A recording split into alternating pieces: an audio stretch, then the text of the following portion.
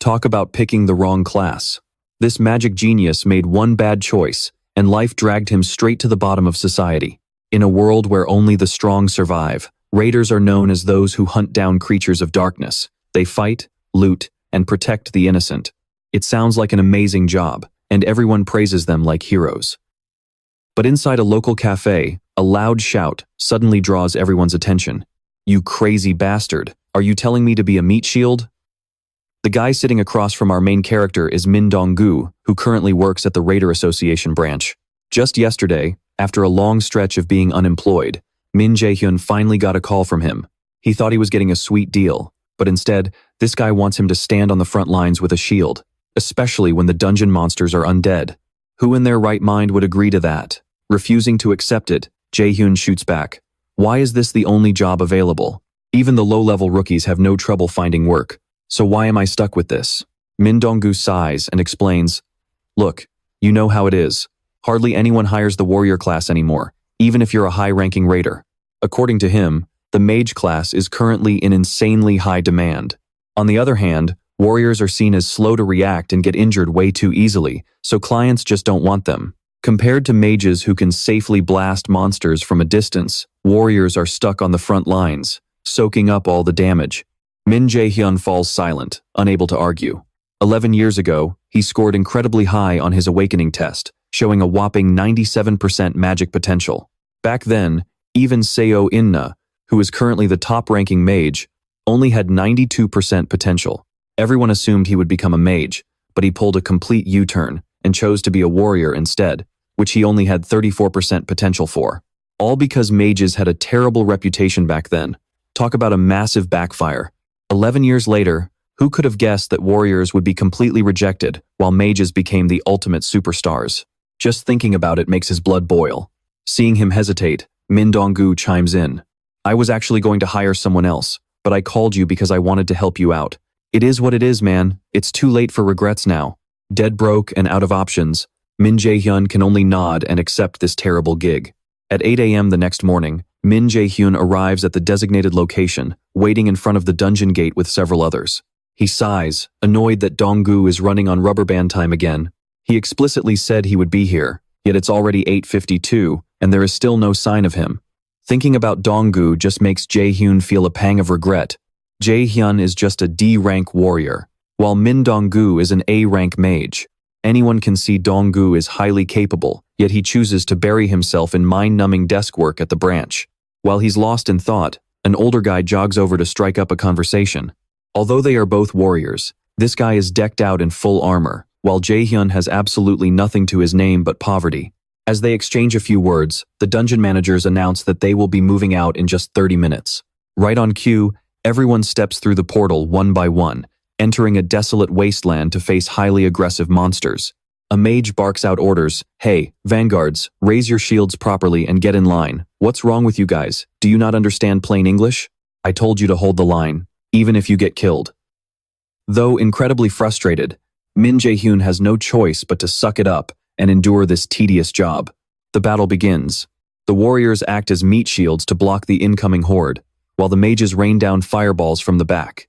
Fierce flames erupt, instantly turning the low-level monsters to ash.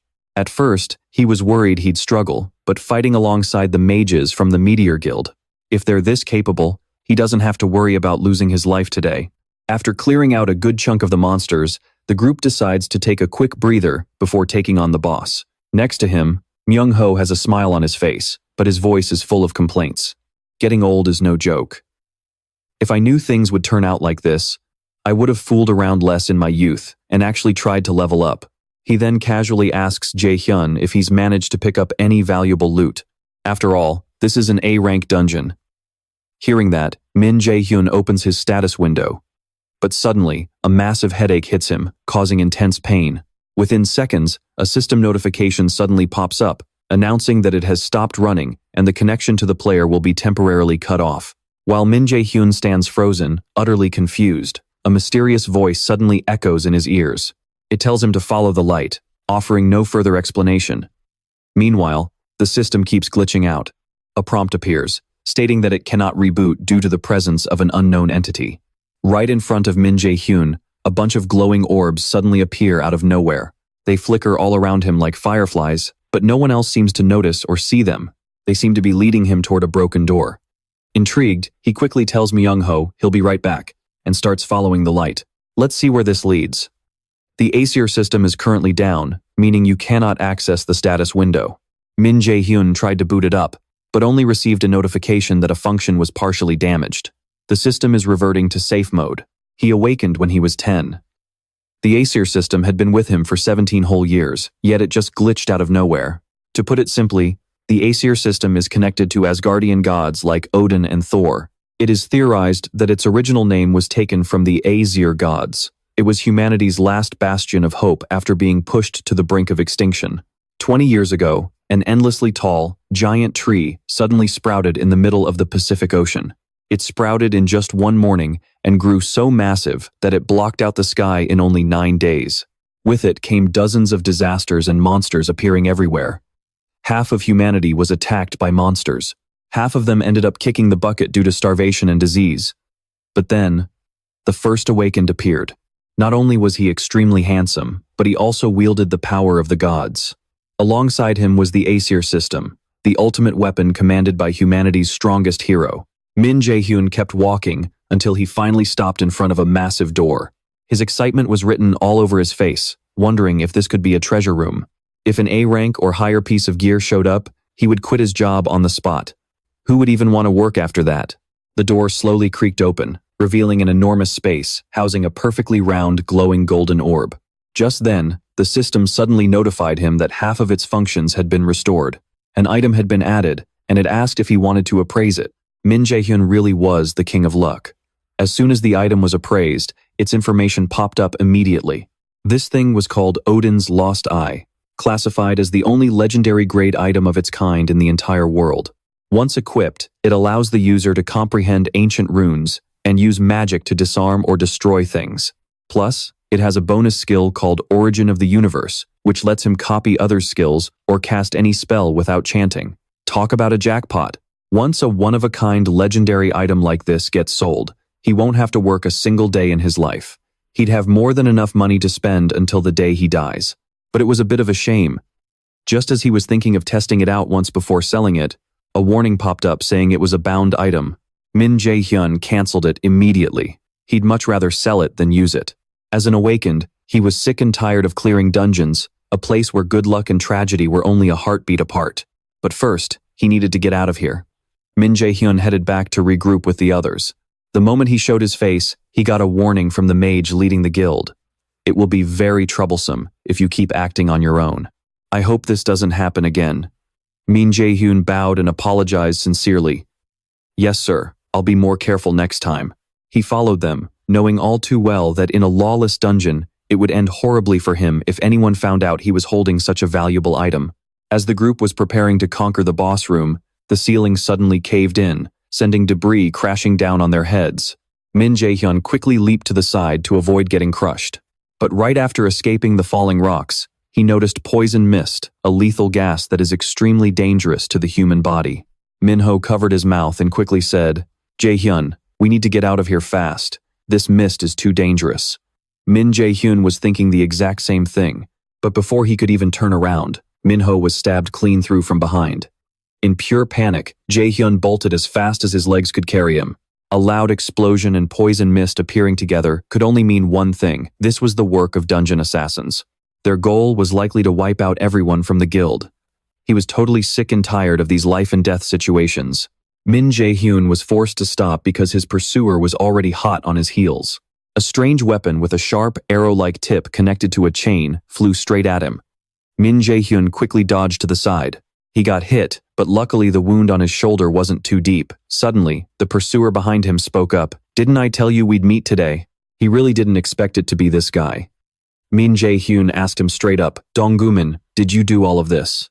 The guy didn't even hesitate to nod and admit it, boldly stating that he only did it because a client requested it. Besides, plenty of people hate the Meteor Guild anyway since they always look down on others, so it's no surprise this happened. Min Jae-hyun stared at his opponent, wondering if he even stood a chance. No matter how he looked at it, he was about to get beaten to a pulp, so there was really no point in asking. Jung Gu-min was an A-rank mage, one of the elite geniuses in the top 2% of the country. Meanwhile, he was just a D-rank warrior. He was doing fine in a completely hopeless way. Winning this would be a miracle. He wanted to avenge his comrades, especially Minho, but in this situation, it was impossible. There was absolutely nothing he could do. If you just back down, I'll pretend nothing happened today. But before he could even finish speaking, that magic weapon lunged forward. The gap between their ranks was just too wide, leaving him with no choice but to dodge. A sharp cut sliced across his cheek, drawing blood. He turned pale, realizing that if he had been even a split second slower, he would have been a goner for sure. Jung Gu-min raised his hand and smirked. Today's target isn't just the Meteor Guild, you know.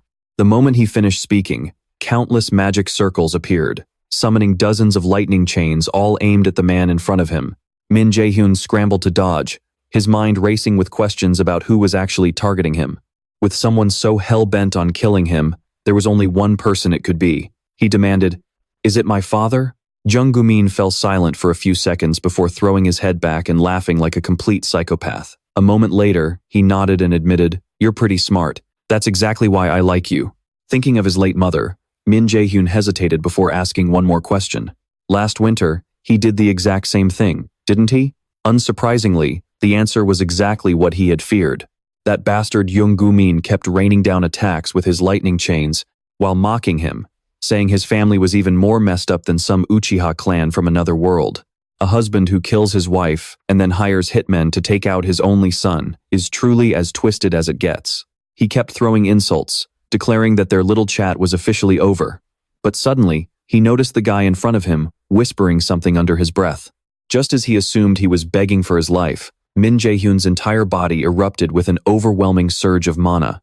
The ground and the air around him warped, cracking and sending rocks flying everywhere. The sheer pressure made even an A-class mage like Jung Gu-min break into a cold sweat, realizing he couldn't afford to waste another second. Activating his lightning chains once again, he unleashed a barrage of magical chains straight at Jae-hyun to finish him off. But then, at the very moment he thought he had won, everything shattered. The item, Odin's lost eye, had been equipped and bound to its user. As the system flashed 2 notifications, Jae-hyun swore that he would slaughter this bastard in the most painful way possible today. With the copy of the active skill lightning chains now activated, numerous magic circles instantly flared to life behind Jae-hyun. Jung Gu-min stood frozen, utterly unable to believe what was unfolding right before his eyes. It had taken him years of grueling practice to master that spell. So how on earth was a D-class warrior using it? An upgraded knockoff going head-to-head with the original was bound to be an insanely epic clash. The crackling, lightning-infused chains slammed into each other, triggering thunderous explosions that shook the area. Things were definitely not looking good. After dodging and scrambling for his life, Jung Gu-min managed to fire a magic missile at Jae-hyun. Too bad it did absolutely nothing. The time to end this had finally come. Jae-hyun instantly unleashed his final strike to retaliate. The lightning chains surged forward, savage and powerful. Even though Jung Gu-min was facing his own spell, he had no way to counter it and quickly threw up a defensive barrier. Little did he know, things were already way out of his control. The moment his barrier shattered, he took the full force of the fatal blow, leaving him gasping for air on the ground. A massive explosion rocked the dungeon, kickstarting a storm of dust and flying debris. Jung Gu-min was still alive, but he was barely clinging to life. Jae-hyun walked up to him step by step, delivering one final, crushing blow to end it once and for all. He collapsed onto the ground, completely drained of both physical strength and mana.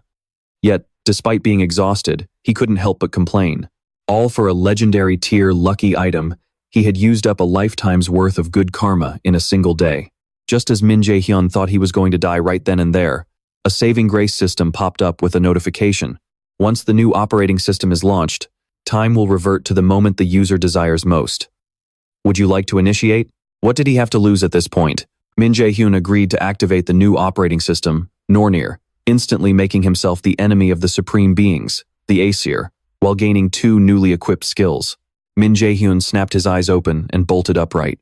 He wondered what the hell was going on, but the moment he stared down at his own hands, a tutorial system appeared before him. It explained that he had successfully traveled back in time to the very moment he longed for the most. Today is June 15th, 2022. The system had sent him 11 years into the past with a single quest: rest until his body is 80% recovered. Jae-hyun pushed all his worries aside and walked over to his desk. He picked up his desk calendar and crossed out a line of text. In his past life, choosing the wrong profession left him dirt poor, only to die a pathetic, meaningless death. He wasn't going to make the same mistake again. This time, he would definitely become a legendary mage and find a way to take down his old man. After hugging his mother and crying his eyes out, he shoved a mouthful of rice into his mouth, unable to hold back his tears. Minhun's mom noticed her son was acting completely different today, so she put down her chopsticks and asked him straight out, "Is something wrong, sweetie?" He just laughed it off to hide the truth, telling her he had only had a nightmare. Then, he quickly changed the subject and told her straight up that he wanted to switch to the mage class instead of becoming a warrior like he had planned before. His mom was a bit caught off guard at first, but after thinking it over, she happily accepted his decision. She said, "I want you to do what you love rather than just chasing money. Whether it is magic or something else, it does not matter. I will always support you." Hearing her words, his tears started to flow, and the more she spoke, the harder it was to hold them back. The emotional young man quickly wiped them away, reminding himself that now was not the time to cry. After all, the man named Manhwa was still alive and well. To defeat an A-rank conqueror like that old guy, he still needed to get way stronger. After a while, his rest quest was finally over. After finishing a one-handed handstand, Minhun stood in front of his system screen and muttered to himself, "I still do not know what this system is all about, but I do have one major advantage, which is knowing the future. I have a great memory, so the only real challenge now is skills." All his stats and levels on the status window had reset to their starting points. However, his passive skills were luckily preserved, which turned out to be thanks to a skill called Watched by the Gods. Holding the blank card he received for completing the rest quest in his hand, after pondering what he should and should not learn, he finally made his decision. Right now, what he needed most was a healing spell. At this point in time, the mage class was at the very bottom of society. However, a conqueror with healing skills was treated like royalty. He figured that if he had a skill like that, no one would dare look down on him, no matter where he went. He sat there, calculating his next moves. After his reincarnation, his phone buzzed with a message from his childhood best friend, Kim Yoo-jung. In his past life, she had lost her life right before his eyes. But this time, he was going to change that. Sifted among a flood of urgent texts, the main message said that the saint, Ryu Sung-yoon, was giving a speech downtown. That was why she wanted to invite him along. "Come on, hurry up already, you slowpoke. What kind of friend just leaves someone on red?" Hearing the saint mentioned, Minhun was thrilled. He remembered her, a drop-dead, gorgeous girl whose signature magic was sacrifice. Talk about being at the right place at the right time. Minhun quickly replied with a yes and headed out. Once they reached the city center, he and Yoo-jung squeezed through the crowd until they finally snagged a great spot to watch. They were both incredibly eager to see her. The guild master of Manhwa was a world-renowned, top-tier healer. However, out of everyone there, he was the only one who knew that in 2 months, she would get caught in a deadly situation inside a dark dungeon. And the root cause of it all was this very speech. The woman on stage bowed as she wrapped up her speech, which was a rallying cry for courage from the conquerors. Minhun and the crowd sat in silence, listening intently. He knew that what she said was absolutely true. The vast majority of awakened people did not want to become conquerors and fight monsters. He was no exception. If he had not been backed into a corner, he would have just sold the Eye of Odin and slept on a mountain of cash. When the speech ended, Minhun teased his friend for a bit before sending her home, saying he had some other business to take care of. Minhun then ran in the direction the saint and her entourage had gone, and it did not take long for him to spot her black sedan. The manager, Park Sun, saw him and immediately tried to shoo him away, saying, "Sorry, but we cannot accept fan gifts." Unfazed, Minhun got straight to the point. "I am here to see Guildmaster Ryu Sung-yoon." Faced with a man who kept telling him to get lost, Minhun kept his cool and said with a smile, "I know the Guildmaster is suffering from an incurable illness, and I know how to cure it." Manager Sun's face instantly twisted in anger. He grabbed Minhun by the collar and growled, "Where did you hear that, kid? Who the hell told you our Guildmaster is sick?" Hearing the commotion outside, Ryu Sung-yoon rolled down her window and called out, "Mr. Sun, wait a moment." She then asked, Can you take responsibility for those words? Min-hun replied confidently, I can cure you. Guildmaster Ryu Sung-yoon silently evaluated him for a moment before finally nodding. She agreed to take him to another location to talk. Once they arrived at a room there, she did not waste any time with small talk and got straight to the point. How did you know I was sick? Telling her he came from the future would probably just get him beaten up for talking nonsense. So, Min-hun politely sidestepped the question and explained that he would copy her sacrifice skill, using that very same healing ability to cure her. Sun threw a fit and immediately objected. He yelled, No, we do not need to listen to this anymore. Do you even know what the sacrifice skill is to be talking like that? It is the guild leader's unique skill. Even we can't copy that magic, yet here you are bragging about doing it. Min Jae-hyun knew the guy actually had a point. Unique skills are usually S rank, either passed down through generations or exclusive to a single person. While ordinary skills can be learned through formulas, unique skills don't work that way. To put it bluntly, they simply can't be copied because they belong exclusively to one person or clan. Knowing all this, Jae-hyun didn't get angry or argue back. He just told the man to calm down. He knew exactly what he was capable of. After all, if he couldn't do it, why would he have followed them all the way here? The core principle of the sacrifice skill is exactly what it sounds like. The user of this skill is treated as an offering to the gods, which means they can't use it to heal themselves. Otherwise, it would create a loophole in the very concept of sacrificing one's life. Ignoring her guild members' warnings, Yu Sung-yoon nodded in agreement. Without wasting any time, Min Jae-hyun pulled out a blank card, ready to copy the new skill. In that moment, one side emitted a soft golden glow, while the other began to absorb it. Moments later, a system notification popped up, confirming the sacrifice skill was active. He reached his hand out, releasing a wave of healing energy to prove himself to them. Everyone's eyes widened in sheer disbelief. Clenching his fist, he spoke up. All right, now let's get back to the healing, shall we? According to the system window, the sacrifice skill did more than just release a wave of healing to restore allies' health and status. It could also be converted into an offensive skill when used against undead monsters, like zombies. But even that wasn't everything he was after. He made his pitch. Please become my sponsor. I have massive ambitions, but to grow, I've realized I need money and connections. That's why I want the Yonhwa Guild to sponsor me. Weighing the massive benefits he could bring, she nodded and agreed on the spot. However, she still had one condition. Since this illness was a personal matter and had nothing to do with the guild, she wasn't about to just give away free support without getting something in return. Neither of these two clever schemers liked wasting words, and they got straight to the point. She asked bluntly, Do you want to join our guild? Seeing the disbelief on Min Jae-hyun's face, she didn't hide anything, and explained she had a few good reasons for asking. First, he had found out about the Yonhwa Guildmaster's illness, which was top-secret information known only to a select few. Second, she had never heard of anyone possessing a unique copying skill like his, and she doubted she would ever run into anyone like him again. Just thinking about the limitless possibilities of what he could copy made her desperate to recruit him. And as for the third reason, to put it simply, I've taken a liking to you. Faced with this sudden offer, Min Jae-hyun didn't rush to give an answer. In his past life, after the Saintess fell into critical condition, the Yonhwa Guild had quickly collapsed for mysterious reasons. But regardless, right now, they were the strongest guild around. If he wanted to grow and level up fast, joining them was the smartest move.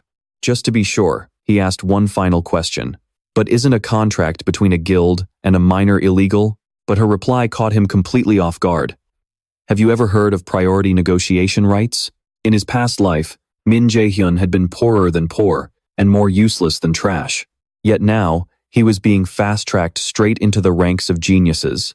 It was absolutely mind-blowing. But since signing a contract is a permanent commitment, there was no need to rush. It was better to focus on the treatment first. Min Jae-hyun stepped behind the Saintess. Then, he cast his newly copied skill to heal her, unleashing a brilliant, golden light. Sung Jae, who had been looking down on the young man just moments ago, could only stare in shock. An illness that top-tier hunters and lifelong medical experts couldn't cure was actually being healed right before his eyes. Deeply regretting his earlier behavior, he bowed his head in sincere apology. Please take care of our guild leader. I will properly make amends to you later. You have successfully cured the target's illness. The passive skill, Emergency First Aid, has increased to level 19. With the notification confirming his success, Min Jae-hyun stopped and told Yu Sung-yoon to give her powers a try. Doing as he suggested, she walked over to the window and reached her hand out. Instantly, her healing energy took the form of beautiful butterflies, fluttering gently in the breeze. Her terrible illness was completely cured. Yoo Sung-yoon turned to him and asked if he would suffer the same penalty now that he had copied the skill. Min Jae-hyun gave a gentle smile and replied, "It will be fine. If that happens, you can just heal me." The very next day, Min Jae-hyun asked the guild for a favor. Jae-hyun is driven by Sung-jae to a location where, as he puts it, the massive gate in front of him is the entrance to a low-level dungeon owned by their guild. He actually made this request because it was all part of his master plan. You see, Milas Academy, where he's about to enroll, is a ruthless breeding ground where top geniuses constantly clash with one another. To survive in a place like that, he only has one real option: he needs to level up, and fast. Since they discussed this beforehand, Sung-jae brings along some healing potions and basic support gear. He hands Jae-hyun a magic staff, explaining that it's just spare gear from the guild's vault that he's free to use. But as he watches Min Jae-hyun turn to leave, Sung-jae can't help but ask, "Look, it might only be an E-rank dungeon, but going in completely solo is extremely dangerous. Is there some specific reason you have to go in there all by yourself?" Jae-hyun lifts the staff to inspect it, casually replying, "Oh, I just want to level up a bit." Hearing this, the Yeonhwa guild manager stops trying to hold him back and instead hands him a return stone. He tells him to use it if things get ugly, since it'll teleport him straight back to the gate in an instant. He says he'd really appreciate it if Jae-hyun accepted it, since it's both an apology for his earlier rude behavior and a small token of gratitude for curing Yoo Sung-yoon. Min Jae-hyun nods in appreciation and immediately steps through the portal, entering the dungeon. From what he can feel, the mana is definitely E-rank, but the moment he steps inside, the environment instantly warps. Out of nowhere, countless pitch-black hands reach out and claw at him. Before Jae-hyun can even register what's happening, a system notification flashes before his eyes. Due to the Nornir system, the user is being transported to a special zone.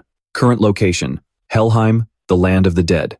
Meanwhile, the scene shifts back to the office of the Yeonhwa guildmaster, Yoo Sung-yoon. Sitting at her desk, she's lost in thought, thinking about how nearly impossible it is for an unregistered raider to clear any dungeon alone, even an E-rank one. Suddenly, a knock on her door breaks her train of thought. It's her assistant, Park Hana, who walks in and hands over a file on the mysterious young kid, Min Jae-hyun. Yoo Sung-yoon flips through the pages and gasps in shock. Wait, he's a warrior class candidate? Then how on earth is he casting magic? She flips to the next page, and her jaw drops the second she sees his magical potential stat, a staggering 97%. Suddenly, all the pieces of the puzzle fall into place. Realizing she absolutely cannot let this prodigy slip through her fingers, she grabs her phone to call her manager, Sung-jae. She frantically orders him to tell Min Jae-hyun the moment he gets back that she is ready to sign him to a contract whenever he wants. She even stresses that she wants to personally test him herself, just to witness his raw talent with her own eyes. Meanwhile, back in the dungeon, our notoriously unlucky protagonist, Min Jae-hyun, who literally just wanted a simple E-rank dungeon to farm some quick levels, gets tossed by the system straight into a hell mode zone crawling with zombies. Talk about a massive system glitch. And things are only getting started. Standing in the middle of a creepy, swirling mist, he's just starting to wonder what the hell is going on when an arrow suddenly comes flying out of nowhere. Luckily, it only grazes his left cheek instead of pinning itself right between his eyes. Good grief. Talk about a close call. How on earth is he supposed to survive this? Standing right in front of him is a skeleton archer. And after that near miss, the bony bastard isn't backing down. It's already aiming another shot straight at him. He immediately triggers his self-healing sacrifice skill, groaning to himself. Wait, is this paralysis poison? This is going to be a massive pain. But the fun doesn't stop there. As if on cue, the dead decide it's time to wake up, and hordes of zombies begin crawling out of their graves. And it's not just a ground assault up in the air. Flying monsters are swarming in to box him in from every single angle. Seizing the distraction, the skeleton archer fires another arrow, but Jae-hyun isn't about to let it hit him twice. He snatches the arrow mid-air with pinpoint accuracy, effortlessly snapping it in half. Oh yeah, it is on now. You're dead, you bony piece of trash. Up above are winged demons, while all around him are skeleton archers and bloodthirsty zombies. This dungeon is basically the realm of the dead, ruled by Loki's daughter. It's Helheim, the coldest, darkest wasteland imaginable, where any low-level newbie without divine powers would be instantly crushed. But hey, if this really is Helheim, it's actually the perfect playground for him to test out his brand new powers. His sacrifice skill doesn't just heal and cleanse debuffs against undead monsters, it actually transforms into a devastating, wide-area offensive attack called Light's Judgment. As a zombie lunges at him, instead of chanting spells like a normal, civilized mage, Jae-hyun decides to take his magic staff and beat the absolute crap out of them up close. After effortlessly smashing his first target, Jae-hyun leaps high into the air, unleashing his lightning chain through his staff to fry the rest of them and rake in that sweet, sweet experience. I mean, with an opportunity this good, only an idiot would pass it up. He charges forward, aiming to bash the skeleton archer's skull in with his staff, but mid-swing, the cheap weapon in his hand snaps right in half. Staring at his broken staff, his face darkens as he wonders, wait, how do regular mages even fight? Do they just stand back and shoot sparkles? These monsters keep reviving over and over, and now his only weapon is completely trashed. Talk about being in a tight spot. Not wanting to waste any more time, Min Jae-hyun reached his hand forward and activated his sacrifice skill, switching it from a passive to an active state. Countless blinding pillars of golden light packed with holy energy rained down from above, obliterating the undead army in an instant. Talk about returning to sender. After surviving his first real battle, a completely exhausted Min Jae-hyun slumped to the ground, using his remaining mana to heal his wounds. Everything was happening way too fast. If he didn't hurry up and level up now, he might never stand a chance of winning, let alone making it back home alive. His next destination? The brutal, lifeless plains of Helheim. He was just a low-level, recently regressed warrior. How on earth was he supposed to survive when those damn gods threw him into a place with such a massive level gap? Frustrated, he stopped in his tracks, but just as he was about to use his recall stone to get the hell out of there, disaster struck. A massive wave of terrifying mana swept over him, making him freeze in pure dread. The air grew so heavy and suffocating that his knees buckled, and he collapsed to the ground, gasping for breath. Through the thick fog, he could sense a monstrous presence approaching. Panicking, he quickly clamped his hands over his mouth, trying not to make a single sound. But it was already too late. The terrifying boss of this dark dungeon had found him. Just looking at its monstrous shadow triggered a massive system warning, screaming at him to run immediately.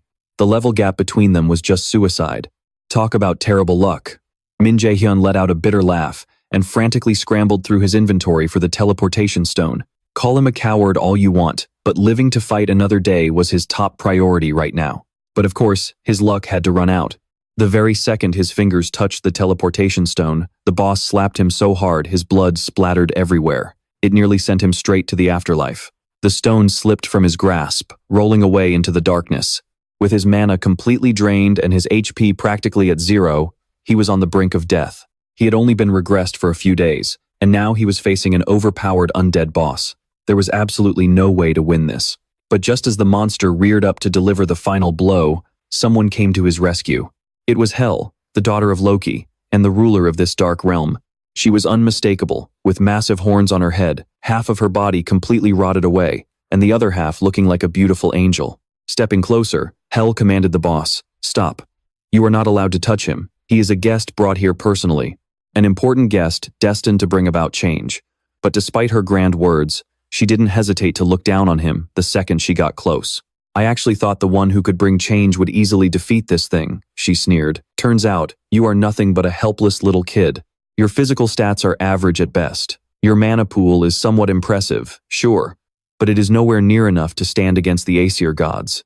I wonder why Loki chose a weak brat like you to be the bringer of change," she muttered, pressing her sharp finger right against the artery on his neck. Min Jae-hyun gritted his teeth, refusing to let these arrogant gods look down on him so easily. His quest for revenge against his own father, his dream of becoming the ultimate mage he had barely even started.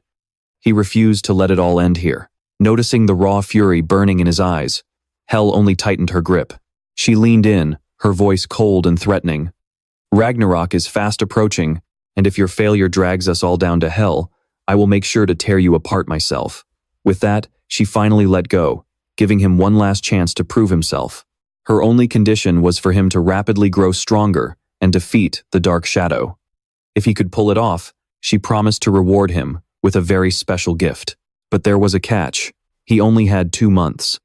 Failure meant absolute death, and if she noticed he was slacking off and not getting stronger, she would execute him herself. It was up to him to figure out how to survive. The moment she finished speaking, countless pitch-black hands surged out just like before, grabbing Min Jae-hyun and tossing him straight out of the dungeon. Min Jae-hyun gasped, his eyes flying open. He realized he was back at the exact spot where he started, and his broken body was completely healed. Staring at the quest system floating in front of him, he thought back to the terrifying woman. It finally clicked that she was Hel, the goddess of death and the ruler of one of the 9 realms in Norse mythology. Her chilling threat left him with only one clear path. He had to get stronger, and fast. Otherwise, forget about getting his revenge, Hel would probably rip his head off before he could even take his first step.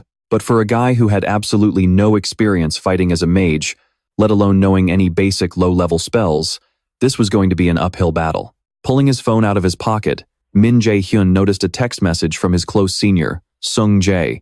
The message said that Yoo Sung-yoon wanted to meet up to discuss the contract details, asking him to drop by tomorrow if he had the time. A sly grin spread across Min Jae-hyun's face. He texted back saying he would be there, adding that he would also appreciate it if the guild could do him a little favor. The following day, Min Jae-hyun followed Park Sung-jae to the designated meeting spot.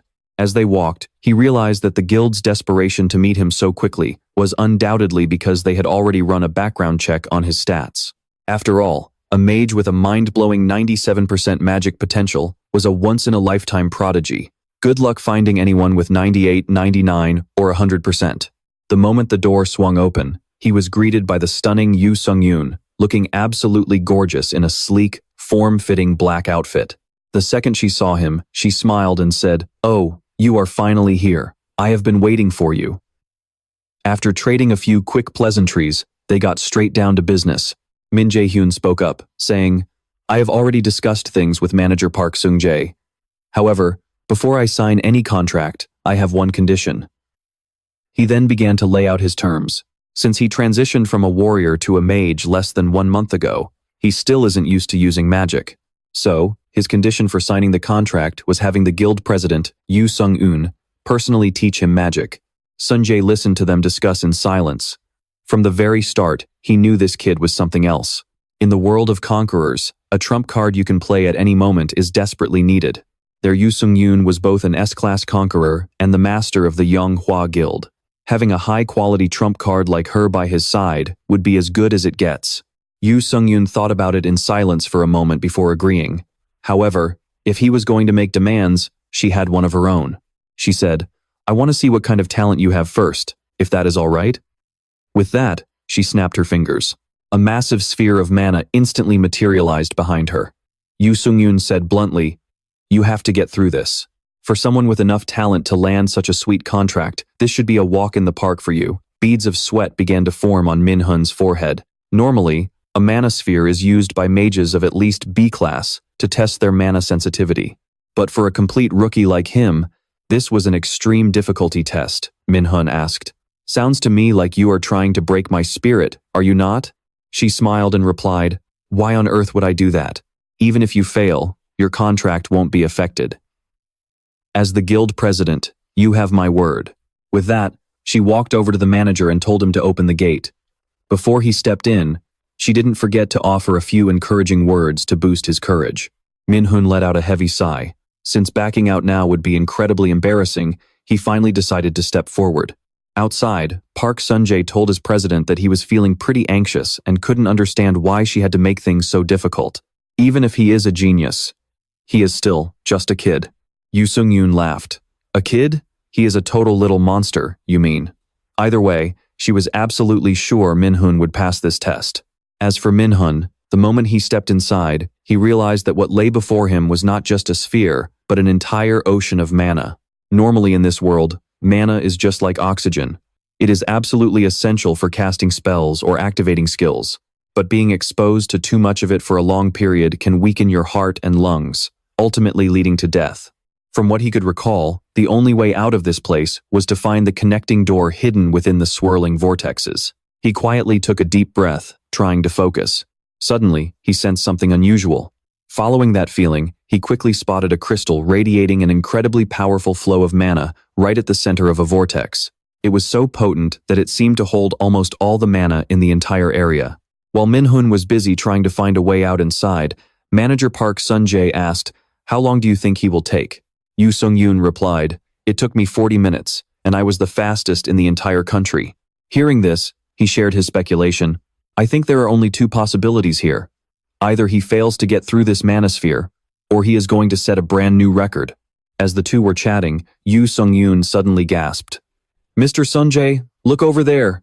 Manager Park quickly turned his head, only to see that cracks were already starting to appear on the manosphere. He glanced at his watch. Only 10 minutes had passed.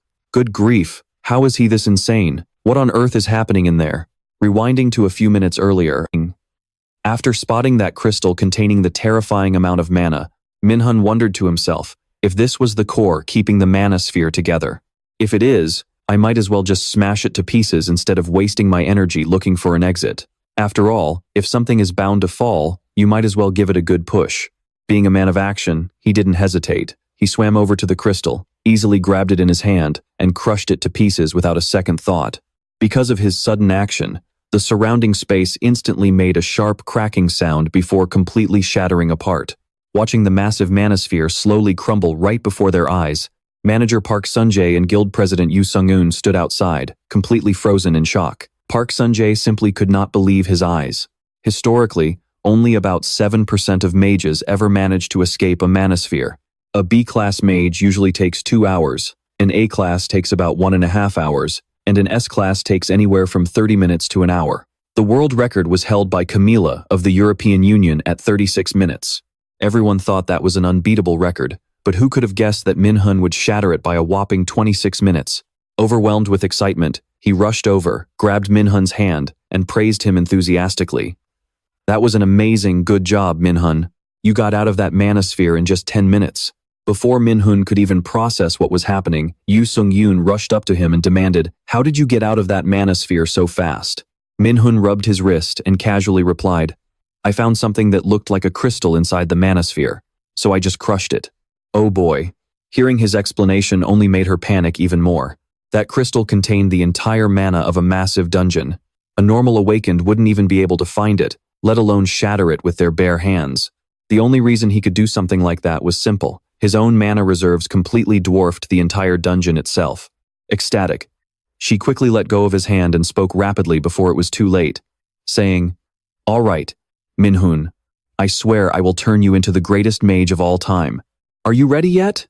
For the past few days, Min-hun had been vanishing first thing in the morning, leaving his mother and best friend quite worried. They were waiting for him right outside the door, because even though they had tried calling him multiple times, Min-hun hadn't picked up a single call. Just then, an ultra-luxury Rolls-Royce Wraith rolled up from the distance. Valued at $12.8 million, it boasted a twin-turbocharged V12 engine, pumping out 453 horsepower and torque. Seeing Min-hun step out of that absolute beast of a car, the two living, breathing security cameras immediately started whispering to each other.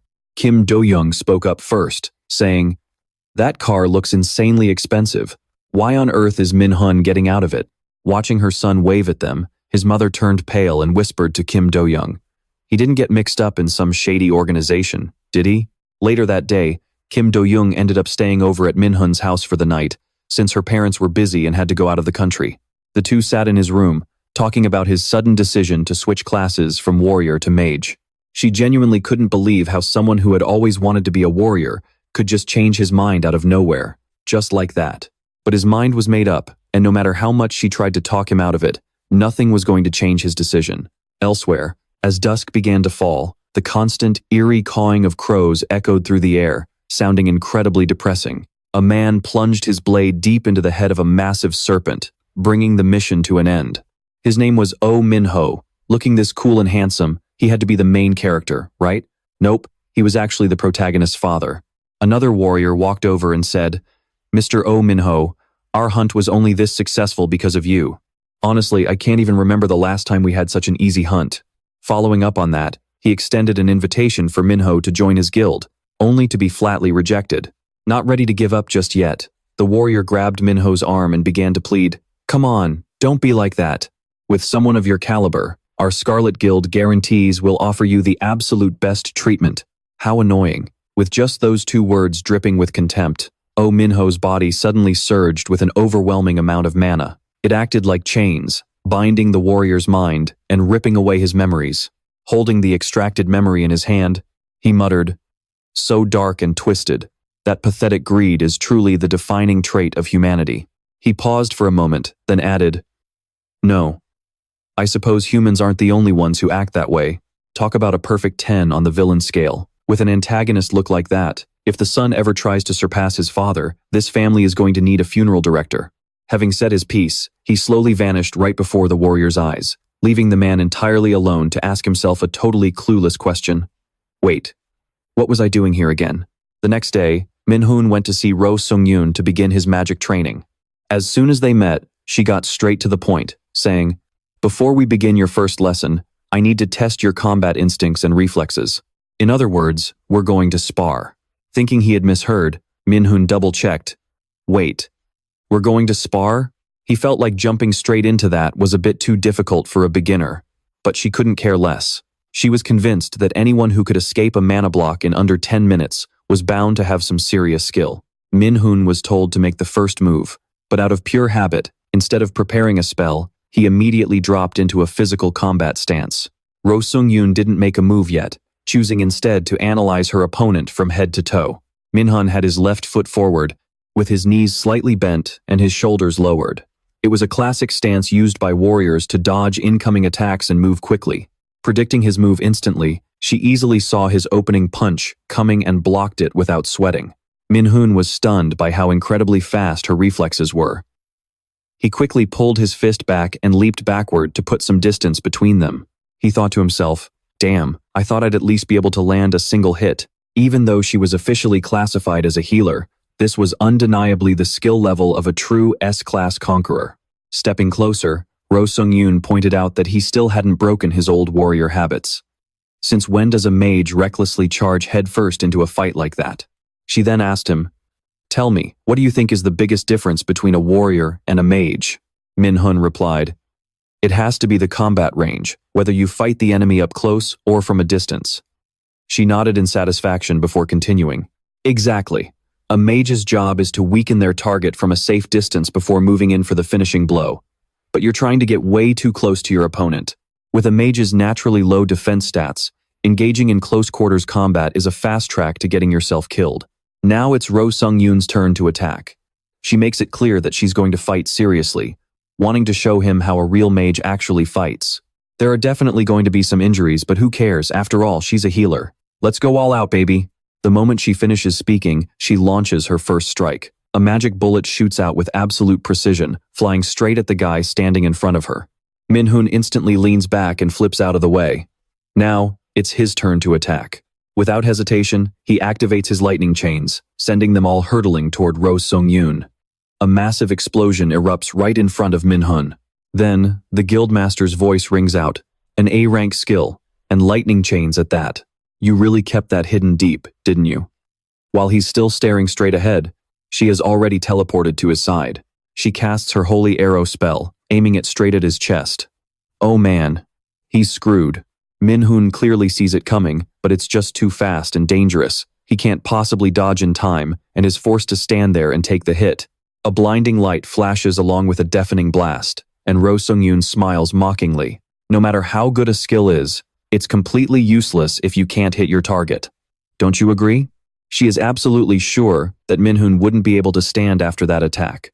But to her surprise, a figure starts to emerge from the smoke. "Not bad, kid." She can't hide her excitement and praises him immediately. "I'm actually surprised.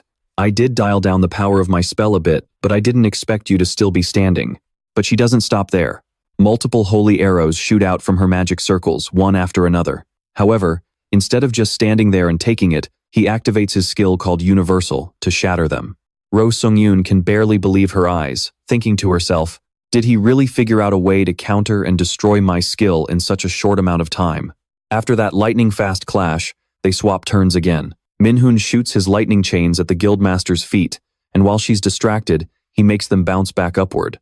Too bad her reflexes are insanely fast, and she instantly conjures a shield to block it. Minhoon doesn't stop, continuously throwing more lightning chains. Ro Sung-yoon keeps her defensive shield up, but her mind is racing. She can't comprehend how he's able to cast magic without chanting a single word. For any mage, chants are an absolute rule that must accompany the use of magic.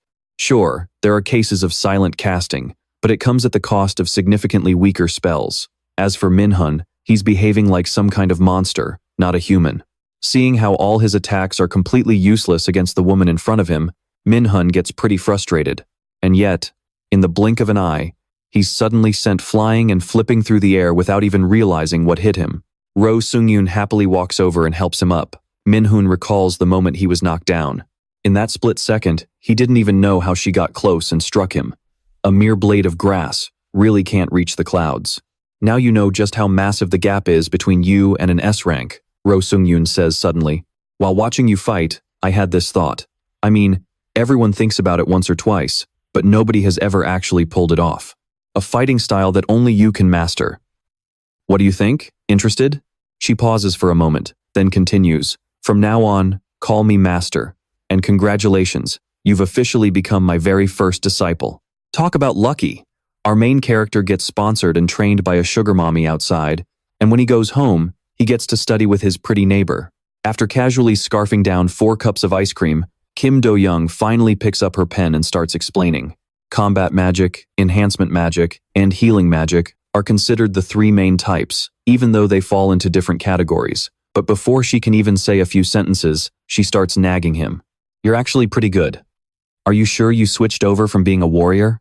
I mean, spell chants take others a whole month to learn, but you mastered them in just a few days. I started learning magic before you, but at this rate, it won't take you long at all to catch up to me. Hitting the nail right on the head, Minhun replies with a comment that rubs salt into her wound. So what, teacher? Magic just suits me. My aptitude test proved it, didn't it? While the two bicker back and forth, magical chains wrapped in feathers suddenly appear right before Minhun's eyes. A young man suddenly appears and whispers in his ear, "Are you sure this is the path you wanted to choose?" But halfway through, Kim Do-young's voice cuts in, shattering the illusion. He asks himself what that was all about. Was it just his imagination? Or was it real? Because that sound was incredibly eerie. And remembering the gentle warning from the pig goddess, Minhun gets his act together. If he doesn't focus on his studies now, he might actually end up dead in 2 months. No joke. Since taking the long way isn't going to work right now, it's time to find a shortcut. In the world of conquerors, a mana booster is a pill that permanently increases the mana of whoever consumes it. And it is. An item coveted by every single mage. Is this pitch-black, stinky pot that reeks of rotting fish, enough to drive away absolutely anything that dares to get close. Jae-hyun loses his mind, throws the ladle in his hand aside, and curses out loud. Damn it! How many times has it been already? I've already gone through 3 whole sets of ingredients. He wanted to brew a mana-boosting potion, but instead of a pure, pristine white, all he got was a pitch-black sludge that smells worse than raw sewage. Gross. As of right now, nobody actually knows how to make a mana-boosting potion. If things go according to history, it won't be until 5 years from now that a world-class alchemist will share this recipe publicly. So why is his luck so terrible? Even with the recipe and ingredients ready to go, he still can't brew it successfully. Well, since his brewing skills are this hopeless, tracking down Lee Jae-sang and getting the actual creator to brew, it might actually be way easier. To give you some background on him, back when the World Tree first appeared and brought monsters to wreak havoc everywhere, only a handful of people managed to quickly train themselves. One of those elite few was a man known as Swift Sword Jae-hyun. After the very first awakened disappeared without a trace, Jae-hyun rose up to take over his mantle, becoming the first S-rank conqueror in Korea. And his youngest son is the exact person Jae-hyun is looking for. His destination this time is Daegu, a city currently abandoned due to a massive monster outbreak. With monsters liable to pour out from anywhere, the locals are constantly living in fear for their lives. But there is another reason why people like him head here, Mills Academy. Jae-hyun wanders around the campus, a temporary student ID hanging around his neck. According to his memory, his senior, Lee Jae-sang, is in the combat department, but he has absolutely no talent and is terrified of violence. Just as Jae-hyun is wondering where the guy could be, a loud commotion erupts nearby. A few bystanders in the crowd whisper to each other, "Hey, should we stop them?" Another guy immediately shuts him down. "Stop them? Are you crazy? What if you get dragged into trouble just for helping some stutterer? My grades are already in the gutter this semester." Hearing this, Disgust is written all over Jae-hyun's face. But honestly, this works out. Since nobody else wants to step in, he's free to turn this place upside down. All right, step aside, kids. Jae-hyun confidently walks right up to the bullies, catching Lee Jae-sang just as he stumbles and falls. The bully, annoyed that someone is ruining his fun, glares at him and snaps, "Who the hell are you? You got some business with our little stutterer?" With that, he struts over, slings an arm around Jae-hyun's shoulder, and sneers. "What? Are you the stutterer's little brother? Huh. I didn't know he had a brother. You guys look nothing alike. I mean, he never talks about his family, so I just assumed monsters killed them all off. A trashy attitude, a foul mouth, and ugly to boot? This guy seriously deserves a hard kick to the groin." Jae-hyun irritably shoves the guy's arm off him. That simple gesture is enough to trigger the mad dog. Ignoring the bully's glare, Jae-hyun checks on Jae-sung. "You should probably get to the infirmary. Can you walk?" Being completely ignored makes the big bully's blood boil. He grabs Jae-hyun by the collar, raising his brow threateningly. "Hey, are you deaf? I was talking to you. You looking for a beatdown or what?" Jae-hyun, who had already had his collar grabbed way too many times this week, decides he isn't letting this slide. He recalls the advice from his friend, Kim Yoo-jung. Form a clear image in your mind, calculate the magic formula, construct the spell, and cast it. Got it? Those are the absolute basics of magic. Jae-hyun obviously knows all that, but chanting out loud like some typical mage is way too flashy for him, so he just skips the talking and lets it rip. The holy arrow skill activates, firing a magic arrow at point-blank range and making the big bully's eyes roll back in pure agony. It all happens so fast that the guy can't do a thing except let out a pathetic shriek and stumble back a few paces. The bystanders watching the scene unfold immediately begin to whisper among themselves. "What the hell just happened? Dude, that doesn't even matter right now. Did anyone see what he just did? Was that holy arrow? Oh my god, how did a basic spell overpower an experienced warrior so easily?" Someone else chimes in with direct criticism. "Well, maybe he's just weaker than he looks. He always struts around acting like he's hot stuff." Seriously, if you're going to talk trash, at least don't say it so loud. The bully, thoroughly humiliated by the whispering crowd, is absolutely furious. He wants nothing more than to tear the guy who just injured his arm to shreds. Without a word, he draws his sword and swings it straight for Jae-hyun's temple, his eyes flashing with murderous intent. Putting his training to use, Jae-hyun instantly casts Mana Shield.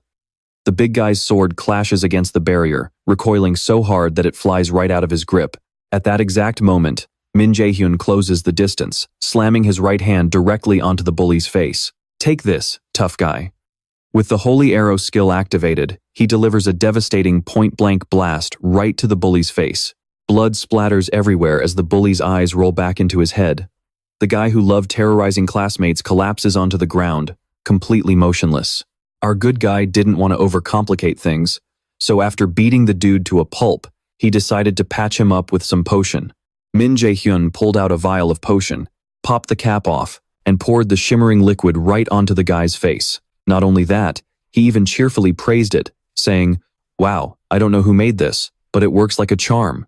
With that done, he turned to Lee Jae-sang and said, "All right, now let's head to the infirmary." Even though Min Jae-hyun clearly said they were going to the infirmary, the two of them just kept walking in circles, getting absolutely nowhere. At this point, Lee Jae-sang finally stopped him and said, "The infirmary isn't that way." Hearing this, Min Jae-hyun finally stopped and whispered, "It seems you aren't very well known around here. I guess no one will hear us here." Hearing this, Lee Jae-sang was absolutely convinced that the guy who just helped him was sent by his father. When he asked if that was the case, Min Jae-hyun shut him down immediately. "Nope, I have no idea who your dad even is." Yet, as soon as those words left his mouth, he got a judging look from the guy. But our MC was a straight shooter who got right down to business. "I need a favor. Can you brew a potion for me?" Before he could even finish, the other guy screamed, "A potion? I don't know how to make those." Knowing he would refuse, Min Jae-hyun pulled out the empty vial from earlier, shoved it in his face, and asked, "You're the one who listed this on the black market, right?" Seeing his face turn pale, Min Jae-hyun knew he had hit the nail right on the head. The black market was a trading system that completely hid everything related to transactions. However, the only reason he got this lead was because the UI system was still functioning normally in the market. Lee Jae-sang was a terrible liar. Combine that with Min Jae-hyun activating his ultimate sweet-talking skills, and it didn't take long for him to cave in and agree. He placed the empty vial in Lee Jae-sang's hand and said, "I'm not trying to blackmail you or anything. I just really need a talented alchemist, someone who can brew the exact potion I need." With the deal finalized, the two headed over to Lee Jae-sang's lab to talk more about brewing a mana-boosting potion. At first, he didn't even believe it was possible, but a second later, he completely flipped and was already sitting down, calculating the recipe. Seeing him constantly grumbling out of fear that he might fail, Jae-hyun spoke up, "It's fine if you fail. I chose to invest in you, senior, because I believe in your abilities. Investments have their failures, of course, so don't worry." Lee Jae-sang was completely won over by those words. Even though the young man had already left, he was still deeply moved. Since childhood, he had always been weak-willed and lacked the talent his siblings possessed. As a motherless child left all alone, never earning his father's approval, being trusted like this by someone else made him want to burst into tears. Countless holy arrows rained down. Jae-hyun repeatedly dodged and weaved, then activated his defensive barrier to block a second wave of attacks from Sung-yoon. The active skill, Holy Arrow, was activated. He retaliated with the exact same attacks, except with much greater power. The Guildmaster's shield was starting to crack. Sung-yoon really didn't expect him to grow so ridiculously strong so fast. Jae-hyun prepared to unleash his lightning chains while his opponent summoned another Holy Arrow. However, right as they were about to go all out and tear each other apart, the manager stepped in to stop them. Oh my god, the training room floor, made of dungeon metal, was completely torn up by them. "Just look at this mess. Does this look okay to you?" If he hadn't come to tell them to take a break, they might have literally torn the entire room apart. During their break, Sung-yoon brought up his desire to raid a dungeon again. Hearing him say he wanted to conquer a dungeon to test the results of his training, she casually remarked, "With your current strength, an E-rank dungeon must be a piece of cake, right? Good luck." Right, a piece of cake? More like getting his butt kicked. But Jae-hyun only wished it was actually a real E-rank dungeon. The dungeon boss was a C-rank monster, which was no walk in the park. If it were his past self, he wouldn't even stand a chance of fighting back, let alone winning. A few days later, Jae-hyun ran over to Lee Jae-sang's place to pick up the potion. Seeing the dark circles under his eyes like a panda, you could already tell he did a killer job, no need to even look at the potion. He popped the pill into his mouth. This was definitely top-tier stuff, instantly boosting his magic stats by 15 points. Seeing how exhausted he looked, like he could collapse at any second, he gave him some warm praise and left so he could get some well-deserved rest. He had 9 days, 22 hours, and 47 minutes left to level up. Tomorrow, he was definitely going to beat that boss until there was nothing left. The next day, Manager Park Sang-hyun brought him to the guild's E-rank dungeon again. Unlike last time, he was much better prepared for this run. He had rings, necklaces, and even the Valkyrie earrings. This trio of equipment all had the effect of stealing mana. For an apprentice like him, it provided a solid boost to both his stats and his look. With everything finally in place, Jae-hyun confidently stepped through the dungeon gate. Thanks to the Norn system's wonderful help, what was supposed to be the easiest dungeon to clear turned into the deadly wasteland of Helheim. Just like before, Jae-hyun was tossed from high up, crashing straight onto the cold ground. But after upgrading his stats, he immediately sensed something was off. An ominous wave of magical energy was creeping into every single corner of this place. He had a feeling this creepy aura belonged to none other than the boss. Once he took this thing down, he'd finally get the chance to face his ultimate enemies again, Loki's daughter and those other Norse gods. A skeleton archer was the first to welcome him, sending an arrow flying straight at his face. But now that he knew how to conjure a mana shield, he didn't even need to lift a finger. Jae-hyun glanced over at the monster and said coldly, "Well, hello there, old friend. I've got a lot of questions for you guys." And since there was a whole horde of zombies crawling around, he decided to show them what a true magic warrior could do. Jae-hyun lunged forward, summoning his holy arrows. While his long-range attacks couldn't quite match a pure mage class, the sheer damage output was absolutely insane. The first enemy disintegrated in an instant. Without missing a beat, he grabbed another monster with his bare hands and slammed its head into the dirt. Sure, his close combat skills weren't on par with a warrior class, but it was more than enough to completely crush his enemies into submission. Activating his Judgment of Light skill, the massive area of effect damage wiped out the remaining horde in one single blow. Meanwhile, outside the dungeon, Manager Park was scrolling through his phone when he suddenly sensed a strange presence approaching. He felt a wave of anxiety, since there were no reports of anyone else supposed to be here. He was just about to draw his sword when a car pulled up. A girl named Yeonju stepped out, casually greeting him. She claimed she was here on some guild business, but flirtatiously added that she was actually more excited to see him. Yeah, right. Sung-jae knew she was totally full of it, and just saying that to be fake nice.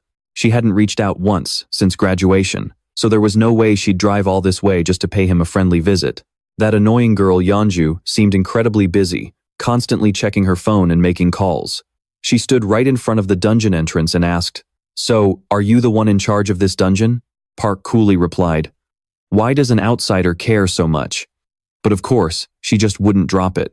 After taking a dig at Manager Park for being demoted to a mere gatekeeper, she mockingly added that she'd heard rumors about Guild President Yoo Sung-yoon falling ill. Sung-jae's face instantly darkened. She didn't even bother to hide it, smugly boasting that her side had ears everywhere, which was how she got the scoop so easily.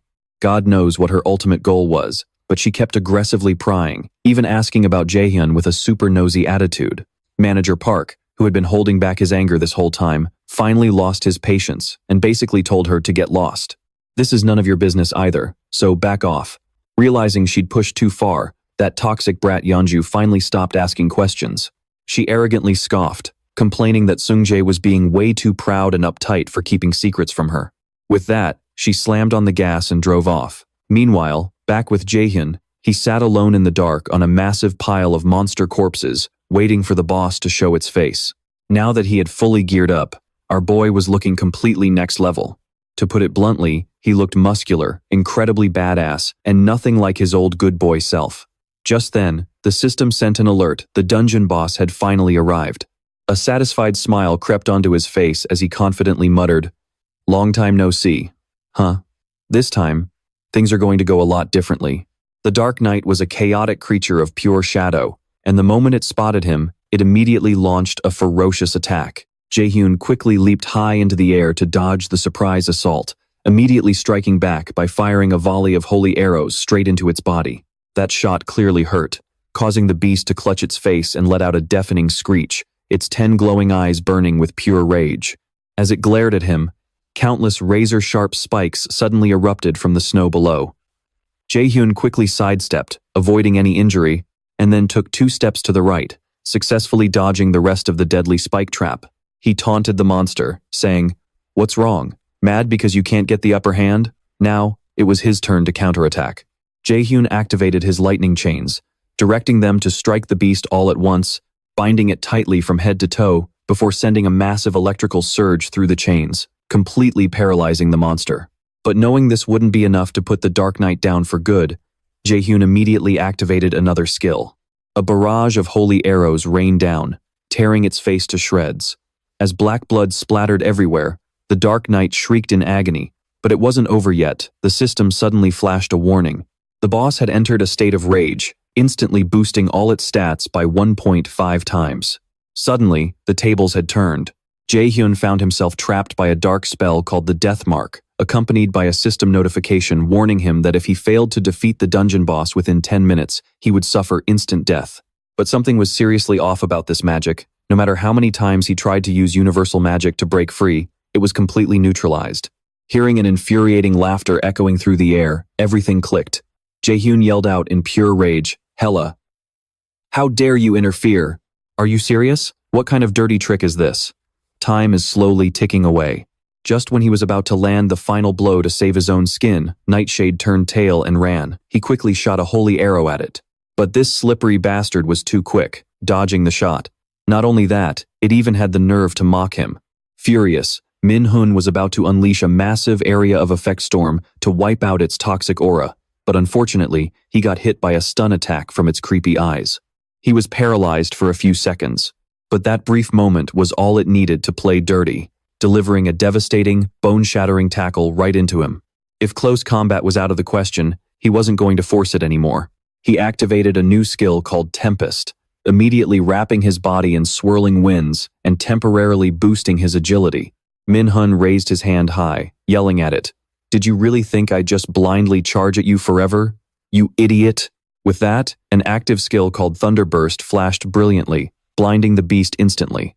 Countless chains rained down, tightly binding Nightshade, and giving him the perfect opening to bash its face in. Sensing danger, the Nightshade boss summoned a horde of undead to save its skin. But our guy had been holding a grudge for a long time, and there was no way he'd let it escape. Without hesitation, a brilliant golden light of judgment rained down, sweeping through everything in its path. Those monsters were wiped off the face of the earth. He successfully cleared his first trial in the very last seconds of the sudden death penalty. The goddess of death finally showed herself, offering an invitation. As expected, there is a clear reason why that person chose you. Come to me, my boy. Enter my temple. I welcome you inside. Once the dungeon boss was defeated, the system flooded him with item notifications and a message that he had leveled up 3 times. The space slowly shattered and collapsed, revealing a completely unfamiliar landscape. Right before Min-hun stood the Temple of Hell. But even though she invited him over to her place, she forgot to warn him about the vicious dog guarding the house. Oh my god, a massive, terrifying hound lunged right at him. With a mouth that huge and hostile, it was clearly trying to eat him alive. Fortunately, Hell's voice suddenly echoed from afar. Garm, bring our guest inside. The temple guardian beast finally closed its mouth, turned around, and slowly started leading the way.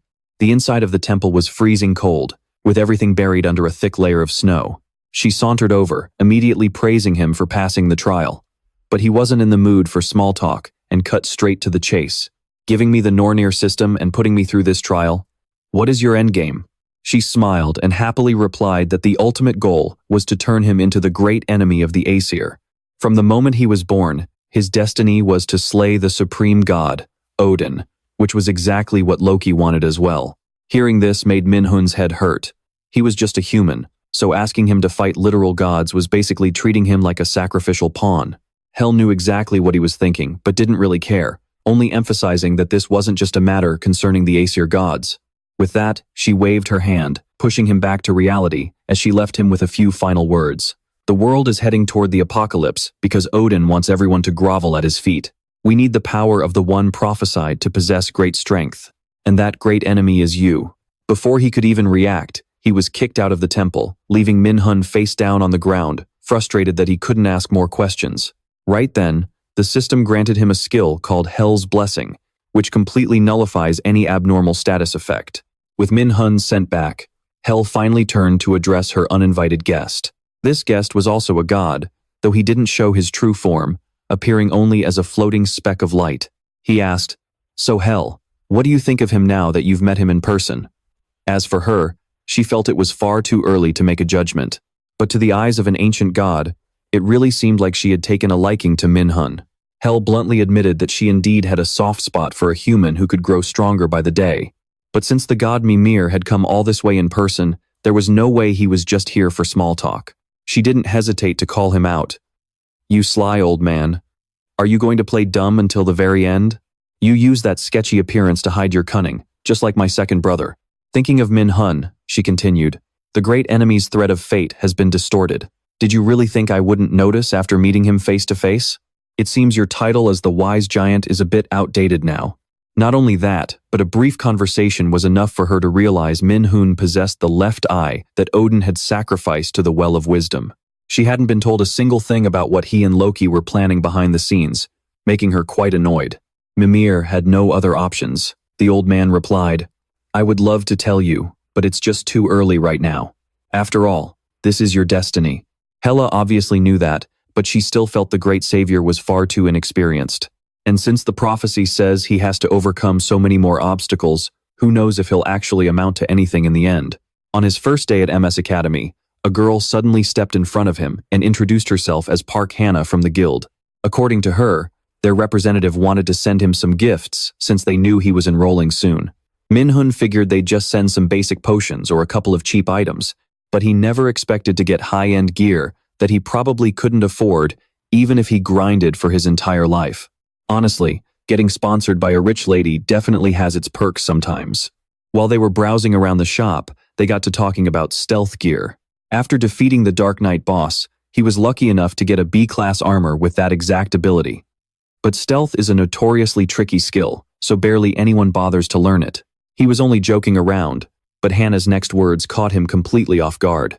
She said, "The only raider in Korea with active stealth is my older brother, Manager Park Seon. Didn't you know? Wow, Talk about a plot twist. Who would have thought that clueless-looking old man was actually a total beast? Just then, a notification popped up in his head, warning him of a nearby treasure gate. Talk about perfect timing. The lucky guy immediately ditched Hannah and ran off to find it. Using his scouting skill, he was able to identify and locate unidentified rare items hidden all over the place. The very first item he snagged after activating this ability was a mithril ring, which packed immense magical power and buffed his scouting skill. A new character makes their entrance. A young man named An-hoon is taken by his father to buy gear. Seeing his dad buy items without even looking at the price tags makes him worry about the cost, so he speaks up to stop him. Isn't this a bit too much? But his dad doesn't care at all, insisting that since Hoon is a future S-class raider, a little spending is totally worth it. Hoon feels conflicted and quickly explains, "But if we spend this much, what about Mom's hospital bills for this month?" Even though they're supposed to be family, bringing this up only earns him a threatening glare from his father, who snaps back in a completely arrogant tone, "That's my business. You just focus on your training." With no room to argue, Hoon can only bow his head in silence and do as he's told. On their way back, they start drawing a lot of attention. To everyone else, he's a famous prodigy. But to Hoon, he feels like nothing more than a caged monkey wearing a genius label. Ever since he was a kid, he dreamed of becoming a raider. His family had always been trapped in poverty and darkness, so he was their only ray of hope. But to his father, he is nothing but a money-making tool, and now he's just an obedient machine. Suddenly, sirens blare through the air as an announcement broadcasts a dungeon break near the shopping mall. Guilds are already deploying raiders, so for now, citizens are urged to evacuate following the safety protocols. A dungeon break is a chaotic event where monsters escape from an unexplored dungeon after a certain period of time. The scene is pure chaos, yet his father remains completely unfazed. He says, "You're a genius who holds the future of South Korea in your hands. If you get hurt here, it'll mess up your entrance ceremony at MS Academy. You don't need to get involved in this." Hoon knows his dad is right, but he just can't turn a blind eye to the innocent citizens. So, he follows his heart and runs off to help. Getting a chance to prove himself for the first time, Hoon books it toward the mall at full speed. But who would have thought that the moment he arrives, he'd face a goblin? Actually, scratch that, it's a whole family reunion of goblins. Hoon freezes dead in his tracks, his face turning as green as their skin. He's probably thinking, "Can I take back this move and try again?" Unfortunately, it's too late. The moment the horde spots their new prey, they shriek and charge right at him. Facing a situation like this for the very first time, Hoon is completely paralyzed with fear, unable to even run away. Just as it's a matter of life and death, Min-hun suddenly drops down from above to save the day. The second they meet, he speaks first. "Are you on, Hoon?" Just a few minutes ago, right as he was carrying a stone out of the treasure dungeon, he ran into Hannah. With everything he needed, he told her they should head back. But on their way, they heard the emergency broadcast about the dungeon break. Without a second thought, Min-hun crashes right through the mall's glass windows, descending upon them like divine retribution. Time to get to work. He immediately activates Lightning Chain and summons Holy Arrow at the same time to wipe out the monsters. He moves with blinding speed, landing a hard stomp right on a goblin's head. Not only that, but he also happens to save that other guy's life. Min-hun never expected to run into the tragic genius here of all places. Right here, so he asked him to help out for a second. Out of nowhere, a stray green monster launched a surprise attack. Ho-yeon shouted a warning, but he already knew exactly what was behind him, calmly controlling his lightning chains to skewer right through its body. Seeing the guy standing there completely dazed with his legs shaking, he spoke up impatiently to urge him on. "We can't let these monsters get any closer to the crowds. Are you just going to stand there forever? Grab your weapon and fight." Talk about a tense situation.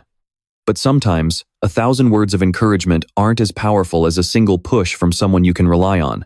Just like that, Ho-yeon's fear completely vanished, replaced by a fiery fighting spirit.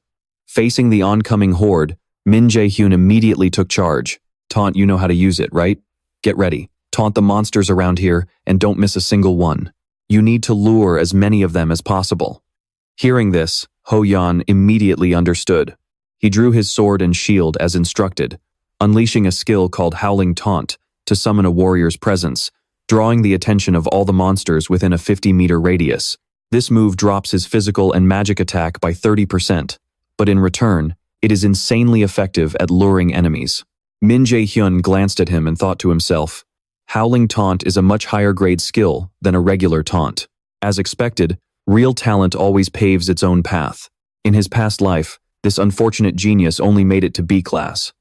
He wasn't sure if the guy had psychological issues or something else, but despite his current popularity, his performance would go downhill fast. Back to the action, Min Jae-hyun stood in the back, casting long-range lightning chain skills, while Ho-yoon took on the role of the vanguard warrior, engaging in close combat. With one slashing and the other skewering, they tore through the enemies, and it wasn't long before the two of them cleared out the entire horde right before the official raiders arrived. A little while after the battle ended, a guy showed up. He introduced himself as Park Kyung-hun from the headquarters of the National Raider Bureau. He was originally sent here to clean up this mess, but he never expected two kids to beat him to the punch. They were just too fast. Now he had no idea how to write his report to avoid getting his pay docked. Min Jae-hyun originally planned to give all the credit to the bureau, but the man flatly refused. Since the guy kept hesitating, Jae-hyun just laid it out straight. Just give my share of the reward to him and keep my presence here a secret. But to his surprise, now it was Ho-yeon's turn to object. Min Jae-hyun had no choice but to explain that he had his own reasons and that he couldn't let his insane power become public knowledge. Before his regression, he was just a nameless warrior, so he never caught the attention of his father, Min Seong-oh. But now, things are completely different. If word gets out that he switched to magic on his own, his old man would definitely hunt him down and destroy him. He had already planned his revenge, so he needed to keep a low profile and slowly build up his strength in secret. Once the right moment comes, he will strike immediately and show that bastard what karma feels like. Seeing Ho-yeon still hesitating, Min Jae-hyun decided to give him a little push. Think about it, you did a ton of work. If you hesitate, someone else might end up in a coffin, so stop thinking you don't deserve this. This master of persuasion only had to breathe a few words to easily convince the young man to do what he said. After thinking of his mother, Ho-yeon let go of his burden, accepted the extra share, and promised to repay this favor when he got the chance. With the reward sorted out, Min Jae-hyun headed back to school to prepare for his first day of classes. To instantly kill the cheerful mood of the incoming freshmen, the academy principal stepped up to the podium and made an announcement. "Hello, sweethearts. I am your principal, Gu Ja-in. Now, we will hold the Miracle Academy entrance ceremony." With the shortest introduction ever, he completely skipped the speech and jumped straight to the end. And that is the end of my speech. You should know that Miracle Academy's entrance ceremony has a very special event, a game where all students gather and try to steal each other's name tags. We will begin the freshman hunt right now. As soon as the principal finished speaking, a magic circle immediately appeared beneath their feet. The entire hall quickly descended into chaos. His close friend Kim Yoo-jung stumbled, lost her balance, and fell. Seeing this, Min Jae-hyun immediately ran over to catch her, but to his surprise, they all plunged into a forest.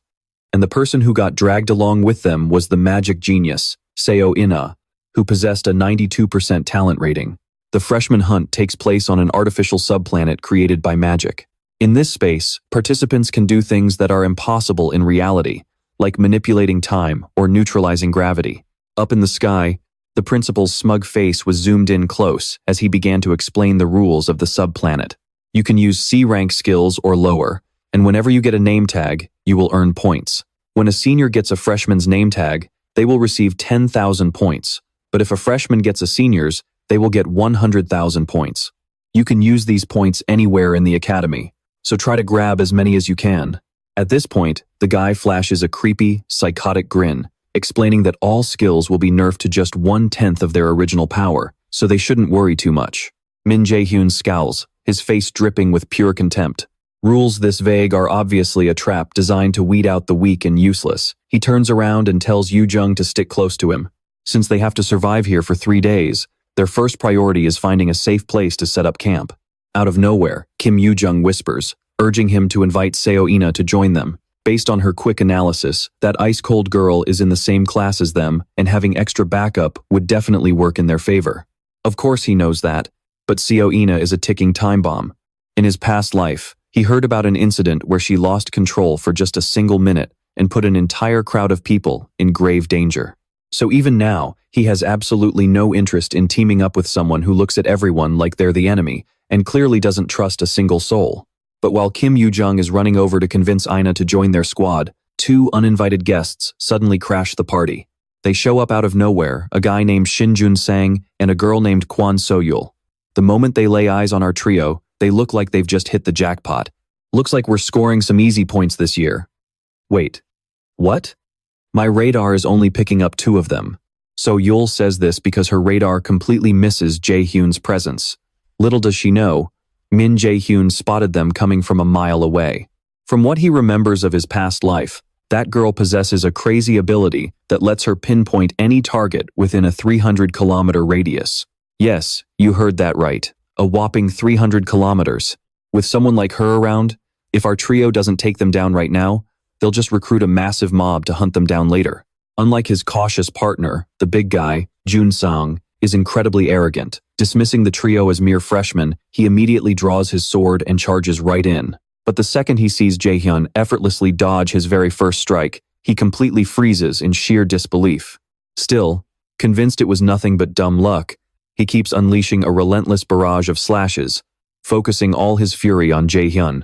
Jae-hyun doesn't even bother to strike back yet, effortlessly swaying and dodging every single blow. He patiently waits until the guy's face turns pale and breaks into a cold sweat before casually catching the sharp blade with his bare hands. "You're really something," Shinjun sang. "How on earth have you managed to survive with a weak body like that?" With that, he shatters the blade into pieces and straight up threatens his third-year senior in front of everyone. "Hand over your name tag, and I might just let you walk away. I'll give you 3 seconds to drop the tag and get lost." Jun-sang's face turns completely pale, his mind racing as he tries to process how a mere freshman is pulling this off. Why on earth is this kid looking down on him like he's some kind of god?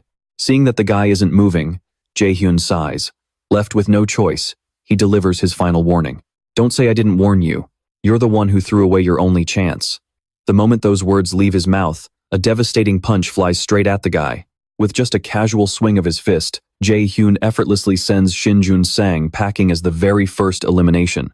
The notification of Jun-sang's elimination instantly flashes on the announcement board. Nobody is really surprised by an elimination, but the second they see Min Jae-hyun's name credited for the takedown, everyone loses their minds.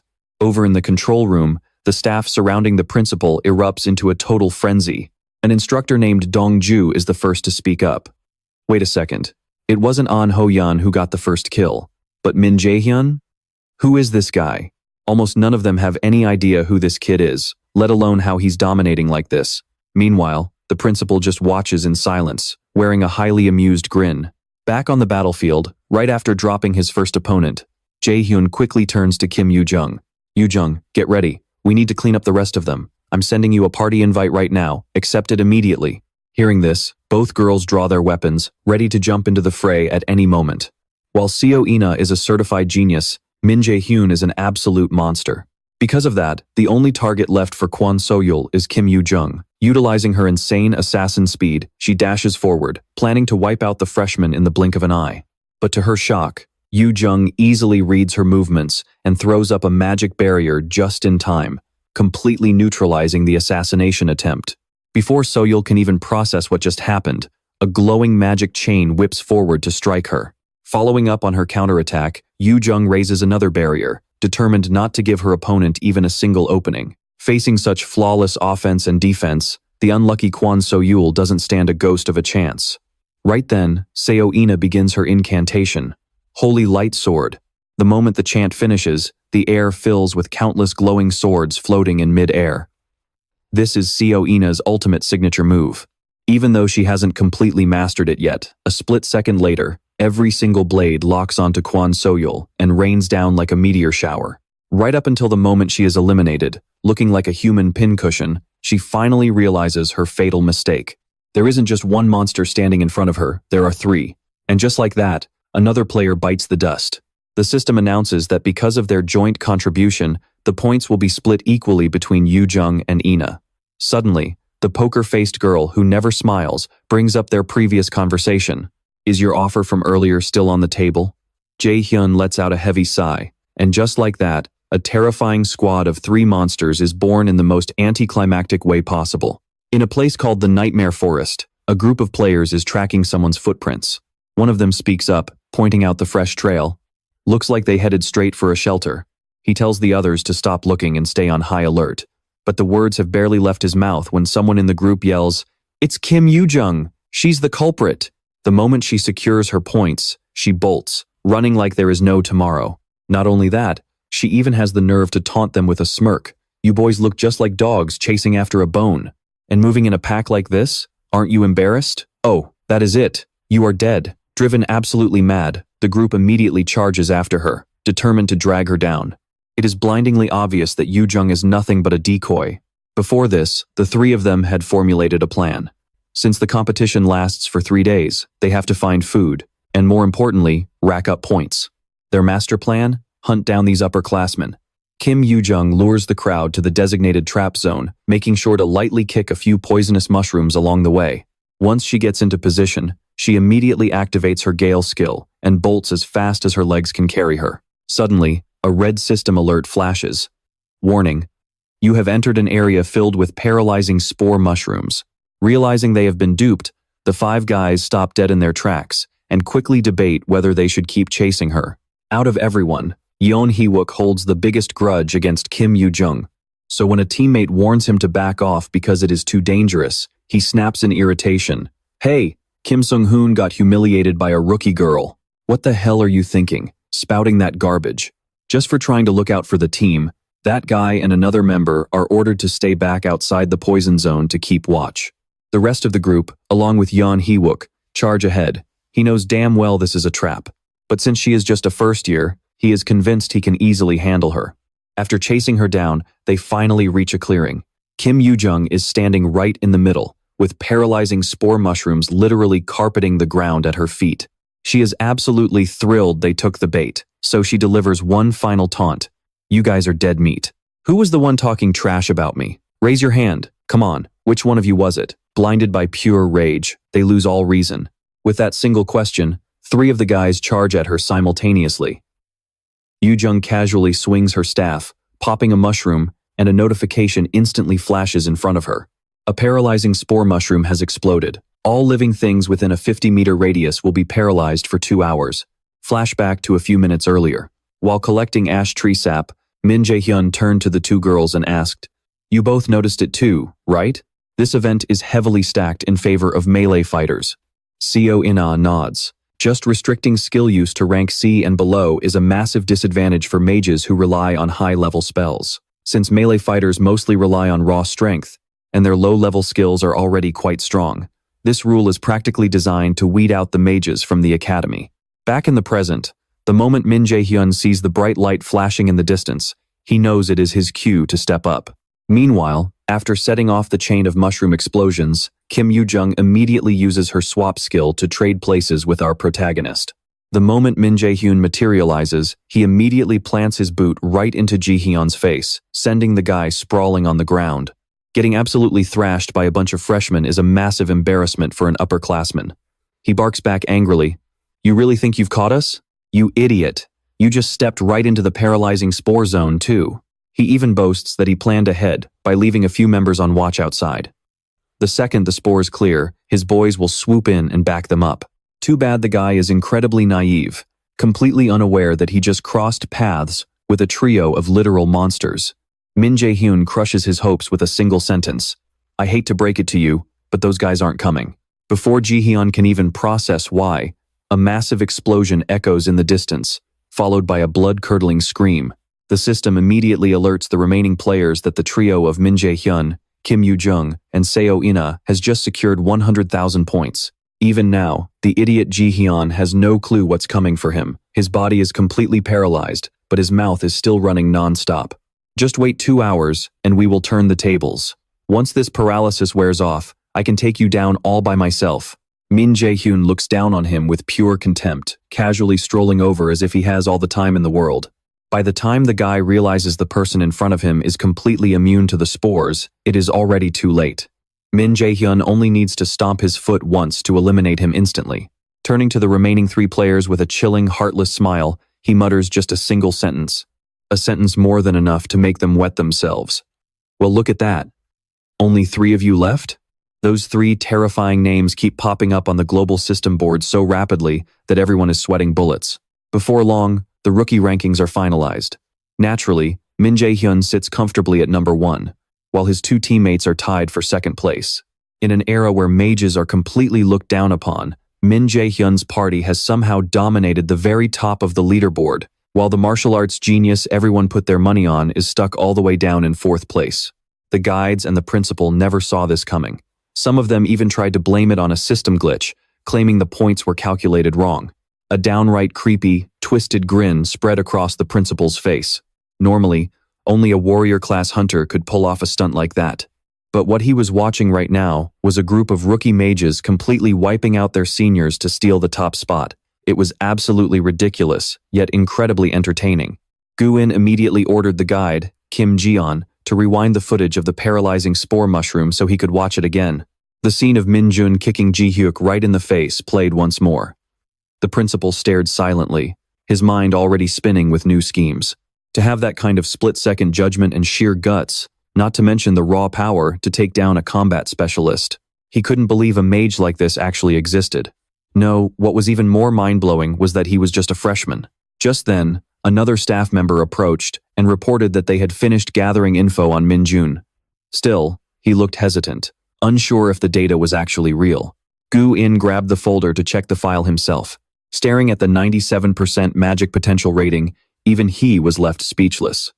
A moment later, a sly smirk crept onto his face as he mumbled, "Excellent." He then told his subordinate that he wanted to test this kid out a bit. He ordered them to set up a little something special and to make sure it was highly entertaining. Meanwhile, back with our 3 top-ranking mages, Min-jun urged the others to pack up and move out, joking that the seniors had probably developed a phobia of this forest. But just as they were about to leave, Min-jun sensed someone approaching. A blinding flash of light erupted, followed by a massive, sweeping slash that literally ripped the ground in half. Over on the principal's side, they were already busy preparing an announcement, stating that all original limitations had been lifted. From now on, the students were free to do whatever they wanted, as long as they eliminated their opponents. Sensing that things were going south, Min-jun locked eyes with the newcomer and said with a serious look, "I didn't expect to run into you again like this." Suddenly, it wasn't just Min-jun who noticed. The other two also realized something was deeply wrong with An-hoon. An-hoon looked completely out of it, acting crazy as if he had no control over his own body. Hearing Sina point this out, Min-jun suddenly remembered something. A similar incident had happened in his past life. During the Music Academy Festival, several students were brainwashed and went on a mindless rampage, attacking everyone in sight. And the mastermind behind that was none other than the principal, using his innate skill.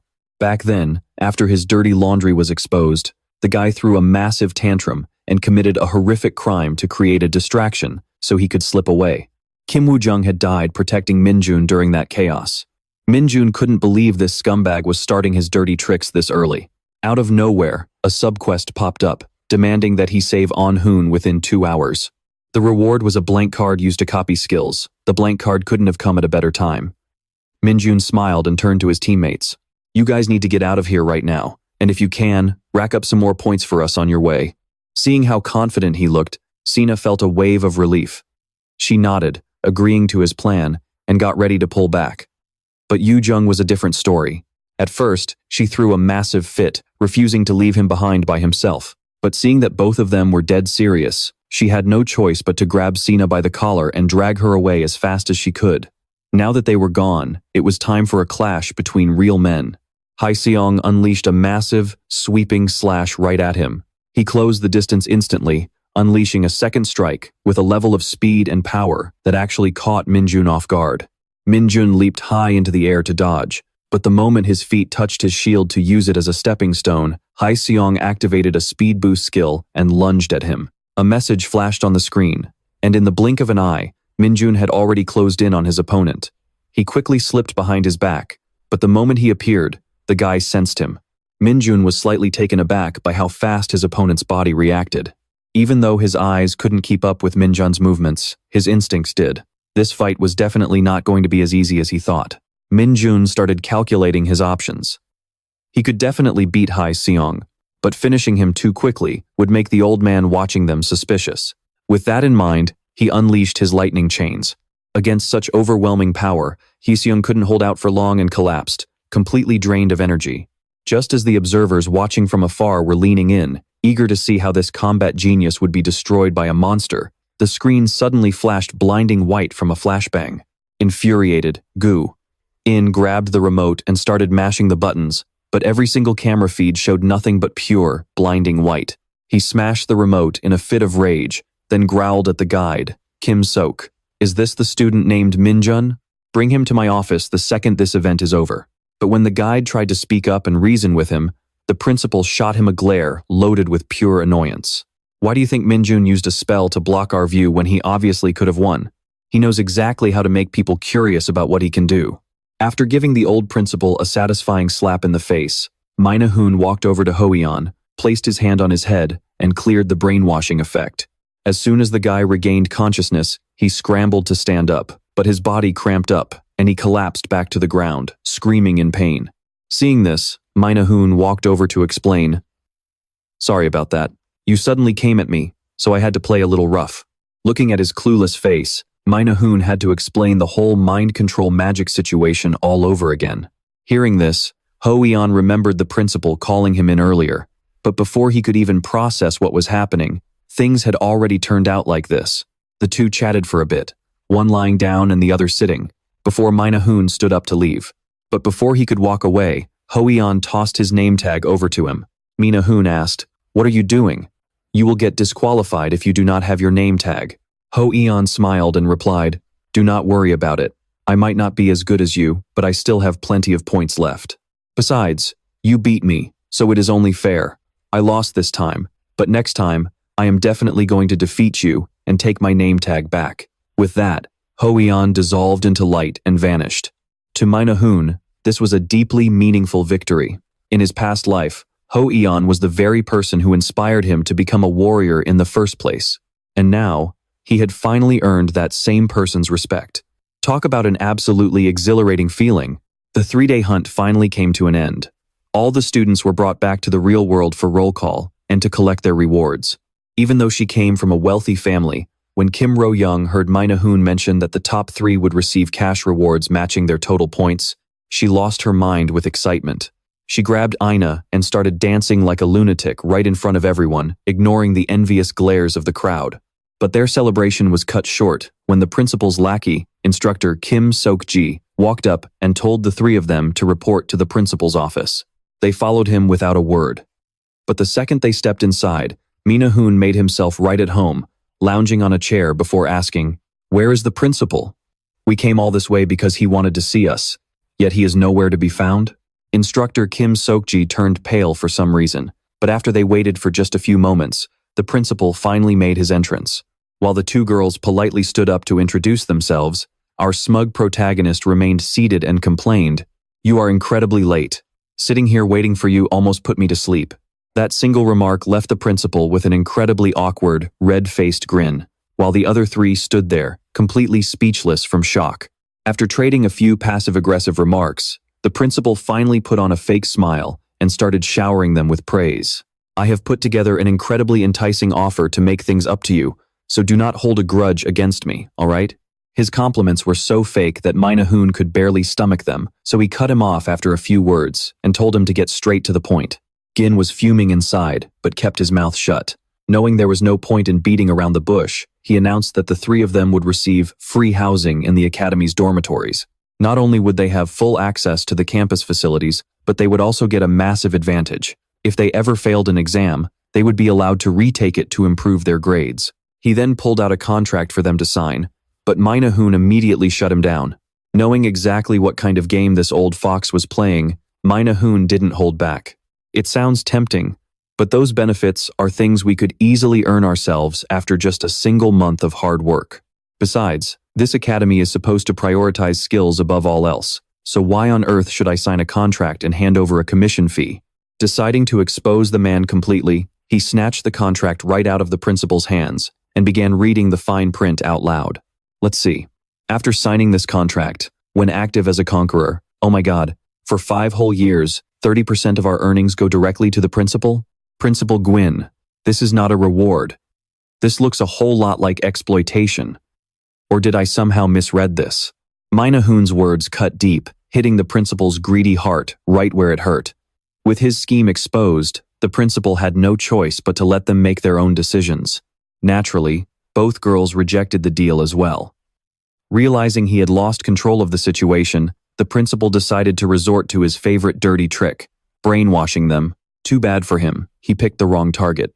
The moment the system flagged the threat, the blessing of Hyo activated instantly, completely neutralizing the status effect. Right after that, Jae-hyun used the blank card he had just acquired to copy the principal's brainwashing skill for himself. Well, I have had my eyes on you from the start.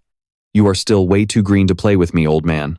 Even though he had just pocketed a powerful new skill, he decided to let things slide for today. Sure, he despised the guy, but tearing the principal's office apart right now would cause too much of a scene. Having secured what he wanted, Jae-hyun gestured for the group to make their exit. Let's go, guys. Spending all that time in the subspace has made me starving. He made quite the entrance, but his exit was even more legendary. Meanwhile, Kim Seok-ji, who was guarding the door, was so terrified by the suffocating tension that his heart was practically beating out of his chest. His face was pale, drenched in cold sweat, and he did not dare to utter a single word. The students simply walked right past him, giving him a casual wave before heading out. Behind them, the principal sat in dead silence, looking like a ticking time bomb ready to explode. Finally, he spoke up and told him to get out. Oh man, Kim Soo-ji was just waiting for that, and he immediately bolted as fast as he could. After all, if he lingered any longer, he might just become the scapegoat for his anger. A new day arrived, and the first-year students' first class didn't take place in a regular classroom, but in a much more spacious and grand facility. Just then, a woman walked up to the crowd and introduced herself as Kim Ji-yeon, the instructor for Mana Control 1. Even though he had studied here in his past life, this was actually the first time Min Ji-hoon had ever seen this woman. But in his memory, all these instructors were cut from the exact same cloth. They were like greedy catfish, always ready to open their mouths and swallow whatever bribes Principal Jin threw their way. Having already lived through one lifetime, he was all too familiar with how this worked. Kim Ji-yeon walked past everyone and announced confidently, "I bet you're all pretty confused, wondering why we're in a massive facility like this instead of a classroom. The reason is simple. It's to test your mana sensitivity." With that, several doors began to open one by one. The moment the new students saw the massive block of mana, looks of panic washed over their faces, and they immediately started complaining. What is that? Is that a giant block of mana? Are we actually going in there? Isn't this way too much for our very first class? Wow, and here I thought it would be something impressive. Unlike the panicked crowd, Min Ji-hoon remained completely unfazed. To him, this mana block was similar to the one No Sung-yoon made, just with way less mana. To calm everyone down, instructor Kim Ji-yeon spoke up again. Attention. What you are looking at is a device called the Mana Room. It's nearly impossible for students like you to withstand raw mana, which is why we've prepared this. According to her, there were many rooms here. The mana density in the first room was just like the normal atmosphere, but it got progressively higher the further you went. Freshmen could reach level 3 at best, while graduating seniors could only make it to level 7 at most. Having said that, Kim Ji-yeon told everyone to follow her inside, reminding them to raise their hand if they couldn't handle it, and an assistant instructor would lead them out. You'd think each year would be different, but before they even got past level 3, more than half the students gave up and wanted to turn back. By level 7, the numbers plummeted rapidly, leaving only 4 people standing, the monster trio and Red Claw Chicken. The guy with the red bangs, Rui, who was still holding on. However, once they crossed into level 8, only 2 people were left, Seina and Min Ji-hoon.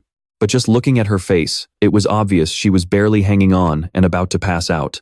Level 9 was suffocating for first years. It was meant for absolute beasts, not regular humans. Even Seina was no exception, as her vision started to blur, and she almost collapsed. Seeing her student in trouble, instructor Kim Ji-yeon wanted to rush over and help, but then she remembered Principal Jin's words. Remember this, instructor Kim Ji-yeon. No matter what situation the students find themselves in, you must never offer help first. A crisis is also an opportunity for the students. If you take that opportunity away from them, wouldn't that be a shame? In the end, she could only grit her teeth. Even though she wanted to help, she didn't dare to act on her own. Meanwhile, Seina couldn't hold on any longer, but she was too stubborn to admit defeat.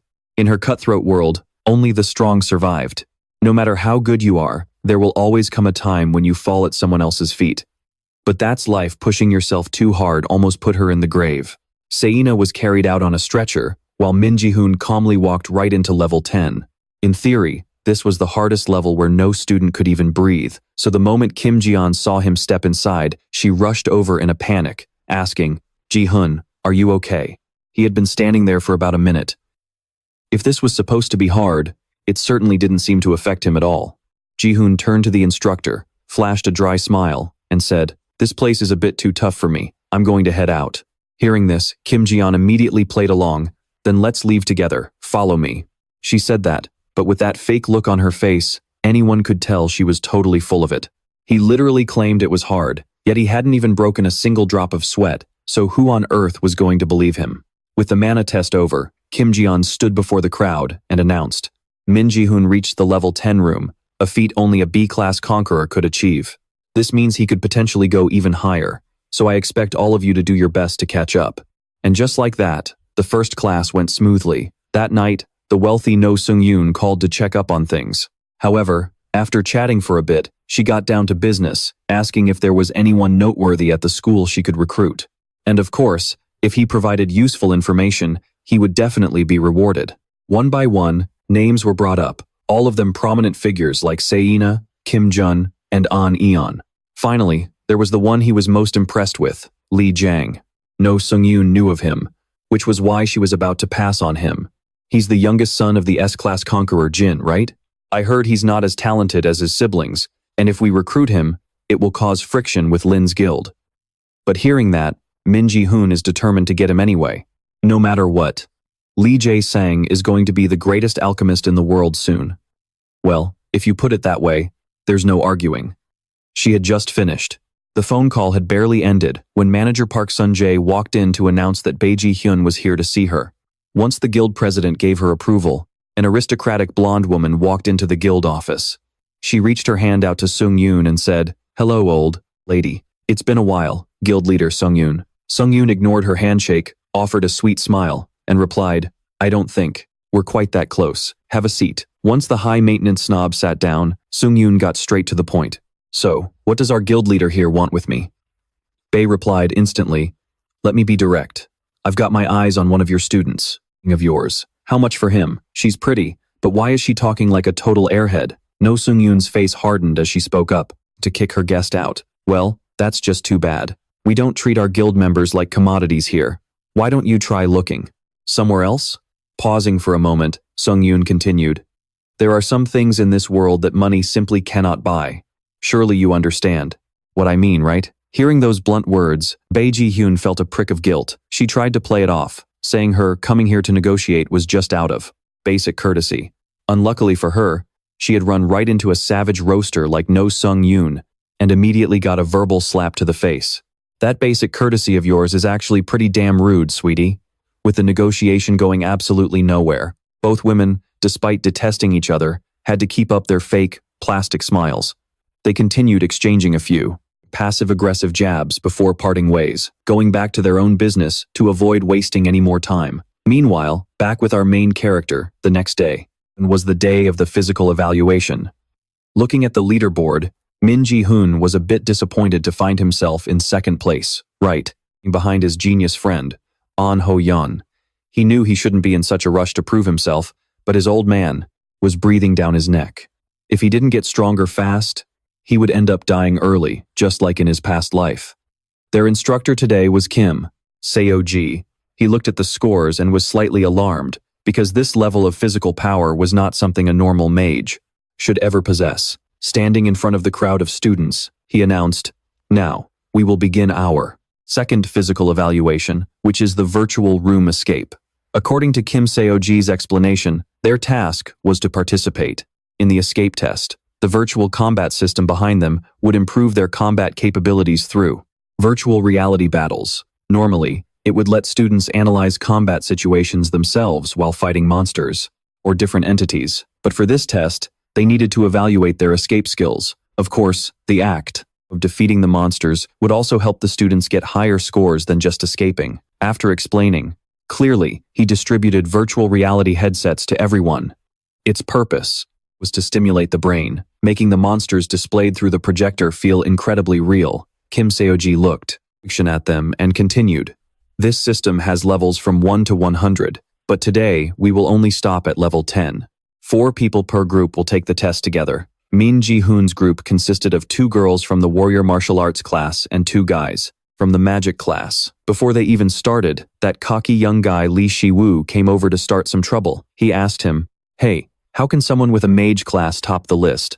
I think there must be some special reason. Can you tell me what it is?" Now, it would be pretty weird to just admit he got a cheat buff, right? Min Ji-hun gave him an annoyed look and snapped back. "What if I don't have any special reason like you said? Why didn't you just say from the start that I want to duel me? Some people just can't leave well enough alone."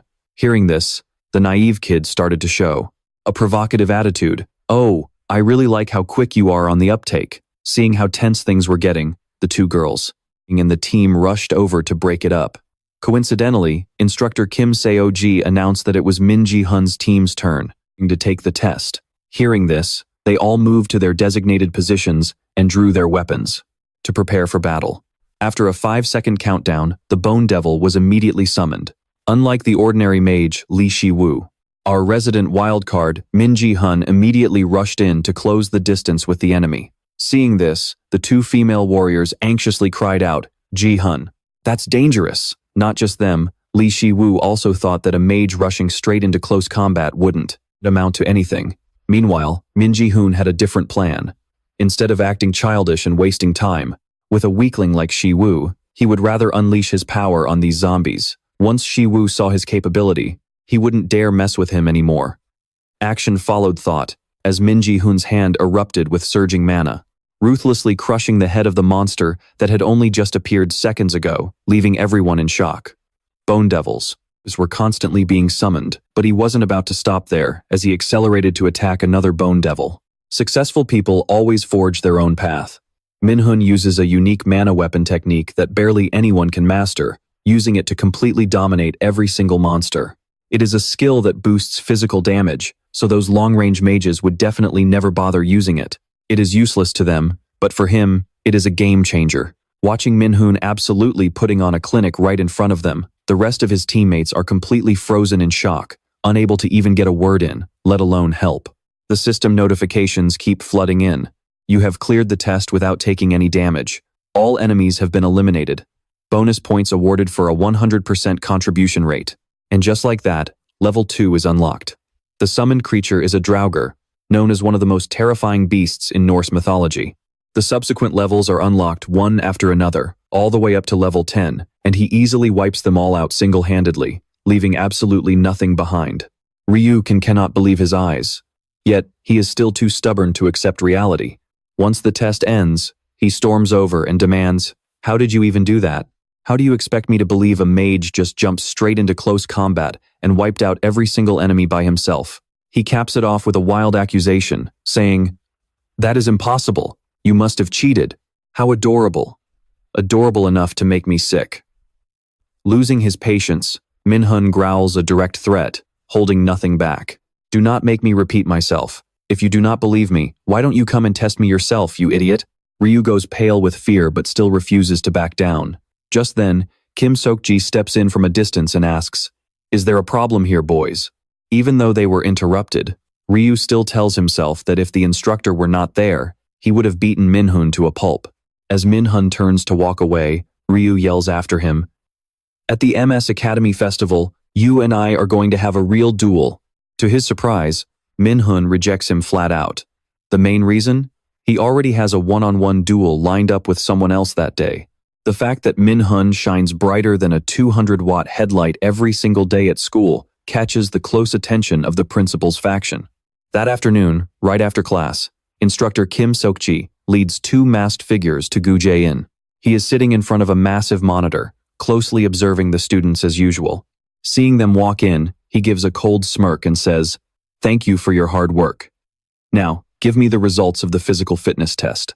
Kim Sok-ji speaks up first, reporting that only 3 students got perfect scores, An Eon, Chao Gon, and Min-hun. And among them, Min-hun's score went way beyond the maximum limit. Like an obsessed fan tracking his idol, Gu Jae-in immediately turns to the massive screen in front of him, which is completely covered with photos of Min-hun. With a wide, sinister grin, he orders Seok-ji, "Keep sending me updates on Min-hun's scores and activities. If he makes any suspicious moves, let me know immediately."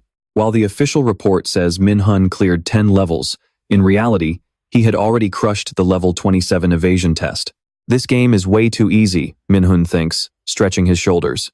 At this rate, he could easily take down 6 class conquerors. The next dungeon might be a simulation, but he still needs to prepare thoroughly. In his past life, a massive tragedy struck, costing the lives of hundreds of students. His team unfortunately crossed paths with that very monster, and he was the sole survivor. Even so, he was forced to live under a constant barrage of harsh criticism and curses from everyone, unable to even leave MS Academy. The only reason he kept pushing forward was because he did not want to disappoint the few people who actually believed in him. Breaking out of his nostalgia, Minhun leaves a shop, wondering if things will be different in this lifetime. He has no intention of giving up and living a pathetic, unremarkable life like he did before. He has had enough regrets to last a lifetime. After finishing his theory class, he heads back home to prepare for the upcoming simulated dungeon practice. Sitting on his bed, Minhun begins to regulate the mana inside his body. Warming up before entering a dungeon is absolutely crucial. No matter how powerful a mage is, unleashing high-tier magic out of nowhere can trigger a violent mana backlash. The resulting backlash can severely tear the user's body apart, and the more advanced the magic is, the worse the damage gets. Both of his skills, Lightning Chain and Sacrifice, are high-tier spells. If he is not careful, he, or worse, his close friends might end up 6 feet under. Suddenly, a notification pops up with a new main quest. It states that from now on, whenever he faces a major event that he regretted in his past life, he has the choice to either repeat his past decision or choose a different path. His decision could save lives, or it could end them. The choice is entirely in his hands. But here is the catch. He only has 12 hours to act. Soon enough, the time to enter the simulated dungeon finally arrives. Instructor Kim Ji-yeon stands before the gathered crowd and announces, "For this simulated dungeon practice, we will be drawing lots to form teams and clear it together." Minhun stands in the middle of the whispering crowd, listening quietly. I realized this whole random drawing system is a double-edged sword.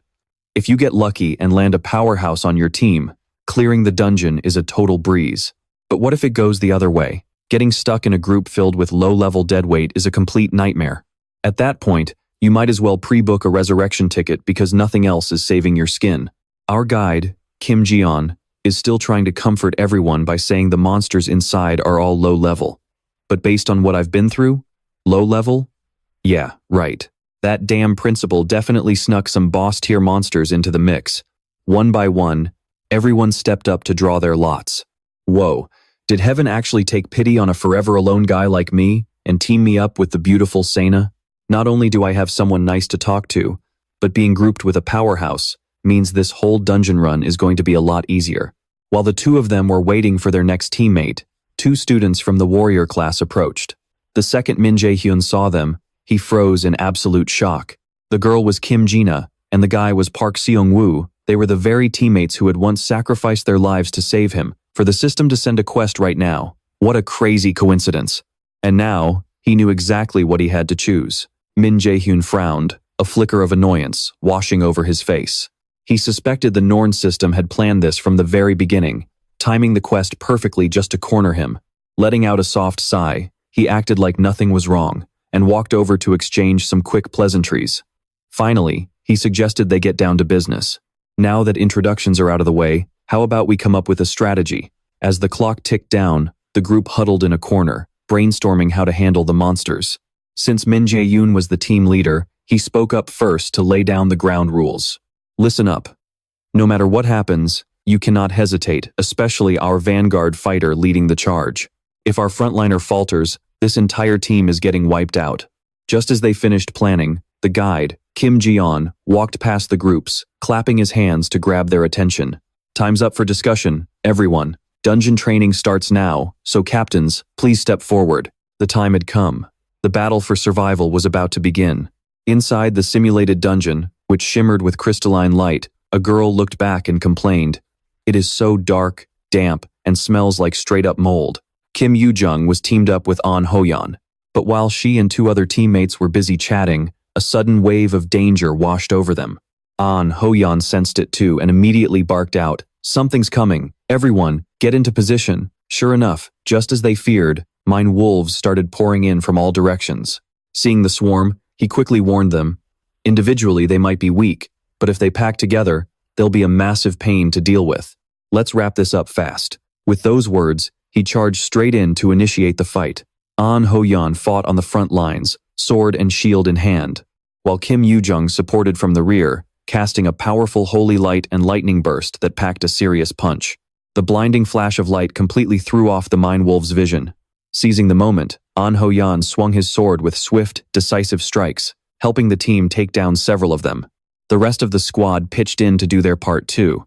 The long-haired girl cast a skill called Haeyeon's Wind, directing it right toward Kim Yoo-jung.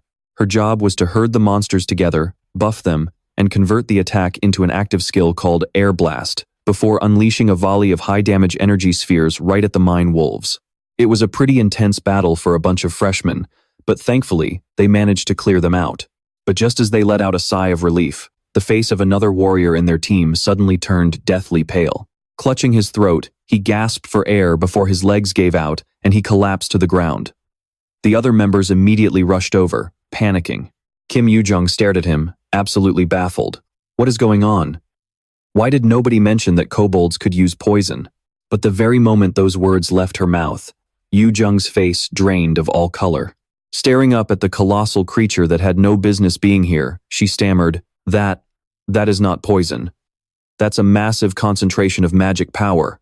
The entire team was frozen at the feet of a boss monster, as massive as a 2-story building. An Ho-yeon stared up in horror and muttered, Oh my god, what is a kobold lord doing in a place like this? Meanwhile, Min Jae-hyun's team had just entered a chamber. Spotting a black crow emblem painted on the wall, he began to suspect this place was different from the dungeon he remembered.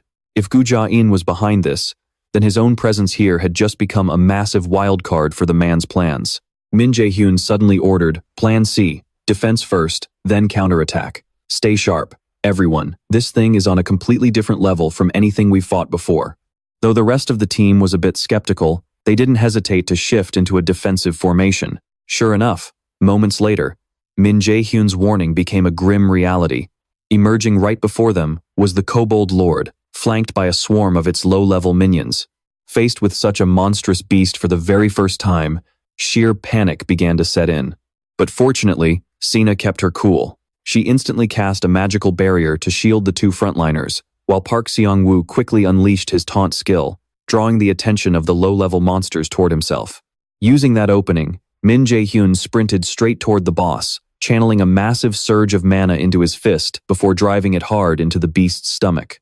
A deafening explosion shook the room, sending a thick cloud of dust and debris blasting into the air.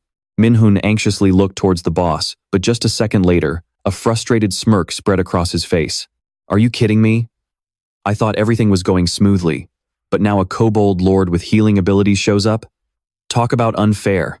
It was as if the system understood his confusion, explaining that the culprit was identified as Odin's Raven. A special quest called Raven Hunter was sent his way. There were currently 5 targets, and the reward was a blank card used for copying and leveling up, but the catch was that he would have to risk his life for it. Instructor Kim Ji-yeon hadn't been waiting outside for very long when a team came rushing out. At first, she thought it would be Min-hun's team since she knew how strong he was, but to her surprise, these students were actually An Ho-yeon's team. Kim Ji-na ran in front with a panicked look on her face. She quickly said to the instructor in front of her, Instructor, Kim Ji-yeon, something terrible has happened. An Ho-yeon chimed in. Instructor, a kobold lord has appeared in the dungeon. Hearing this, she immediately called someone over to treat the member suffering from mana poisoning, then pulled out her phone to call the principal. Principal, this is Instructor Kim Ji-yeon. There is a B-rank monster inside the practical training dungeon. Please send a support team immediately because this is an emergency. Hearing this, he casually replied, I get it. You don't need to worry about anything. I'll send a support team right away, so just wait there. He hung up right after saying that. However, Kim Ji-yeon felt an uneasy feeling in her chest, sensing that something was terribly off. Let's head back to our main character to see how things are going. After a period of fighting, the group looked quite exhausted, each slumped in a corner gasping for breath. In mythology, Odin used 2 ravens. One was named Hugin, representing thoughts and feelings, while the other was Munin, holding memories. He sent them out to gather all the knowledge in the world to rule over Asgard. Min-hun quickly figured out what was going on. Standing directly opposite the beast, he asked point blank, Are you acting on Odin's orders? Then, he turned to the others and warned them, Run out of the dungeon while I hold it back. You have to hurry. Park Dong-woo refused to leave at first, but the moment he saw Min-hun fire holy arrows to take down several monsters behind him, he was left completely speechless. Min-hun got angry and yelled, "Shut up and run. I can't protect you guys while fighting this thing." In a brief moment of distraction, while worrying about his teammates, the boss suddenly closed in, swinging its wooden club down toward where Min-hun was standing. Fortunately, Seo-in-ah stepped in just in time, using her magic armor to block the strike and saving him from the sneak attack. After her assist, she calmly looked him in the eyes with absolute determination and said firmly, "I can help." Action spoke louder than words. Seeing this, Min-hun immediately nodded, then turned back to the other two members and ordered them to leave once again. Seeing how tense the situation was, Park Dong-woo and Kim Jina didn't hesitate. They said they would run to inform the instructor and call for backup, urging the two to hold out as long as possible. Now, only the two of them were left to fight the self-healing boss. As soon as Min-hun asked Seo-in-ah to cover him, she immediately drew her wand and summoned a holy sword. Just a single strike from her was powerful enough to pierce through quite a few mining wolves. With his hands freed up, Min-hun instantly used his speed to close the distance to the boss. While dodging its attacks, he realized just in time that some bastard was controlling it. Drawing in an excessive amount of mana far beyond the limit, he swung his right arm forward, equipping the Mistletoe item to activate scouting magic, using it to trace the flow of energy from the mana user. Just a few seconds later, the trick was exposed, and the raven standing behind, pulling the strings of the Kobold Lord, was discovered. He let out a sinister grin and said, "Found you." The boss still didn't seem to notice anything, raising its spiked club high into the air. At that moment, Odin's left eye was used to trigger a massive mana burst, making Min-hun's entire body glow brilliantly. Lightning chains wrapped around his body, and just looking at him, you could tell how ready he was for a bloodbath. Min-hun warned, "I'll make sure you're torn to shreds." Far away, high up in the sky, Odin sat on his grand throne and spoke to his loyal servant. "What's the matter, Hugin?" Hearing the question, the one called Hugin spoke up.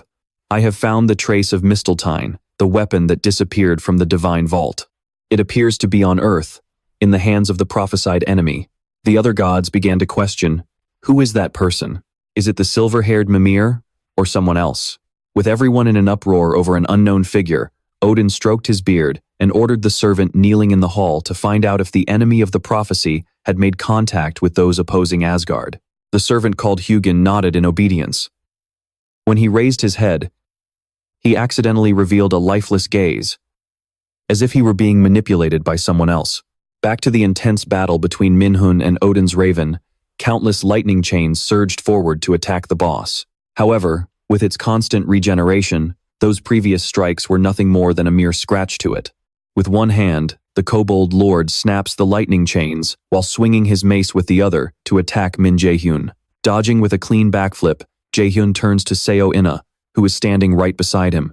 Can you give me some backup? I need to read its attacks." Across from him, her face is deathly pale, but she still nods, promising to do her best. He had been so focused on fighting the monster that he completely forgot about his teammate. Looking at her, she is clearly suffering from a backlash. Even if he defeats the Kobold Lord, there is a high chance Seo-in-ah will not survive the poison. Jae-hyun stops overthinking and decides to end this right here and now, because he already has a plan. As the battle reaches its climax, Jae-hyun summons countless lightning chains from his magic circle. Next, he controls them to lock onto a single target and rain down all at once. The boss keeps swinging its club to fight back, while he maneuvers around to dodge the blows. While Seo-in-ah activates her magic shield to support him from behind, he suddenly remembers the words of his buddy Myung-ho, that nothing is more painful than dying, because you did not trust your comrades. But this time is different. He is going to prove him wrong right now. Feeling reckless, Min Jae-hyun leaps up and stands on a lightning chain, using its sheer speed to close the distance. Thanks to the Mistletoe item he quickly snagged back in the treasure dungeon, Min Jae-hyun can detect the mana movements coming from the Kobold Lord. It swings its club at him, only to miss once again. Jae-hyun leaps high into the air to gain some distance, then pulls a 300 million one mana dagger out of his inventory, which was bought for him by the guild. Applying martial arts learned in his past life, Min Jae-hyun decisively slashes several times into the air, aiming to break the puppet's control. In the end, he has to swallow his tears and sacrifice the 300 million one dagger just to get a single line of text. The mana thread connecting the Kobold Lord and Odin's Raven has been severed. Right after Jae-hyun lands, the boss behind him collapses to the ground, completely losing control. Not stopping there, he continues to press forward with the attitude of, standing victorious, he looks down and says, "Now it's your turn, you're dead meat." The black crow is caught. It lies on the ground, letting out a pitiful shriek, completely unable to move. Min Jae-hyun walks over, casually stepping on its head, and asks, "What is Odin's goal?" Instead of answering, the creature lying on the ground just lets out a mocking caw. Infuriated by its blatant disrespect, Min Jae-hyun stomps down hard, crushing it under his foot. The crow shrieks in pain, but when asked a second question about the connection between Odin and Gu-min, it only replies with another annoying caw. How useless. If he had known it would be this stubborn, he wouldn't have wasted his breath talking to it in the first place. Min Jae-hyun lifts his foot and stomps it flat, sending this stupid crow straight to the afterlife. Just then, he hears Seo-ina call out to him from behind. Panicked, he warns her not to move, or the magical backlash will hit her instantly. Unfortunately, it is already too late. Not only her, but even his own body is being eaten away by toxins after that grueling, lopsided battle. But hey, since he is the main character of this story, the pure mana flowing inside him completely purifies the toxic energy. Since he successfully hunted his first crow, the system rewards him with a level up and a full recovery.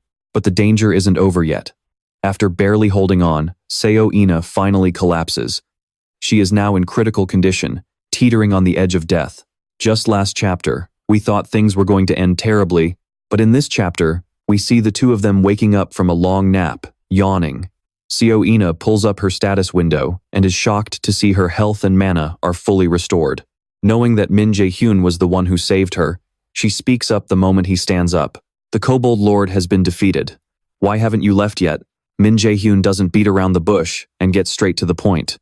"I was waiting for you to wake up. We need to have an honest talk." Hearing this, her face instantly turns red as a tomato. Wait, what is this? Are we about to get a spicy, romantic moment? While the two of them are still inside, the other students outside are in the middle of a heated argument. Worried sick about her two best friends, the fiery Kim Yoo-jung furiously demands answers from Park Sung-woo and Kim Ji-na, asking why they were the only ones who made it out alive. Just as everyone is losing hope, thinking the worst has happened, Seo-ina suddenly steps out of the simulator gate. Kim Ji-yeon can't believe her eyes. Her mind is racing with doubts. How is this even possible? The patrol team was positive those two wouldn't make it. After all, that monster was supposed to be at least a B-grade boss.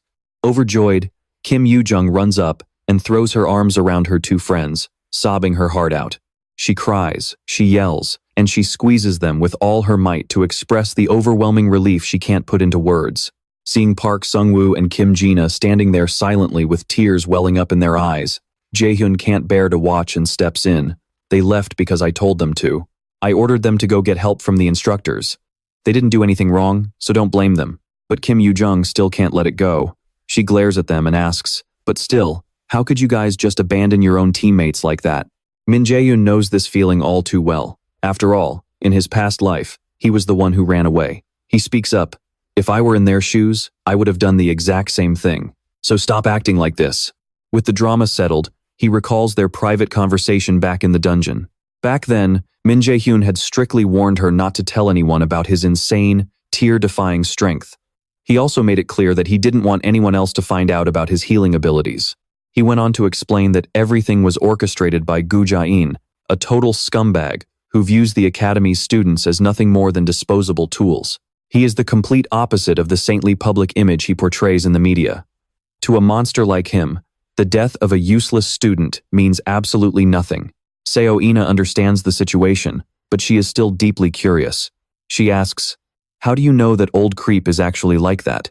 In fact, you seem to know a lot of secrets that no normal person should know." Min Jae-hyun didn't expect her to be this sharp. For a split second, he considers erasing her memory, but knowing her magical prowess and strong mental fortitude, he realizes it wouldn't work on her anyway. So, his only option is to play it cool. "I'm sorry, but I can't tell you any more than that. If I drag you any deeper into this, you'll be put in serious danger. So, can you just let this drop?" Back in the present, seeing Min Jae-hyun turn to leave, Seo-ina quickly chases after him. "Min Jae-hyun," she calls out. "Can you really not tell me anything? How do we know this won't happen again?" Instead of answering, he simply says he trusts her to keep her promise, and then he coldly walks away, leaving her standing there. Since he successfully completed the first turning point of the main quest, he receives his reward, the Golden Apple of Idun. Meanwhile, as for the principal, who has been pure evil since day one, he sits in his office, venting his frustration at his subordinate, standing right in front of him. Looking at instructor Kim Ji-yeon, he growls, "You disappointed me." Sweating bullets, his useless lackey can only bow his head in shame, apologizing profusely. But the next words make the lackey's blood run cold. "I'll let it slide this time. But you know how much I despise useless subordinates, right? Do you understand?" Principal Gu Ja-in's face twists into an ugly, furious scowl. He slams a stack of papers onto the floor and growls, "You must bring Min Jae-hyun to his knees during the next event." My patience is wearing thin. After completing his training session, Min Jae-hyun returned to his dorm room. He picked up a pile of dirty clothes from the floor, his mind racing with endless thoughts. Before his regression, Kim Woo-jung had died, and An Hoyeon hadn't even unleashed half of his true potential. I need to step in and change the future, but not when it comes to Seo-ina. She'll do just fine even without my interference. Min Jae-hyun was worried that getting too close to her might negatively affect her future. However, the most urgent task right now was to uncover the connection between Gu-jane and the Aesir as soon as possible. The mock dungeon was only the beginning. He knew he'd have to face plenty of dangerous situations in the future. If he didn't get stronger fast, those villains would easily wipe him out. Min Jae-hyun picked up the remote and turned on the TV, which was airing a debate among some scholars. The host began asking questions to the guest speaker. "You mentioned there are other undiscovered types of dungeons. What kind of dungeons are we talking about?" Hearing this, the guest pushed up his glasses and replied, "For instance, in a normal dungeon, you just have to defeat the boss to clear it, but theme dungeons are completely different. The biggest difference is that raiders cannot leave until they complete the specific quest assigned by the dungeon." Seeing the confused faces in the audience, the professor explained further. To conquer a theme dungeon, raiders must play a role within its narrative and meet certain requirements. It's basically like a role-playing game. The rewards raiders seek in these dungeons are extremely rare hidden items. Now, he knew exactly what he needed to do next. He looked at the golden apple in his hand. This was a highly coveted item. It could slow down aging by 50% and permanently boost recovery. Soon, a rank A theme dungeon would open up at the Seoul amusement park. That was the place where he could obtain the boots of swiftness once worn by Thialfi, Thor's servant. They significantly boost dexterity, so everyone was dying to get their hands on them, including him. Min Jae-hyun wiped the apple and took a bite to see how it tasted. Instantly, a flashy firework effect burst into the air. Too bad it tasted just like a regular apple, making his dramatic reaction feel like a total waste. His stats skyrocketed immediately. With just one bite, notifications from the system kept flooding in. The effects were truly incredible. If only it had seeds so he could plant them. What a shame. A few days later, Min Jae-hyun dressed casually and headed to the amusement park alone. The woman at the ticket counter immediately asked him, "Hello, what kind of ticket would you like to purchase today?" Instead of answering, he placed a black card with the Yeonhwa Guild logo on the counter and said, "I'm Min Jae-hyun, a raider from the Yeonhwa Guild. A theme dungeon is about to open here very soon." The next morning, instructor Kim Ji-yeon rushed to his dorm early to look for him. However, she couldn't find him and only got an update from the dorm manager. "He stopped by yesterday and told me he had some business to take care of today." Hearing this, Kim Ji-yeon told the manager to have Min Jae-hyun contact her as soon as he returned, and then she quickly left. Once outside, Kim Ji-yeon, who was actually a double agent, used her communicator to call a man named Song Ji-sok. She reported that she had uncovered the truth. The mastermind behind everything was indeed Gu-jane. The man on the other end responded, "Is Kim Seoki the one in charge of the mock dungeon training? He must be in a tight spot right now." Before hanging up, Kim Ji-yeon reported one more crucial detail. She mentioned that Cadet Min Jae-hyun, whom she had brought up before, seemed to know something about their corrupt chairman who loved playing the villain. Meanwhile, back at the Seoul amusement park, the loudspeakers kept blaring warnings that this was an actual emergency and not a drill. Guests still in the park were urged to evacuate immediately. Min Jae-hyun checked his phone and thought to himself, "Only a few minutes left until it arrives." Right on cue, just as he predicted, the system immediately announced that the theme dungeon, the Ruins of Neverland, had appeared. As the surrounding space began to warp, the dungeon's theme was displayed. His objective was to find 3 scattered quests and complete them within 24 hours. The prize for this high-stakes raid was none other than Tialfi's boots of swiftness, the very item he had been eyeing. In his past life, a self-proclaimed genius with an IQ of 150 had cleared this dungeon. Unfortunately, her big mouth got the best of her. She was so thrilled that she bragged about it endlessly, which ultimately led to her being murdered by people who envied her talent. This time, he was the first one here. Well, finders keepers. If it was going to end up in someone's hands anyway, he'd gladly take it. Negative colors began to warp reality, completely submerging everything into the virtual world generated by the theme dungeon. With the entrance gate materializing right in front of him, Jae-hyun immediately selected teleportation to the designated location. The system screen shows the data loading from 20% to 98, 99, and finally 100%. The system then syncs his data to put him in the role of Tialfi, a warrior who survived the Viking invasion. Jealous of Tialfi's incredible speed, the god Thor kidnapped his sister. The quest, themed around Thialfi's wrath, requires him to play the role and save this sister who literally just dropped out of nowhere. Winning gets him a pair of boots, but if his fake sister or Thialfi dies, it is game over for him too. According to the info he received, Thialfi was a mortal servant to the hammer-wielding god, Thor. But he turned his back on them, growing to hate the Norse gods because of the invaders who worshipped them. Wait a minute. Jae-hyun suddenly recalled the story his mom used to tell him, and it definitely was not like this.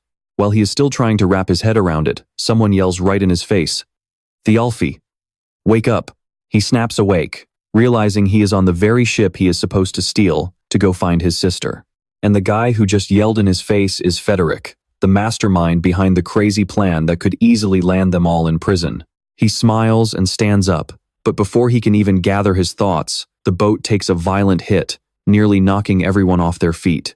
Talk about terrible luck. They are already on a stolen ship, and now they are getting ambushed by actual pirates. How much worse could this get?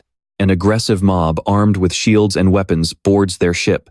With absolutely no idea what is going on, Jae-hyun quickly tells his new buddy, Frederick, I am leaving this to you. Then, without missing a beat, he leaps straight onto the enemy ship, leaving both sides completely dumbfounded.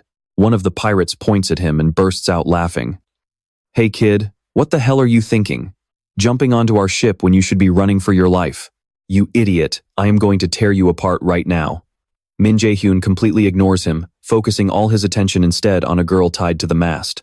She looks exactly like the person who cleared this dungeon before, only to end up dying at someone else's hands.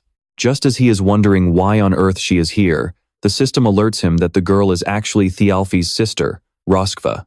I am Ah-hyun. I have a genius intellect, and on top of that, I am a great conqueror. I mean, I am an incredibly talented person, so why the heck am I stuck here? The narcissistic girl clutches her head and complains, then screams in frustration, completely clueless about what just happened to her. There was only a 0.6% chance of a dungeon appearing where she was, and the odds of getting trapped in a themed dungeon are a measly 0.003%. So, why on earth did a genius like her end up being part of that incredibly unlucky statistic? Seo Ah-hyun finishes lamenting her terrible luck and starts struggling to break free. That is when she spots a young man wandering into the area. She figured she should follow him, and lo and behold, she ended up getting kidnapped and spawning right here as Thialfi's sister. Talk about a painful twist of fate. Meanwhile, Jae-hyun clutches his head in frustration, never expecting this crazy girl to show up. Seeing him just standing there, the pirates fire a volley of arrows to take him down. Fuming with massive rage, he instantly activates his magic armor to block the arrows and screams, "Why am I always surrounded by these weirdos? Why?" His glowing fist slams down, obliterating several pirates in the blink of an eye. He smashes the face of another sneak attacker before delivering a cold threat to the rest. I do not have time for this. Just come at me all at once. A short while later, Jae-hyun has single-handedly wiped out everyone on the enemy ship. He walks straight over to the only girl there and says, "Are you seriously still pretending to be asleep? Are you playing Roskva?" Ah-hyun clicks her tongue, opens her eyes to look at him, and replies, "Well, you caught me. I am guessing you are Thialfi." Jae-hyun smiles and nods, then suddenly unleashes a fiery punch right next to her face, before giving her a stern look and saying flat out, "I see right through you. So you had better drop those stupid ideas and start using your brain." And just like that, This miraculous and incredibly lucky encounter leads to an easy quest completion. The two are temporarily sent back to the waiting area. Once there, he asks her straight up, "So, what kind of skill do you actually have?" Ah-hyun scratches her cheek and replies, "Oh, just something that helps me with my swordsmanship. I am not lying. It is a D-rank skill called basic swordsmanship." As a habitual liar, Ah-hyun figures she can easily fool Min Jae-hyun, believing that not many students actually know anything about swordsmanship. Looking pretty pleased with herself, she plans to use this little trick to keep taking advantage of him. Too bad for her, she completely underestimated him. Min Jae-hyun immediately shuts her down by breaking down her actual skill. Cognitive acceleration slows down perception and speeds up the user's thoughts. It is usually a skill reserved for leaders, and it is incredibly effective for analyzing and reading an opponent's mind. Having her lie completely exposed, Ah-hyun instantly turns pale. Min-hoon didn't feel like dragging this dead weight around and playing savior to a random girl, so he stood up to say goodbye. Seeing this, Sia panicked. She rushed over, apologizing profusely, and desperately promised to do whatever it takes to prove she didn't mean it. Jackpot, who cares about a genius with an IQ of 150 now? Min-hoon smirked slyly and said right away, "Then write up a contract." And just like that, she put pen to paper and signed a contract where almost all the benefits went to him. Before this, he had used submission, a sub-skill of his brainwashing ability, to keep her under control. Now, he wouldn't have to worry about betrayal, even if she turned out to be completely useless. The two of them hit the road again. Sensing the eerie atmosphere, Sia asked, "Where are we going now?" Min-hoon replied nonchalantly, "The haunted house. That's our first stop." "Oh my god, save me." Sia couldn't help but scream, "What? A haunted house?" Just one look and Min-hoon knew she was terrified, yet she refused to admit it when asked. Standing in front of the haunted house quest entrance, he told her to hurry up. Now that they'd made it this far, there was no backing out, whether she liked it or not. The Big Bang quest pack activated, and the two of them were instantly teleported to the front of a mansion reeking of demonic energy. The instruction panel required them to escape without breaking 3 rules, even though some of their skills would be temporarily locked. Before heading inside, Min-hoon turned to Sia and asked what her role was. She immediately replied, "Obviously, I'm the camera woman. What about you?" Unlike her, Min-hoon said he had a much more interesting role, as a streamer specializing in horror content. "It's been a while since we last had guests. Welcome, you two." A chilling voice echoed, followed by the sudden, unexpected appearance of a muscular older man. He glared at them with an indescribably creepy face and introduced himself as Alfred, the mansion's butler, who served Countess Flandre. The moment this middle-aged man appeared, the system sent over the full details of the quest. It stated that they had to use the camera to expose the mansion's dark secrets and escape. The reward would be a new skill called illusion, but if they failed, the price, as always, would be their lives. Butler Alfred opened the gate, repeatedly saying he was ordered by the Countess to welcome them and lead them to dinner. He kept talking nonchalantly while Sia trembled, too terrified to utter a single word. They were led inside. Not long after entering, she stopped dead in her tracks in front of a massive portrait. Butler Alfred didn't try to hide anything. He explained it was a portrait of the mansion's master and her adorable dog named Shin. But the moment he heard Min-hoon comment that the Countess must really cherish the past, his face instantly contorted into a creepy grin. Indeed, she has many beautiful, dreamlike memories. Please, this way. With that, he turned around and led them to a dining room where everything had been fully prepared. Alfred didn't step inside, standing right by the door instead as he said, "This is the feast Countess Flandre has prepared for the two of you. Please, enjoy. I shall return once you have finished." As soon as the door closed, Sia immediately suggested they shouldn't touch these dishes that looked like they could be their last meal, and should instead gather clues around the room. Now it was finally her turn to get to work. Sia stood still, activating her cognitive acceleration skill to analyze everything in the room. It didn't take long for her to find the answer. She excitedly ran over to Min-hoon and whispered, "The master of this mansion is a child around 12 years old. Based on the low-sitting furniture here, combined with my height estimation, I'm 90% sure of it." Min-hoon agreed that her theory made sense. However, just as they were about to take advantage of the butler's absence to search for more clues, they realized the door was locked tight from the outside. While the two of them were struggling inside, the real world was in utter chaos. It had been 2 hours since the themed dungeon first appeared, and reporters alongside government officials rushed to the scene to report on the situation. In a quiet corner, a man rubbed his neck, grumbling non-stop. Damn it, we were supposed to get promoted soon. What the hell is this thing, am I right? Who could have predicted a themed dungeon would pop up right in an amusement park? If the civil council rates our response as a failure, you'll be demoted, and I'll lose my shot at a promotion altogether. Sighing in exhaustion, the man named Seo Cheol told his colleague to look up the info on the 2 conquerors who had entered the dungeon. That colleague was none other than Park Jong-hoon. The moment he saw the young man named Min-hoon, his expression instantly softened, as if a massive weight had been lifted off his shoulders. He turned to his senior and said, "I think this themed dungeon is going to be cleared pretty soon." Inside the locked room, Min-hoon quickly spoke up to calm Sia down as he noticed her starting to panic. "Calm down. This is a dungeon, so I'm sure there's an exit somewhere."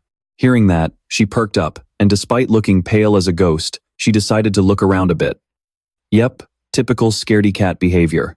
And in places like this, it's incredibly easy to run into ghosts. Jae-hyun hadn't been poking around for long when she suddenly shrieked and started babbling some really weird stuff. "Hey, get over here and look at this. Something is wrong with the camera." At first, Min-hun just thought she was getting way too into her role for the shoot. But one look at the screen instantly flipped this story from a regression system fantasy into a straight-up supernatural horror. On the camera screen, the butler was sprawled out on the dining table, surrounded by a pool of blood. Jae-hyun's face went completely pale, and she began to stammer in sheer terror. "So, the Alfred who led us here. He is an imposter." Right as they stumbled upon this shocking revelation, the system chimed in to announce that the first mystery of the mansion had been solved. Min-hun chimed in, saying, "This camera lets us see things that are invisible to the naked eye." He took it from her and zoomed in to get a closer look before sharing his theory. "Even if the Alfred we met is a fake, this screen is showing us either the present or the past." Hearing this, she began to put the pieces together, convinced that they were looking at the past and one of the secrets of this haunted mansion. With Alfred dead on the table, those meat dishes are definitely, 100%, not safe to eat. Min-hun tossed the camera back to her and tried to find a way to dispel the illusion using a skill called absolute calculation. Too bad it was one of his restricted skills, making it completely useless right now. That was when he noticed Ah-hyun frantically rummaging under the table for something. When he asked what she was doing, she explained that she was trying to find a key to escape. On the camera, this is the only spot that looks different from what we see in real life. So, this has to be the most likely place where the key is hidden. A light bulb went off in Min-hun's head. Smiling, he silently praised her quick wits and activated his mana detection skill to scan the area. He scanned the dishes on the table and locked his eyes onto a green pudding. Damn it all. Jae-hyun was scared out of her mind, while the guy just took every opportunity to tease her, asking, "What's wrong? Are you scared?"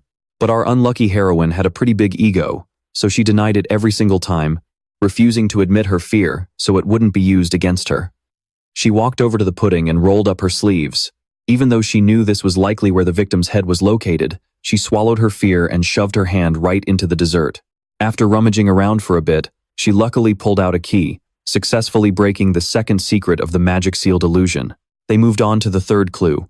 This time, guided by the camera, they made their way to a bedroom that was supposed to be for guests. On the camera screen, blood could be seen oozing out from under the door. But having made it this far, Ah-hyun's legs turned to jelly. She'd rather get chewed out than take another step inside. Min-hun had no choice. He told her to keep her pretty, loud mouth shut and wait outside. But if you see anything weird, just scream your head off and I will come running. With that, he opened the door and stepped inside. It was pitch black, with only a faint sliver of light filtering through the window. Oh my God! A white shadow suddenly darted past. When he turned around to check, a young girl with her upper body, completely drenched in blood, materialized right in front of his face. Her mouth was torn all the way to her ears as she whispered something. The ghost pointed her finger toward him, or rather, toward the butler who was standing right behind him. Fantastic. Min-hun fainted right then and there. When he finally snapped awake, Jae-hyun was already right beside him. He glanced at the bloody torture devices scattered around the room, thinking to himself that even though he was prepared, he almost got scared to death. Seeing that he had calmed down, Ah-hyun said she would use cognitive acceleration to assess their situation. Soon after, she discovered they were locked in an underground dungeon, which was covered in brutal torture marks. She clicked her tongue and groaned. "This is seriously giving me the creeps. Why on earth is there a dungeon inside a mansion anyway? Min-hun touched the iron bars and muttered that the key had to be nearby, then proceeded to punch a massive hole right through the wall. And then, he said the dumbest thing. We need to keep as quiet as possible. It won't end well if Alfred or someone else finds us. Seriously, dude? You literally just smashed a wall. Was that quiet enough for you? Just as they stepped out of the cell door, a little puppy came running out of nowhere and slammed right into Min-hun, acting like they were old friends. To make things weirder, it was holding a key in its mouth. Ah-hyun shrieked, totally on guard. Put that puppy down right now. But Min-hun just shook his head. He didn't feel any danger from it, so he just assumed the little pup was also trapped down here. Seol Ah-hyun stepped in to talk some sense into him. There is no way a dungeon would just hand us a key this easily. If this puppy is a trap, we are dead. It sounded logical, but luckily, the little dog was completely harmless. A side quest popped up for the two of them, instructing them to enter the Countess's room on the 4th floor of the mansion and read her diary within 2 hours. If they succeed, they will unlock a new skill, but if they fail, the outcome remains the same. This new skill seems like their absolute last resort to break the mansion's illusion. The two continue their journey. Before long, they reach the 3rd floor, but now they have no idea which direction to go next. The camera vanished after the 2nd mission, so from here on out, they are completely on their own. Jae-hyun is talking to Min-hun when she suddenly notices him staring blankly in one direction, his face completely pale. Sensing a bad omen, she instinctively looks over too. The ghost appears right in front of them once again. Ignoring his companion's warnings, Min-hun walks straight up to her. He asks her bluntly, "Why are you still here? Do you still hold a grudge against this mansion?" Seeing her remain silent, he has no choice but to try a different question. "So, are you here to help us?" This time, the ghost nods, so he gets straight to the point. "Let me ask you something. Where is Countess Flanders' room on the 4th floor?" Hearing this, she immediately points in the opposite direction instead of answering. Understanding the hint, Min-hun promises that he will help her find peace soon, so she just needs to hang in there a little longer. Finally, he grabs Jae-hyun and runs in the designated direction. The moment the large door swings open, they are greeted by what looks like a junkyard. No, a chaotic mess of discarded belongings scattered everywhere. Min-hun tells her to check the places where no one would expect to find clues, while he heads straight to the desk to search. He walks over and casually picks up a book. It turns out to be the diary of the deceased. Inside, it details everything that happened around Flander, from her life all the way until she kicked the bucket. May 5th, she notices her body growing weaker from illness. May 10th, she feels happy because her parents bought her a doll as a gift. But on May 12th, everything comes crashing down when she receives a death notice, stating her parents did not survive a bandit attack. May 15th, she becomes the new mistress of the mansion but feels completely lonely, with no family left by her side, now or ever again. It isn't until October 4th that she finally makes a new friend, a child of similar age who was caught picking flowers in the Countess's garden. She names the child Sally. The two become quite close, but one day, the butler Alfred suddenly vanishes. Sally says he went to the neighboring city on business, but as soon as the butler returns, she notices something is off. On October 9th, Flander hears multiple screams echoing from inside the mansion. The kitchen assistants and maids scream continuously, as if their throats are being ripped apart. Flander's state of mind slowly deteriorates, as everything happening terrifies her. Then one night, Sally and the butler, Alfred, suddenly knock on her bedroom door in the dead of night. She is certain they want to kill her, but she has no idea how to escape. Reading up to this point, Min-hun knows exactly how this ends. He closes the diary as it dawns on him. Flander was murdered, and the one behind it is the monster that took over this mansion. It might actually be a doppelganger. Well, they are completely screwed. Just as Min-hun pieces everything together, the Jae-hyun standing behind him suddenly transforms into a terrifying form. It is so hideous that it could make an average person go through 3 diapers in a single minute. A crowd of butlers floods in, packing the space behind that long-limbed monstrosity. What the actual hell? Can't they just make a normal dungeon where you just fight monsters? Getting jump-scared like this at 2 or 3 in the morning is enough to make anyone wet their pants. Right then, the system sends a notification. The mansion's secret has been uncovered. The only thing he needs to do now is run for his life, before things get any worse. The doppelganger swings its rubbery, stretched-out arm right at him. However, Min-hun stays sharp enough to dodge while holding on to his goofy-faced pup. He glares at the monster and taunts it, "So you finally showed your true face." I was starting to lose patience watching your terrible acting. It wasn't even that hard. I guess I'm just too smart. Or maybe you're just incredibly stupid." Infuriated by his words, the doppelganger loses its mind. A chaotic battle breaks out instantly, accompanied by the sounds of shattering objects and crashing debris. Battle or not, he refuses to let go of that barking piece of deadweight he's holding. Red slime rushes in to attack from all sides, but unfortunately for them, they are completely outclassed as his lightning chains pierce dozens of holes through their bodies. Tossed back and forth, the golden deadweight in Min-hoon's arms is now completely dizzy. Standing before the red slime, he quietly criticizes it in his mind. It is a B-rank monster that seems dangerous on paper, capable of copying the skills and appearances of other creatures. But when it comes to close combat, it is weak as dirt. Still refusing to give up, it stretches its limbs outward in an attempt to hijack his body. Too bad it isn't fast enough. Its entire body is tightly bound by lightning chains, leaving it helpless as dozens of lightning bolts rain down, obliterating it until absolutely nothing is left, before they'd finally stop. Finding clues took quite a while, but the actual fight was over in a split second. The second mission was finally complete. Jae-hyun said goodbye to the freed soul of the unfortunate Count Flanders and headed out. He and Seo-ah-hyun were transported back to the real world at the same time, to prepare for the final mission of the Big Five. Not long after they appeared, a loud, bustling noise echoed from a distance. "Welcome to Neverland, everyone. I'm Brun, your host for today. Please join my parade." Right after those words, a spectacular fireworks display erupted right in front of them. The masked man ran straight toward the two of them and showered them with praise. "Hello there, Jae-hyun. You two successfully completed both missions. Well done."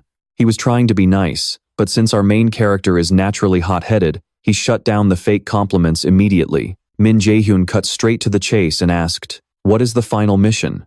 Brun didn't want to drag things out either, so he replied that their final mission was a game of chase. He pointed them toward a distant gate and told them they had to escape the monsters pouring out of it to reach the final destination. The catch was that the monsters would scale in number and strength based on the challengers. Hearing this, Jae-hyun immediately knew things were about to get ugly.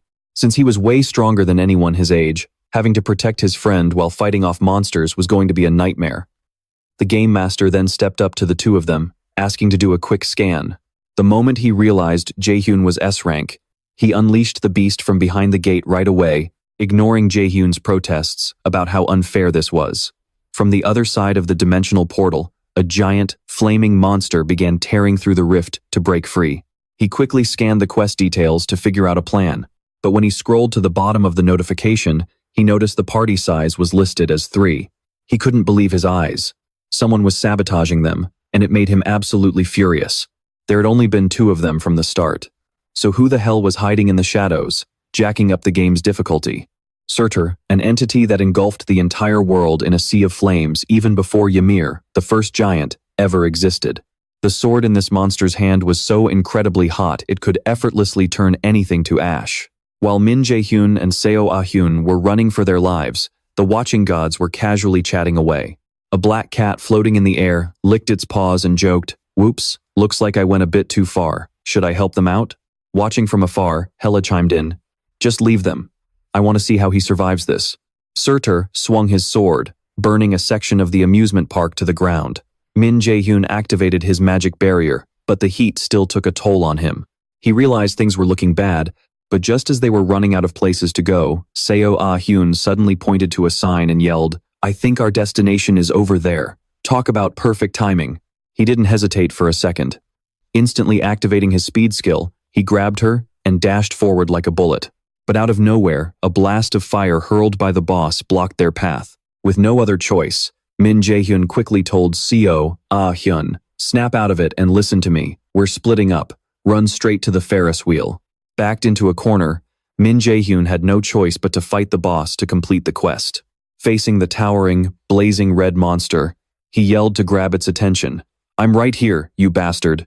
With that, he leaped onto the roof of a building to taunt it, while Seo-ah-hyun ran for her life toward the exit.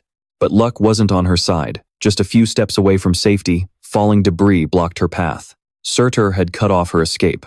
Because of this, the escape mission was cancelled, replaced by a new objective. Defeat the enemy to survive. The giant laughed maniacally. "Insignificant mortals, did you really think you could stand against me? That was a low blow. And now, Min Jae-hyun was absolutely furious. With a cold expression, he activated Odin's left eye and muttered a spine-chilling line to himself. Since it's come to this, I'll just have to kill him. A massive pillar of fire came hurtling toward him, but he blocked it head-on. Surtur was caught off guard, which only made him swing his sword again with even more excitement. Intense flames erupted everywhere. Watching him fight all alone from a distance, Seo Ah-hyun felt a pang of guilt. But thanks to her IQ of 150, she quickly came up with a strategy to defeat the boss. Dodging attacks, they managed to group up. Even though they barely had any time, it was enough to coordinate. Seo Ah-hyun told him there was a water reservoir nearby. No matter if this monster was a giant or a god, it couldn't possibly be as strong or immortal as the original myth. She would use her skills to calculate the perfect pathing for him. The rest of the plan was simple. Lure it to the reservoir. After working in perfect sync for a while, they finally reached the spot. Putting on his signature smug face, Min Jae-hyun began to play mind games with the giant. I heard you're no match for the Norse gods. You're nothing but a gatekeeper, so you really have no right calling me weak. He paused for a moment before landing a devastating psychological blow, asking, "Are you afraid of me? A mere human?" That did it. The boss completely lost its mind with rage. This successful taunt worked like a charm, making the boss recklessly swing its massive sword down on him without a second thought. Too bad for the beast, what it struck was nothing but an illusion he had set up. A split second later, a massive torrent of water from the ruptured water tank came crashing down, completely washing it away. Talk about a desperate cry for help. As the monster writhed in agony, Min-hyun showed no mercy. He leaped from midair and drove his dagger deep into its chest. The boss was absolutely saltier than the ocean, but all it could choke out was, "You play dirty." Too bad for it. It had to cross paths with the king of shamelessness himself, Min-hyun. He just nodded right along and shrugged. So what? A win is a win. The boss's eyes bulged with pure, unadulterated rage. But before completely fading away, it insisted on a rematch sometime in the future. Don't get cocky. You are only fighting my clone. Once you face my true self, you won't stand a chance. You won't get off this easy next time. At last, this intense battle came to an end, and the monster was officially defeated. As for Min-hyun, he gained a new skill called the Flame of S. Thanks to his mind-blowing performance, his reward was none other than the Boots of the Wind God, along with an extra skill called Steps of Light. Meanwhile, Ga-hyun received Rosva's seal, which boosted her strength by 50 points and granted her the Courage skill to protect her against panic. With the battle over, the illusion shattered, returning the amusement park to its original state. The bewildered crowd that had been waiting outside for ages rushed forward to swarm them with questions the moment they appeared. The government representative targeted Min-hyun first, but unfortunately, by the time he squeezed through, the boy had already vanished into thin air. With him gone, all the spotlight shifted to poor Ga-hyun. While she was getting bombarded with a dozen questions, Park Joon-ho turned to the guy next to him and asked, "Did he use stealth? That would make sense if his class is an assassin." However, Seo Ji-hyuk had a different take, replying, "No, I don't think so. According to instructor Kim Jun, Min-hyun is actually a mage. That guy. He's a battle mage." Thanks to the intervention of the Yijongwa Association, all news about Min-hyun was completely wiped from the media, leaving him untouched. Meanwhile, Principal Gi-hoon was practically sitting on pins and needles. He had just assigned a secret task to his lackey, Instructor Dong Ji-soo. She bowed and said, "From now on, as you ordered, I will report every single detail about the student, Min-hyun." Since the tracking mission was handed over to someone new, it was obvious the previous agent had already been taken out. He turned to the big screen with a satisfied smirk and muttered to himself, "You have to weed the grass to keep a garden beautiful. I'm really looking forward to this upcoming event. I'll get rid of all the filth blocking my path." Once Min-hyun returned to school, he was immediately bombarded with a barrage of caring questions from his best friend, Kim Do-young.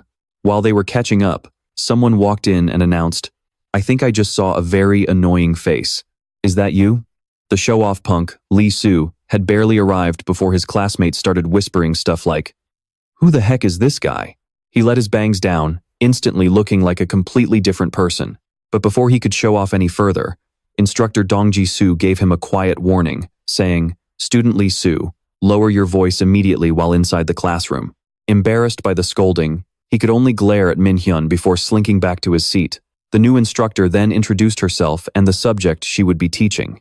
Next, she had her teaching assistant distribute the textbooks to the students. As soon as some of them opened theirs, they cried out, "Why is there nothing in here but the cover?" Another student nodded in agreement. "Look, the inside is completely blank too. Is this a printing error?" However, when the book reached Min-hyun, things were a bit different. Noticing him smiling, instructor Dong Ji-soo immediately asked, "Student Min-hyun, can you tell me what the book says?" The moment she heard him accurately pronounce 2 words of the ancient language, her expression instantly changed. This book was actually a magical grimoire that required solving complex magical equations before you could read it. Most new students would take about a week to crack it, but Min-hyun solved it on his very first try. It seemed he was even more skilled than what Principal Gi-hoon had described. To make absolutely sure, she followed up. "Then, do you know what the ancient runes on the cover mean?" Though he was a bit skeptical of what he was reading, Min-hyun gave his answer straightforwardly: "The life of Odin and basic runes." After drawing unwanted attention, the young man who constantly reminded himself to keep a low profile headed straight to the library to study. It turned out that book was actually quite fascinating. It explained all kinds of mathematical formulas that could even alter magical attributes depending on how they were used. For example, lightning strike could be understood as a combination of mana and lightning element magic. Mages could reach higher tiers by deepening their understanding of these mathematical formulas. Sitting right in front of him were his 2 friends. While Seo had already deciphered the cover, Kim Do-young, the one who used to teach him magic, was completely clueless and couldn't read a single word. They chatted away happily, completely unaware of a black crow perched outside the window, watching their every move. The following days passed by normally. Today, as soon as the theory class ended, Min-hyun immediately ran after the instructor. Min Jae-hyun went to find Jung Isu to ask her about something. He had a few questions regarding the documents he had just read. He shoved a book right in front of her face and made it clear that he wanted to know more about what was written inside. But unfortunately for her, the moment Jung Isu saw the cover, she broke out into a cold sweat. This stuff was so advanced that even instructors couldn't make heads or tails of it. How the hell was she supposed to explain it to him? She wept silently inside, wondering who the hell this student in front of her actually was. There was no way a normal human could be this ridiculous. Since asking around got him nowhere, Jae-hyun decided to take the 4 divine beasts grimoire and run straight to his wealthy patron, Yoo Sung-yoon, for answers. He admitted that the creation of new magic, the destruction used to erase magic, the amplification to reinforce it, and all the theoretical algorithm formulas were just too advanced. So, trying to understand them on his own was a real struggle. Up until now, he had always relied on the Eye of Odin, but he needed a much deeper understanding of magic, instead of always blindly relying on a mythic item. Yoo Sung-yoon knew exactly what he was after, but there wasn't much she could do besides letting him figure it out on his own. She explained that the concepts in the 4 divine beasts grimoire had to be grasped on his own, or else it would all be completely meaningless. At the very least, he needed to achieve this much on his own if he wanted to step into the realm of a Tier 3 conqueror. Despite her words, seeing how much effort her student put into coming all this way, she pulled out a cloth and offered to let him in on a little secret. She wanted to reveal a tiny bit of its principles, which was crucial to help him understand and learn magic amplification. She held the cloth in front of him and asked one final question. "Well, what do you say? Do you want to hear it?" Refusing wasn't even an option at this point. Jae-hyun replied without a single second thought. "Sure. I don't care what it is, as long as it makes me stronger." After returning from President Yoo Sung-yoon's office, Jae-hyun headed straight to the battle simulator to train. Nobody knew how long he had been at it, but his shirt was completely drenched in sweat. Exhausted, he unleashed an attack called Magic Arrow, but it lacked power, and the monsters in front of him easily swatted it aside. He recalled his conversation with the guildmaster.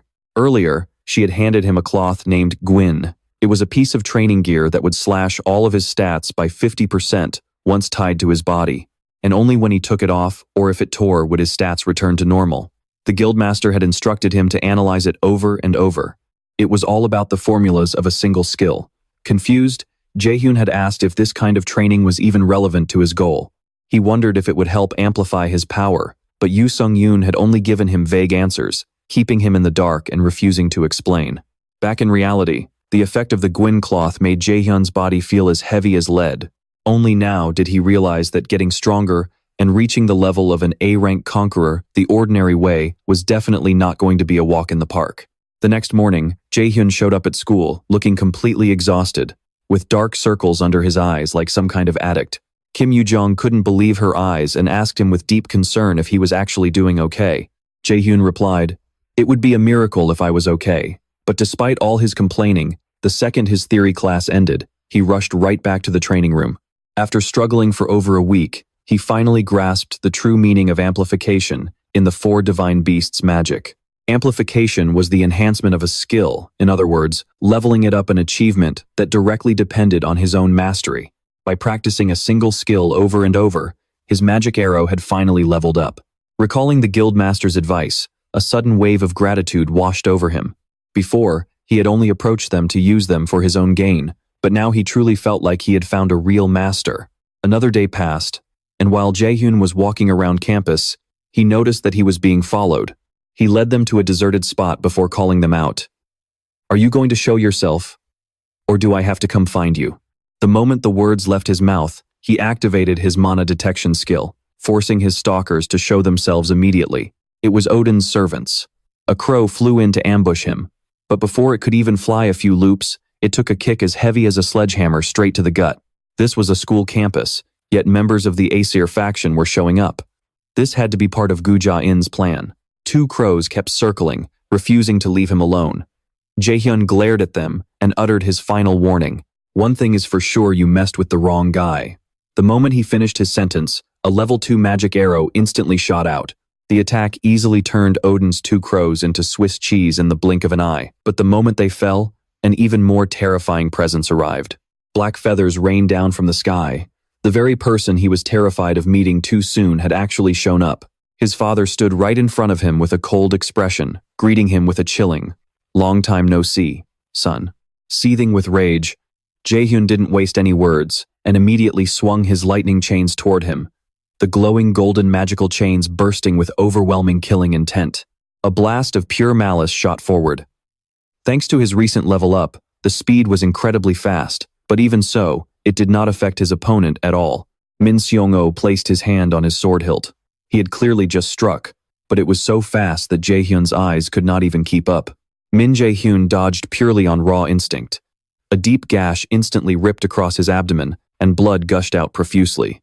Looking back now, he realized a terrifyingly long slash mark had been carved into the ground from that single swing. Min Seong-oh continued to mock him. "I have been watching you for a long time, but lately, you seem to have quite a temper. Perhaps my little boy is going through his rebellious phase? Cut the act.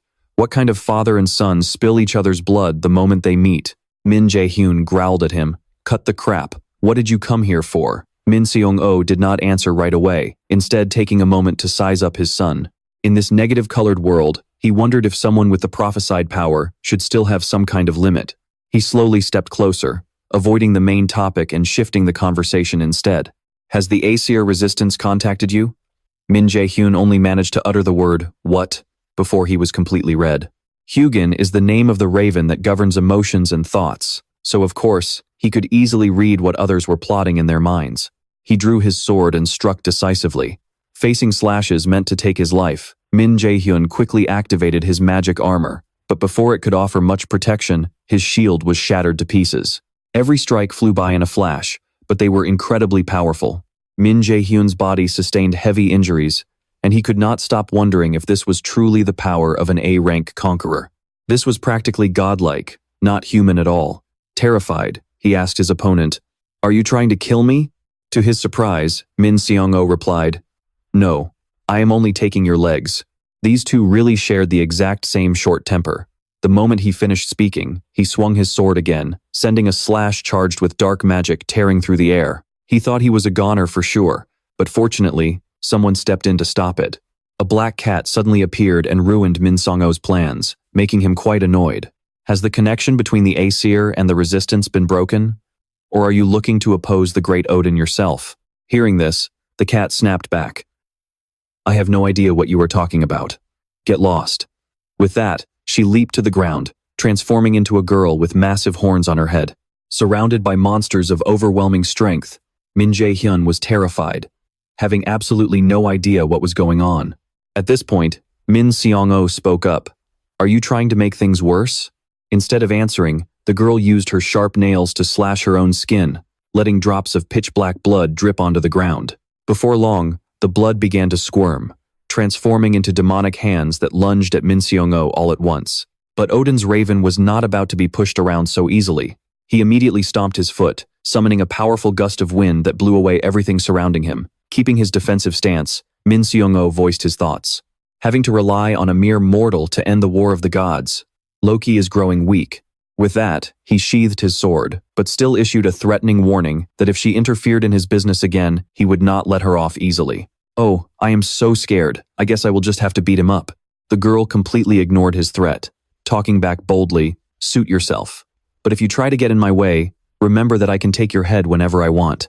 The deity who had transformed from the black cat left a tiny cut on his throat before continuing. "The treaty only applies to the Aesir and the resistance. There is no rule stopping me from killing Odin's raven." Outmatched, Min Seong-o left in a huff. By this point, Min Jae-hyun could no longer hold himself up and collapsed to the ground. Those powerhouses fought way too intensely. He was just a small fry in comparison, so he was unlucky enough to get mana poisoning. It was honestly so embarrassing. The girl did not care much, casually introducing herself as Hell's close friend. She was his observer and guide through the 5 trials. With the storm temporarily cleared, Min Jae-hyun returned to his dorm and used his sacrifice skill to heal himself. The black cat girl was still there, telling him to ask if he had any questions, as she would use her knowledge to answer them all. Fine. Then he would get straight to the point. He asked her, "Min Seong-o, who is he really?" At first, he thought the man was connected to Odin, but he did not expect the answer to leave him completely stunned. Min Seong-o was actually not his father. His real name was Hugin, and he was one of Odin's ravens.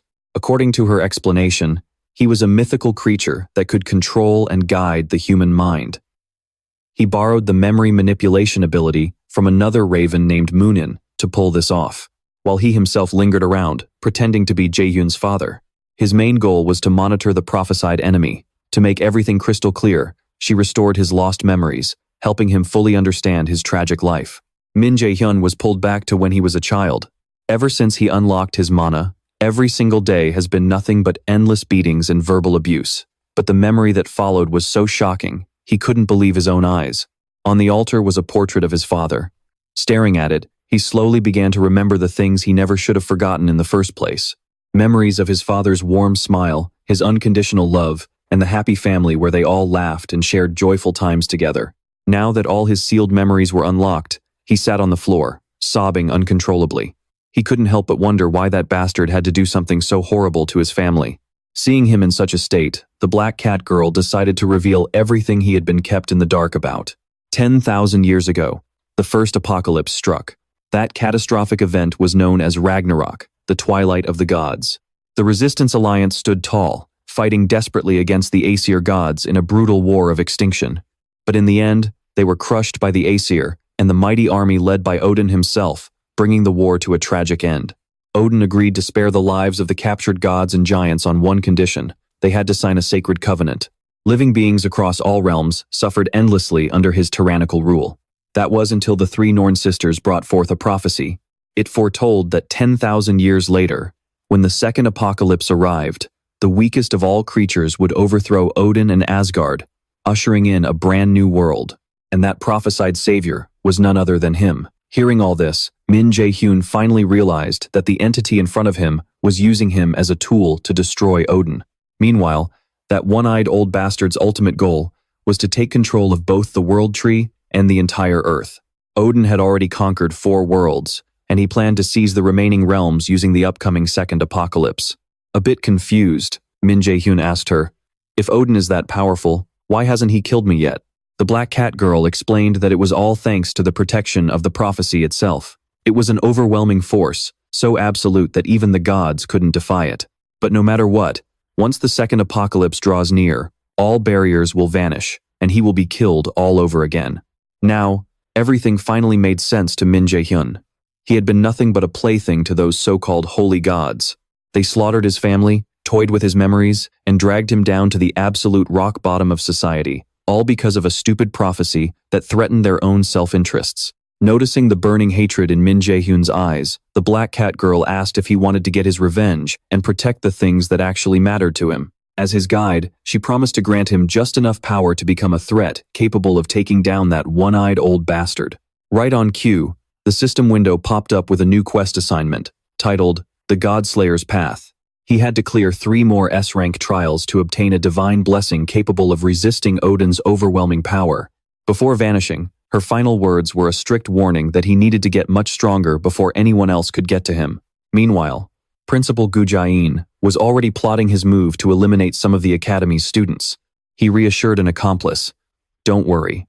Once we get rid of the low-ranking students, all the government funding will naturally go to the high-ranking ones." He then gave him a subtle nudge, adding, "I'm sure a distinguished member of the National Assembly like you can easily handle the rest." However, the politician hesitated, clearly reluctant to get his hands dirty, since the National Conquest Bureau would likely catch wind of this very soon. But trying to back out of a deal with a monster like Gu Jae-in was completely out of the question. He informed his partner that everything was already set in stone, and that he would personally open a dungeon gate during the upcoming guild training event. Just hearing about opening a gate sent shivers down his ally's spine. Not wanting to drag things out any further, he quickly promised to transfer the state subsidy funds to MS Academy, just as they had agreed. Right outside the door, An Ho-yeon happened to overhear the entire sinister plot. Connecting the dots with what Min Jae-hyun had told him before, he finally realized that the person who had brainwashed and controlled him that day was none other than the principal. An Ho-yeon wanted to expose him right then and there, but managed to stop himself just in time. The principal had summoned him here for a reason, and making a reckless move now would practically be a death sentence. He knew he needed to find someone he could trust before doing anything. Meanwhile, just as Min Jae-hyun and his friends finished their class, an urgent text message popped up on their phones.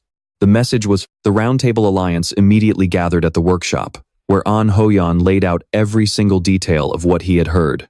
Unable to believe his own ears, Kim Woo-jong asked to clarify, "Are you saying Principal Gu Jae-in is trying to get rid of the low-ranking students? And he's doing this during the guild training event, which is supposed to help reawaken students?" The others chimed in, expressing their absolute disgust at the principal's sheer cruelty. Only Min Jae-hyun remained silent, deep in thought. The guild training event. This is turning out to be way more dangerous than I thought. In my past life, it was covered up as a tragic accident where several students died. But now, we're the only ones who know the truth, and we're the only ones who can stop it. Kim Woo-jong suddenly stood up and declared, "Are we seriously going to sit here and hesitate? The lives of the other students are in grave danger." Kim Yoo-jung raised her hand in agreement, while Seo In-na also shared her willingness to help in any way she could. At first, Min Jae-hyun hesitated, but seeing their burning passion, he made up his mind. Right on cue, a main quest popped up to join the fun.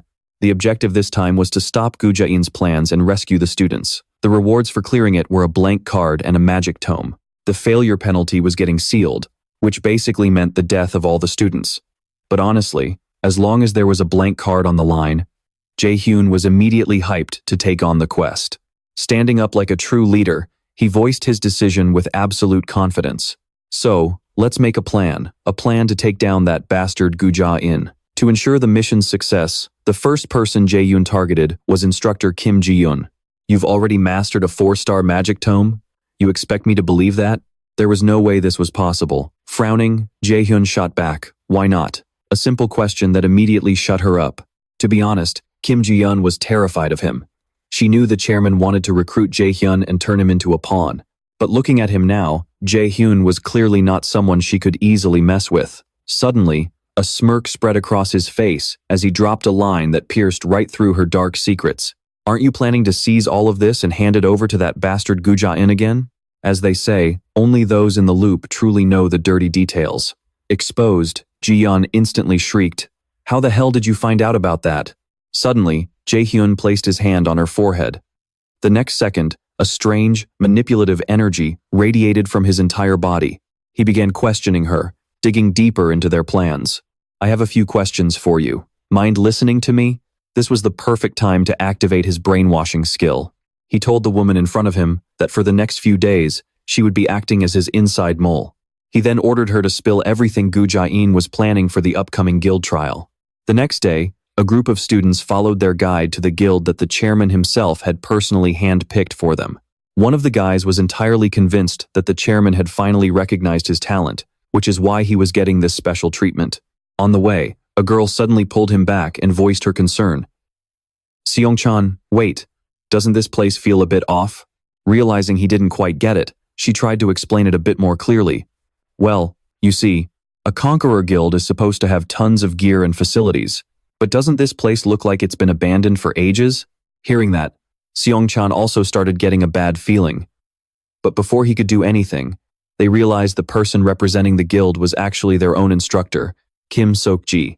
He wore a wicked grin and clicked his tongue. My, I didn't expect the effect of this skill to wear off so quickly." With a sneer, Seogi said, "Well, there's no helping it. It's a bit early, but this is where we say goodbye, students." Suddenly, a magic circle flared to life right beneath their feet. The prey had walked right into the trap. Now, even if they wanted to run, there was absolutely no escape. Soki glared at them with a malice that mirrored his master's. "This is your final lesson, kids. Though, who knows if any of you will actually make it out of that hell alive." Outside the building, Jae-hyun and his group had finally arrived.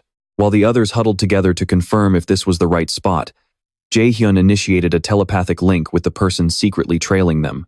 "You followed us too? Of course, don't worry about it. By the way, Jae-hyun, how on earth did you learn telepathy?" The person watching over them from the shadows was none other than Park Seong-jae. Prior to this, Jae-hyun had visited Yoo Sung-yoon to report the situation and borrow some backup. As he left, Sung-yoon suddenly detected a strange, dark aura lingering nearby. Jae-hyun had previously mentioned to her that Kane was the guild chairman Gu Ja-in used to clear dungeons with. Since Kane was a guild situated right between Seoul and Lotus, if he caused a major scene too openly, he'd only end up dragging himself down. After a moment of thought, she asked her secretary, Park Hana, if they had finished investigating the Kane Guild. Her secretary replied, "Yes, we have. But it turns out it's actually a ghost guild. As you know, there are guilds out there that exist solely for tax evasion or other shady dealings. It looks like Gu Ja-in set up this guild for the exact same reasons." Hearing this, Sung-yoon's face grew tense with worry. She immediately stood up, ordered Hana to prep her combat gear, and rushed out to save them. Back at the abandoned building, Kim Yoo-jung looked at her friend and asked, "Are you sure this is the place?" Jae-hyun gave a firm nod, confidently declaring that this was exactly where that damn magical aura was leaking from. Seeing his confidence, the others had no further objections.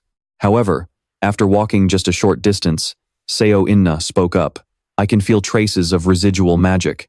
Jae-hyun squatted down to examine the ground and agreed. "Yeah, it looks like a high-level magic circle was recently activated here. But oh man, by the time he realized the danger, it was already too late." Talk about bad luck. The entire party just happened to be standing right in the middle of the previously activated magic circle. Instantly, a massive magic circle flared to life. Just as they panicked, realizing they couldn't even budge, a cold voice suddenly echoed, "You fools. Welcome to Svartalfheim, the realm of the Dark Elves." Right on cue, a system notification flashed, warning that they were being teleported to Svartalfheim, accompanied by a flashing red warning repeating over and over, "Leave the dungeon immediately." Svartalfheim was the realm of the Dark Elves, their homeland. Talk about being utterly screwed. Min Jae-hyun had heard rumors that in Norse mythology, these Dark Elves possessed enough raw power to trade blows with the gods. Of course, their power had been heavily nerfed now that this realm had been turned into a dungeon. But if Gu Jae-in had a hand in this, then all bets were off. Standing nearby, An Ho-yeon muttered to himself, "Could Principal Gu Jae-in really pull off high-level teleportation magic like this? Just what is his real identity?" Just then, Park Sung-jae, who had been secretly tailing them, finally stepped forward. He assured the kids that Min Jae-hyun had actually called him as backup, just in case things went south. "But seriously, how did you kids manage to end up in such a colossal mess? Even with him here, things weren't looking good." Seeing their confused faces, he laid it out straight. "This is the realm of the Dark Elves.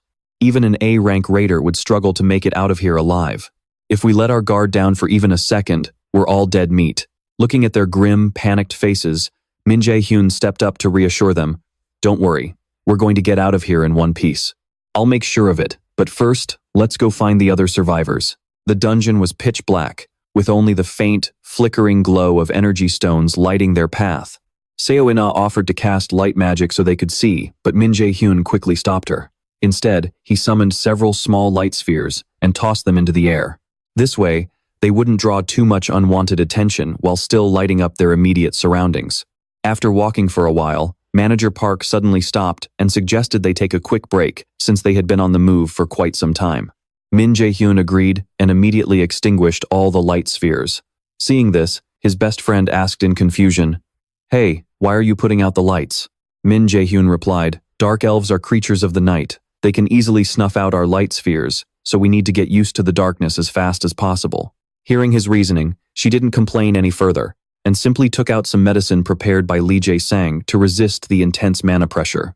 While they rested, Jae-hyun's brain went to work, cooking up a plan to cut down their search time. Jae-hyun immediately activated his mana detection skill and quickly located the path leading straight to the boss room. But just as he was about to tell the others what lay ahead, a spear suddenly came hurtling out of the darkness. In the blink of an eye, he snatched the weapon out of midair, right before it could impale Jae-hyun. Realizing their cover was blown, the rest of the party instantly braced themselves for a fight. Out of the shadows, hundreds of glowing eyes locked onto them, completely surrounding the group. There was absolutely no avoiding this fight. Min Jae-hyun muttered under his breath, "It's the Dark Elves." With a powerful squeeze, he shattered the enemy's spear in his hand, signaling the start of the battle. The others weren't about to back down either, immediately unleashing their skills to push back the waves of dungeon monsters. Jae-hyun cast a slow spell to slash the elves' speed before chanting to summon her sword. An Ho-yeon activated his defense skill to erect a protective barrier. With their defense secured, Park Sung-jae, the assassin, leaped into action, slicing through the monsters. Surrounded by so many talented teammates, Min Jae-hyun didn't want to be left in the dust. He immediately unleashed his high-tier skill, Lightning Chains. A massive web of magic circles materialized in the air, shooting out countless electrified chains that violently impaled the enemy. Their opening wave of attacks went smoothly. Min Jae-hyun then yelled out, "Everyone, listen up. Kim Yoo-jung, Seo-ina, stick strictly to fire magic." He paused briefly to deflect a sneak attack, then shouted, "An Ho-yeon, use your taunt skill to herd them into one direction." And lastly, Manager Park. Min Jae-hyun's request for him was simple: wipe out the Dark Elves currently lured by An Ho-yeon's taunt. Even though they had no idea how he knew so much about these monsters, everyone followed his orders without question. Park Sung-jae immediately activated his stealth skill, vanishing completely from the enemy's sight. What followed was a deadly display of dagger combat. Every single swipe of his blade claimed a life, leaving absolutely no survivors in his path. Min Jae-hyun was a bit different. Since he was a close combat mage, he unleashed a fire skill from his warrior days, brutally beating the living daylights out of each elf up close. The battlefield was quickly consumed by thick smoke, fire, and the distinct smell of roasted meat. Watching a young girl launch countless fire arrows and decimate his comrades, one of the elves cried out in disbelief, "How the hell do these humans know our weakness?" Before he could even get an answer, An Ho-yeon ran him through with his sword. And to make sure the job was finished, Min Jae-hyun whipped out another chain, sending him straight to the afterlife. Thanks to Min-hun's leadership and their teamwork, they managed to clear out the Dark Elves here without taking a single hit. Min-hun didn't even give them a second to rest, quickly urging them, "Let's keep moving. We don't have much time." He explained that he could feel the presence of survivors down the path to the left. "But if we're too late, I'm afraid we won't be able to save anyone. How could you mess things up this badly?" That furious roar came from Ga-in. Seeing his boss blow a fuse, Kim Sok-ji could only bow his head and tremble in fear. I'm so sorry, sir. I never imagined an outsider would break into the guild building. Besides, civilians dying from random gate openings happens all the time. We can easily cover this up. They say there is nothing more dangerous than a stupid ally." Kim Sok-ji's brainless excuse only made Ga-in's blood boil even more. He slammed the table and roared, "Shut up." Just the sheer pressure of that shout was enough to make Kim Sok-ji spit blood on the spot. But Ga-in wasn't done venting his anger just yet, and he followed it up with a chilling threat. Everything had better go smoothly from here on out. If even a single student makes it out of there alive, I'm sure you know exactly what will happen to you, right, Instructor Kim Sok-ji? Meanwhile, deep inside the dark dungeon, a young girl was wandering around, carrying an unconscious boy on her back. Just as she tripped and sent them both crashing to the ground, She lay there sobbing, completely hopeless, believing their end had finally come. Fortunately, Minhun and his team arrived just in time to rescue them. After being treated with some recovery potions, the two quickly regained their strength. Once they had completely calmed down, Minhun asked, "What on earth happened here?" The two took turns explaining what happened. Right after they fell into this place, their teammates were immediately ambushed by dark elves. Everyone else was captured, and the two of them were the only ones lucky enough to escape. However, they couldn't handle the intense mana overload, which caused them to pass out. The girl lowered her head in shame as she finished her story. Minhun could see right through them. He knew they were blaming themselves for being cowards and running away, leaving their comrades behind. But he didn't blame them at all. Standing your ground against an opponent who is way out of your league only leads to the grave. That brave hero stuff only happens in movies, not in real life. After offering a few words of comfort, he asked if they knew where the captured students were being held. Realizing he wanted to rescue them, the girl quickly replied, "There's someone controlling the dark elves." With the first major question answered, it was time for the second. "Who brought you guys here?" Gritting his teeth in pure rage, the young man, Song Chang, immediately spat out that the mastermind was none other than their president, Ga-in. Now that everything was crystal clear, Minhun turned to the rest of the group and told them he could sense the monster's presence. He was certain the path behind him led straight to their lair, so he decided to head there alone to rescue the other students. This sudden decision instantly sparked an argument among the group. While the girls strongly protested letting him go in there alone, the other two guys knew their own limits. They were nowhere near as strong as Minhun. Tagging along would only slow him down, and they might all end up sharing a grave. Manager Park sighed and said, "Fine, but if it gets too dangerous, you promise to turn back immediately." An Hyoan chimed in, "Don't worry about us. Go. I'll protect everyone here with everything I've got." Not long after Minhun left, Manager Park Seon suddenly signaled everyone to be quiet. The enemy was closing in on them. Before he could even finish his warning, blood sprayed from his left shoulder as he collapsed, completely losing his strength. A bizarre-looking creature stepped forward with his horde, sneering. "I was wondering where these pesky flies came from. Turns out they're just humans." Meanwhile, Minhun was standing before a massive, intricately carved door. He knew there was a high chance something could happen to his teammates while he was gone.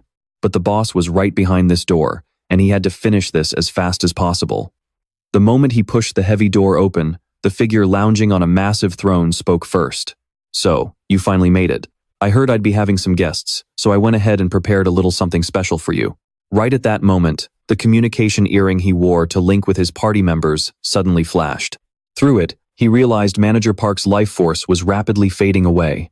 And the bad luck didn't stop there. The massive door slammed shut behind him as a group of dark elves suddenly materialized. The boss sneered that he wouldn't let Minhun leave alive unless he could defeat every last one of them and walk out of there on his own 2 feet. The boss stared down at him with an incredibly mocking grin. "Well, what are you going to do now?" But messing with the main character is the biggest mistake you can ever make. A massive ring of fire instantly erupted around Minhun as he glared back with an incredibly cold, arrogant expression. "Let me tell you something. All of you are going to die right here." Knowing his friends were in grave danger, Minhun was completely enraged. He coated his chains in roaring red flames, lashing out at anything that dared to move. Loud explosions echoed one after another, but the enemies just kept on coming. Staring them down with pure hatred, he spat out one final threat. "I'll make you throw up everything you just swallowed." Meanwhile, the rest of the group braced themselves, ready to fight to the bitter end against the enemies right in front of them.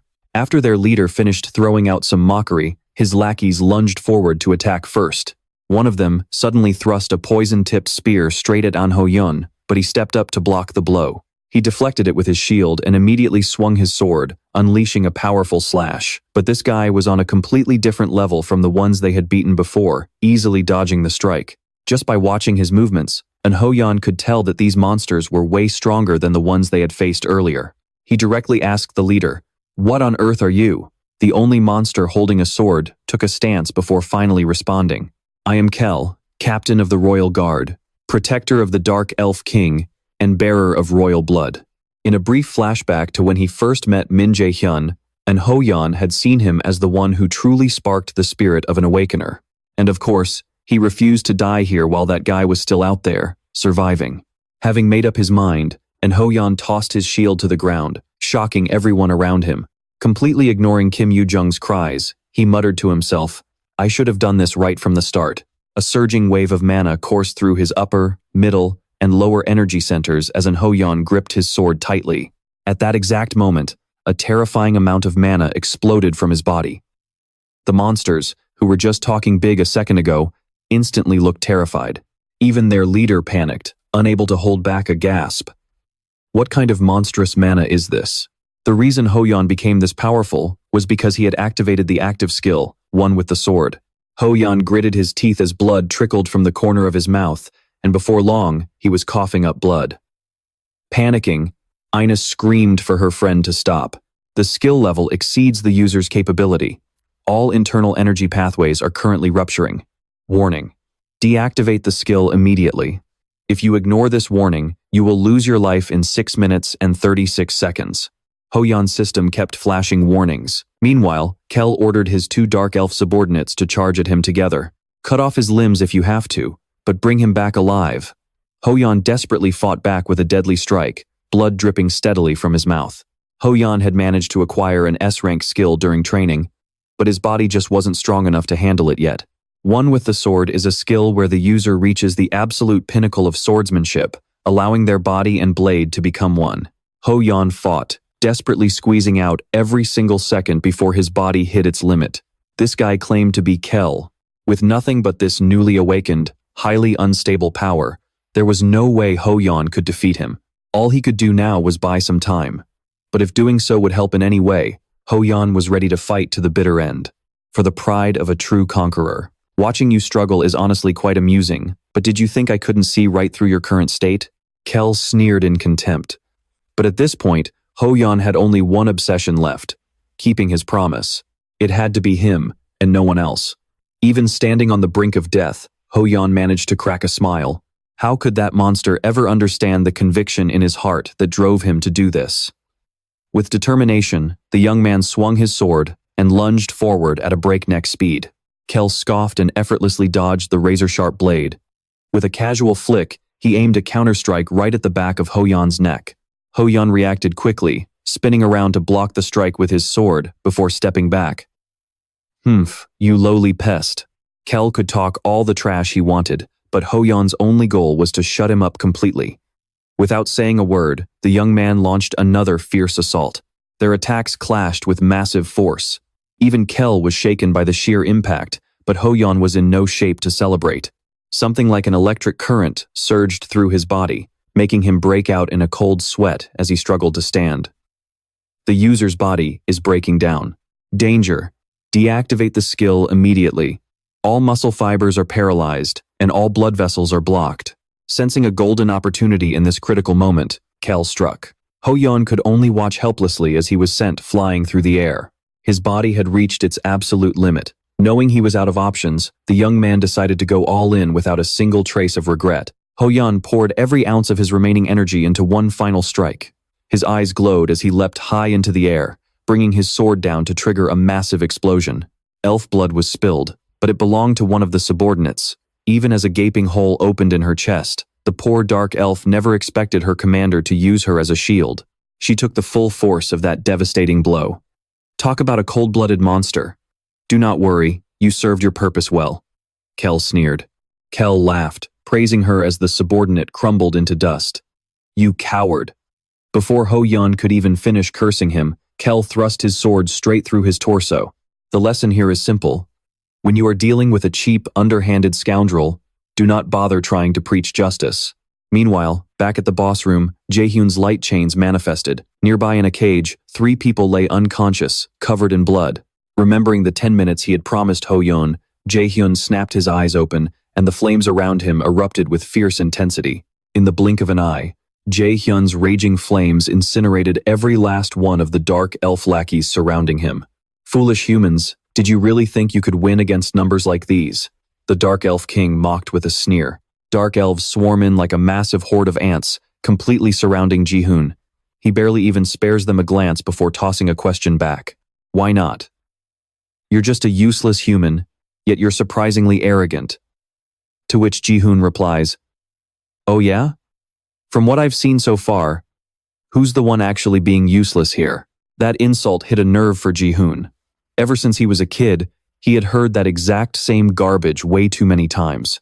But that didn't stop him from feeling insulted, both hurt and furious. In fact, he was completely sick and tired of hearing it. His massive surge of energy explodes, terrifying the Elf King, who desperately screams at his minions to jump him. Jae-hyun activates his active skill, Hellfire Chains. A massive tangle of iron chains engulfed in glowing red flames swirls violently around Jae-hyun. He instantly leaps forward, delivering a fiery punch straight into the face of the nearest elf. I've been dying to try out this new skill, so thanks for giving me the perfect opportunity to test it out. The Dark Elf King stands frozen in shock, watching his subjects get swallowed up by the roaring flames one by one until nothing is left but ash. You bastard. Do you really think I'll let you live after what you just did? The Dark Elf King threatens him. Jae-hyun suddenly stops and glances over at the iron cages. Are you actually serious right now? With one of his divine eyes glowing bright gold, Jae-hyun steps closer and closer, cornering the king who only knows how to boss people around. Even at a moment like this, the king is still desperately wondering how on earth a mere human could possess such terrifying power. He knows deep down he can't beat Jae-hyun. You're going to regret this. Even if you kill me here, the other 7 kings will never let you get away with it. You talk too much, old man. Do I look like I give a damn? Jae-hyun teleports instantly, landing a devastating punch right on the Dark Elf King's face. A massive burst of flames explodes. If they're mad about it, they can come find me themselves. Meanwhile, back at Hoeon and Kane's battlefield, blood has been shed, and lives are hanging by a thread. Ina stands frozen like stone, blaming herself for being utterly useless. She couldn't even keep up with what was happening, failing to act even as her own friend collapsed right in front of her. She blames her own weakness for costing her another friend. Now, all that's left is this little girl. Kane reaches out, ready to wrap his hand around Ina's throat. You'll make a pretty sweet dessert. Someone screams her name, but Ina doesn't even try to resist, though deep down, she hates the thought of losing. Right at that moment, a brilliant light shines through as a graceful figure with long, flowing hair arrives, accompanied by an overwhelming surge of mana. Did you do this to them? Guildmaster Yu Sunga of the Donga Guild arrives, looking absolutely stunning in her badass armor. You better think very carefully before you answer, because if you did, you're dead meat. The moment Guildmaster Yu arrives, Hoeon can finally feel that he's still hanging in there and won't be kicking the bucket just yet. Kane, who was smugly gloating just a second ago, is now completely speechless, his mouth shut tight.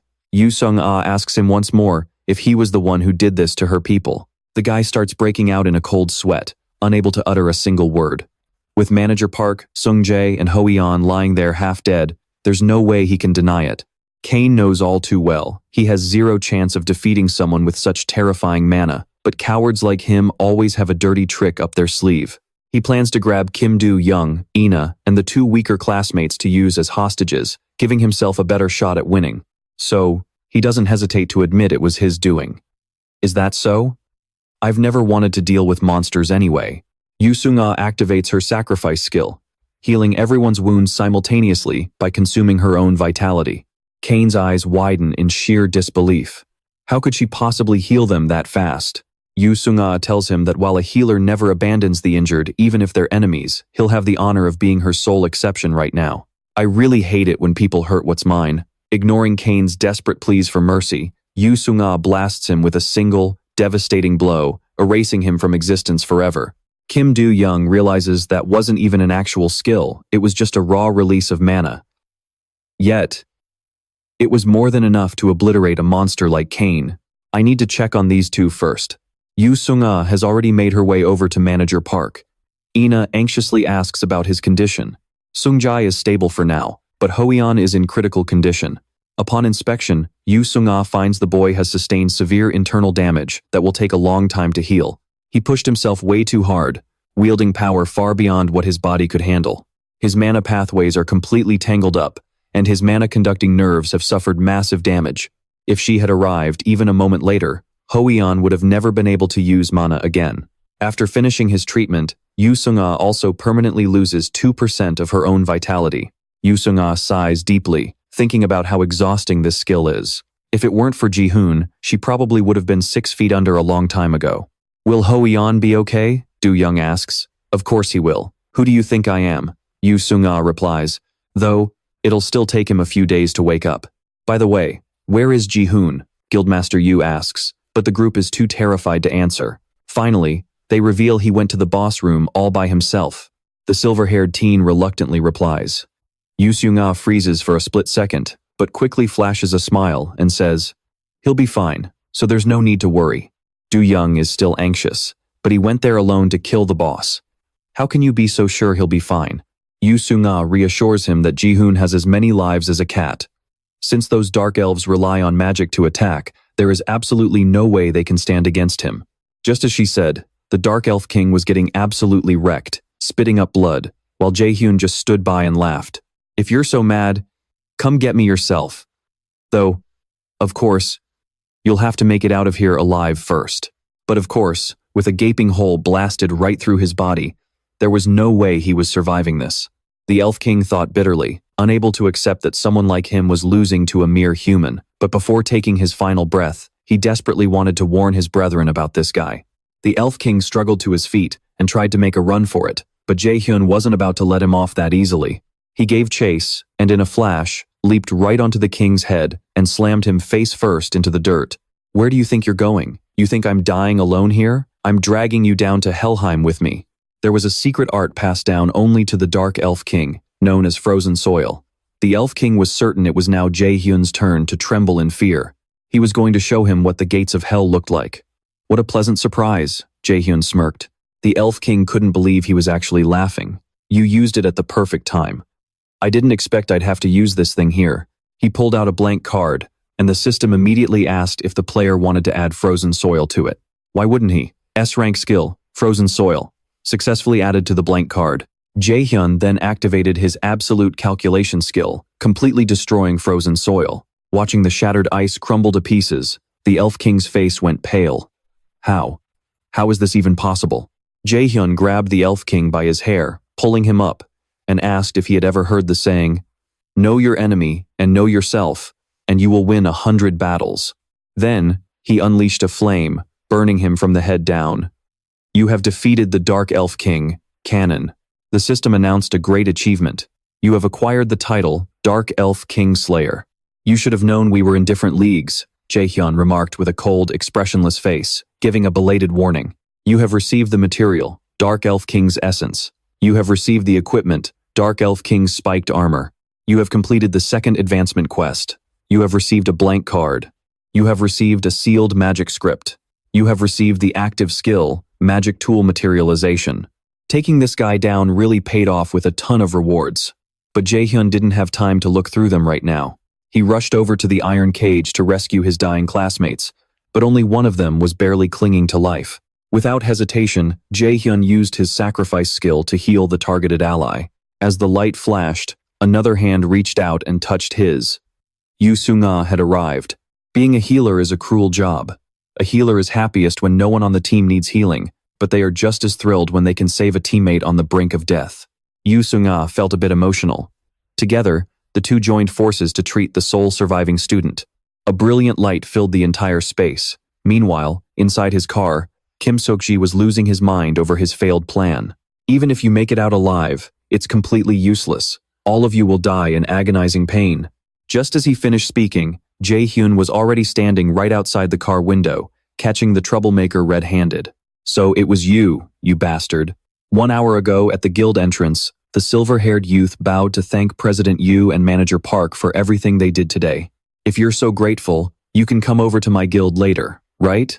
Sung-ah was so excited that she invited the kids over to her place to party. If that's possible, I'll go right now. Yoo-jung's eyes sparkled as she accepted instantly.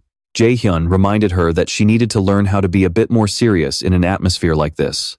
But who would have thought she'd kick him right in the knee and snap at him to keep his mouth shut for the rest of the day? Jae-hyun rolled his eyes and grumbled to himself, knowing her strength stat wasn't even high enough to hurt this much. Not long after, a car pulled up. The moment it stopped, Hannah rushed out to find Yu Sung-ah. Seeing her, Hannah rushed over to ask if President Yu was all right, having rushed over after failing to reach her for hours. Yu Sung-ah said she would explain later, but for now, she needed Hannah to take the injured and the kids back to their guild. Meanwhile, Seung-ah and Jae-hyun stayed behind because they still had unfinished business. Hannah sighed and accepted the task. Let's go, Manager Park. See, that's what a little sister is like. The very second they met, she put her older brother on the spot. Jae-hyun suddenly remembered and was about to ask about the manager's arm, but the manager quickly used telepathy to beg Jae-hyun to hide it from his sister. Even though casting it drained his mana and was really bad for someone who was just injured, it was still better than letting his sister find out. If you keep standing there like an idiot, I'll take it as you wanting to walk back yourself. With a sister fierce as a dragon, an older brother with such a rough life could only obediently follow behind. Seung-ah told Hannah to take care of the kids for her, and Hannah obediently led them away. Once they were out of sight, Jae-hyun brought up that angry, disgusted, and annoyed glare. It was none other than Kim Sok-ji, who was sweating buckets the moment he saw Yoo Seung-ah. But he wasn't about to go down without a fight, instantly blinking away to put some distance between himself and Seung-ah.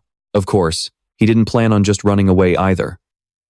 Relying on the magic tool Director Lee had given him, he blinked right behind Seung-ah to launch a surprise attack. But taking her down wasn't going to be that easy. With a swift, fluid dodge, she easily made him miss completely. So, did that magic artifact actually help him teleport? Well, it wasn't even that impressive. She saw right through Kim Sok-ji's little trick in a split second. It only teleports you a few dozen meters away. Even if you'd used it to run away earlier, it wouldn't have done you any good. It seemed like the mastermind, Gu Ja-in, was somehow able to watch everything unfolding here, through some mysterious means. Seong-yoon demanded to know why Kim Sok-gi was trying to kill the cadets, and who was pulling his strings. Naturally, he refused to talk, pouring all his energy into a desperate counterattack. Seong-yoon immediately realized that what he was using was a mana compression device. On the other side of the screen, Gu Ja-in could see he was a pawn who had outlived his usefulness. Meanwhile, Kim Sok-gi looked at the woman in front of him in sheer panic. She scoffed. "You really think you can beat me with that?" By now, Jae-hyun understood why he hadn't detected the seal earlier, but either way, this guy was still a total idiot. "I don't care if you confess who's behind this or not. I already know it's Gu Ja-in. I didn't even expect you to answer my question. So why did I even bother asking in the first place?" Cracks began to appear on the orb in Kim Sok-gi's hand. Mana devices are easily destroyed if you channel an amount of mana that exceeds their limit, which meant he was going to lose his life right here. This time, Seong-yoon was truly furious, unleashing a devastating attack. Dark clouds and golden lightning gathered right above Kim Sok-ji's head. The moment the lightning struck, he was about to log out of this world. That spell was Thunder Call, a rank A lightning attribute magic skill. The power of the skill depended entirely on the user's own strength. It was the same rank as Jae-hyun's light chains, but its power was on a whole different level. Having returned safely, Ina was now lovesick. Thinking back to Jae-hyun's incredibly cool moves and name, she blushed. She also realized he could calculate a reverse spell in the blink of an eye. Even though she still had a long way to go, her heart couldn't help but flutter at what he did. She thought to herself, "I'll thank him later." The next day, the media swarmed Millis Academy, demanding answers from Principal Gu Ja-in about what had happened to the students. However, they were all blocked outside the barrier. Right now, the Academy's reputation was in freefall. "There are rumors that you created the Dark Guild to eliminate the students," Jong Yi-soo reported like a robot. Gu Ja-in slammed his hand on the desk in a rage. Scowling, he wondered how on earth this could have happened. To make matters worse, Jung Yi-soo added that reporters were waiting for him outside, and investors were blowing up his phone. Hearing this, Gu Ja-in lost his mind and screamed orders to lock down the academy and refuse all interviews immediately. Jong Yi-soo got straight to work. Gu Ja-in gritted his teeth, trying to figure out who the traitor inside Millis Academy was. Since Kim Sok-ji was already dead, there was no way he could have leaked the information. So, he made a phone call to settle this blood debt. First, he would start by shutting down the media. Back at school, Jae-hyun lightly tapped Hoyeon on the shoulder, making him jump. Hoyeon thanked Jae-hyun and his representative once again for saving his life. Jae-hyun stared at him for a moment and asked why he did that. Hoyeon froze for a second, offering a sheepish smile, unsure how to answer. Jae-hyun encouraged him to keep his chin up and keep moving forward. "You can figure out the reason later, so just keep doing what you want. Honestly, you'd probably do whatever you want anyway, even if I didn't say anything." With that, Jae-hyun waved goodbye to Hoyeon and headed to class. At the turn, he stopped to remind his friend to take better care of himself and not make others worry. Hoyeon clenched his fist, thinking about what he wanted to do, and smiled up at the beautiful sunny sky. Jae-hyun has now received the item title, Slayer of the Rank, a Dark Elf King, which adds 30 mana and increases his power by 10% when facing dark attribute monsters. However, when equipping this title, it triggers the wrath of all dark elves, making him their primary target. Wow, this item title has a really rare effect. Jae-hyun had been busy dealing with the aftermath of that guild's incident for quite some time, so he hadn't had a chance to look at this yet. He regretted not checking it sooner. There was also the rank A+ Dark Elf King's Essence, a highly potent recovery potion that permanently increases your mana stat upon use. Another piece of equipment was the rank S Dark Elf King's Crown, adding 25 strength, 25 mana, and 1,500 durability. Absolutely amazing. With this, there's no need to worry about lacking strength or mana ever again. As for the essence, Jae-hyun decided to leave it for Jae-sang. Just imagining his senior's excitement over these new materials brought a smile to his face. The final piece of loot was an active skill, Artifact Manifestation, which was currently at level 1. This skill allows him to conjure armor using mana whenever necessary during battle. The higher the level, the stronger the conjured magic artifact becomes. Any magic artifact created with this skill will vanish if the mana sustaining it runs out. Plus, the artifact's rank is random. If the armor's rank is too high, it automatically scales down to match the user's level. Let's test it out right now. In the blink of an eye, a dagger materialized. No joke, this is beyond amazing. It's not just great because of its rank or rarity, but because of how incredibly useful it is. On the black market, even a rank C set of armor costs up to 10 million won. So, with every turn, I can create another set of armor of the exact same value. While he was happily spinning his dagger around, it suddenly started to glow, catching even him completely off guard. The Miston equipment is reacting. All conditions have been met, unlocking the functions of Miston. You have acquired the passive skill, Mecha Genius. In the blink of an eye, the dagger transformed into a brilliantly glowing greatsword. From now on, every item you create will automatically be upgraded to a prestigious grade. This is insane. Seriously, my luck is absolutely off the charts. Jun finally understood the true purpose of the ring, of which he could only use a few features before. He used to wonder why it was even classified as a weapon, but now, it is crystal clear. Well, since it is being handed to me on a silver platter, who am I to complain? Time to start training right now. It'd be a crime to turn this down. The next morning, the hellish study session began. The Magic Academy's exams have always been notoriously difficult, acting as the graveyard for countless students passing grades, forcing them to retake courses due to the fierce competition and extreme difficulty. The standard exams are usually split into two parts, theory and practical application. The theoretical exam is written on paper, while the practical exam includes brewing potions and raiding a dungeon. The entire exam will be broadcast nationwide. Meanwhile, Ho-yeon is facing the very real threat of getting his butt kicked by Kim Do-young for falling asleep.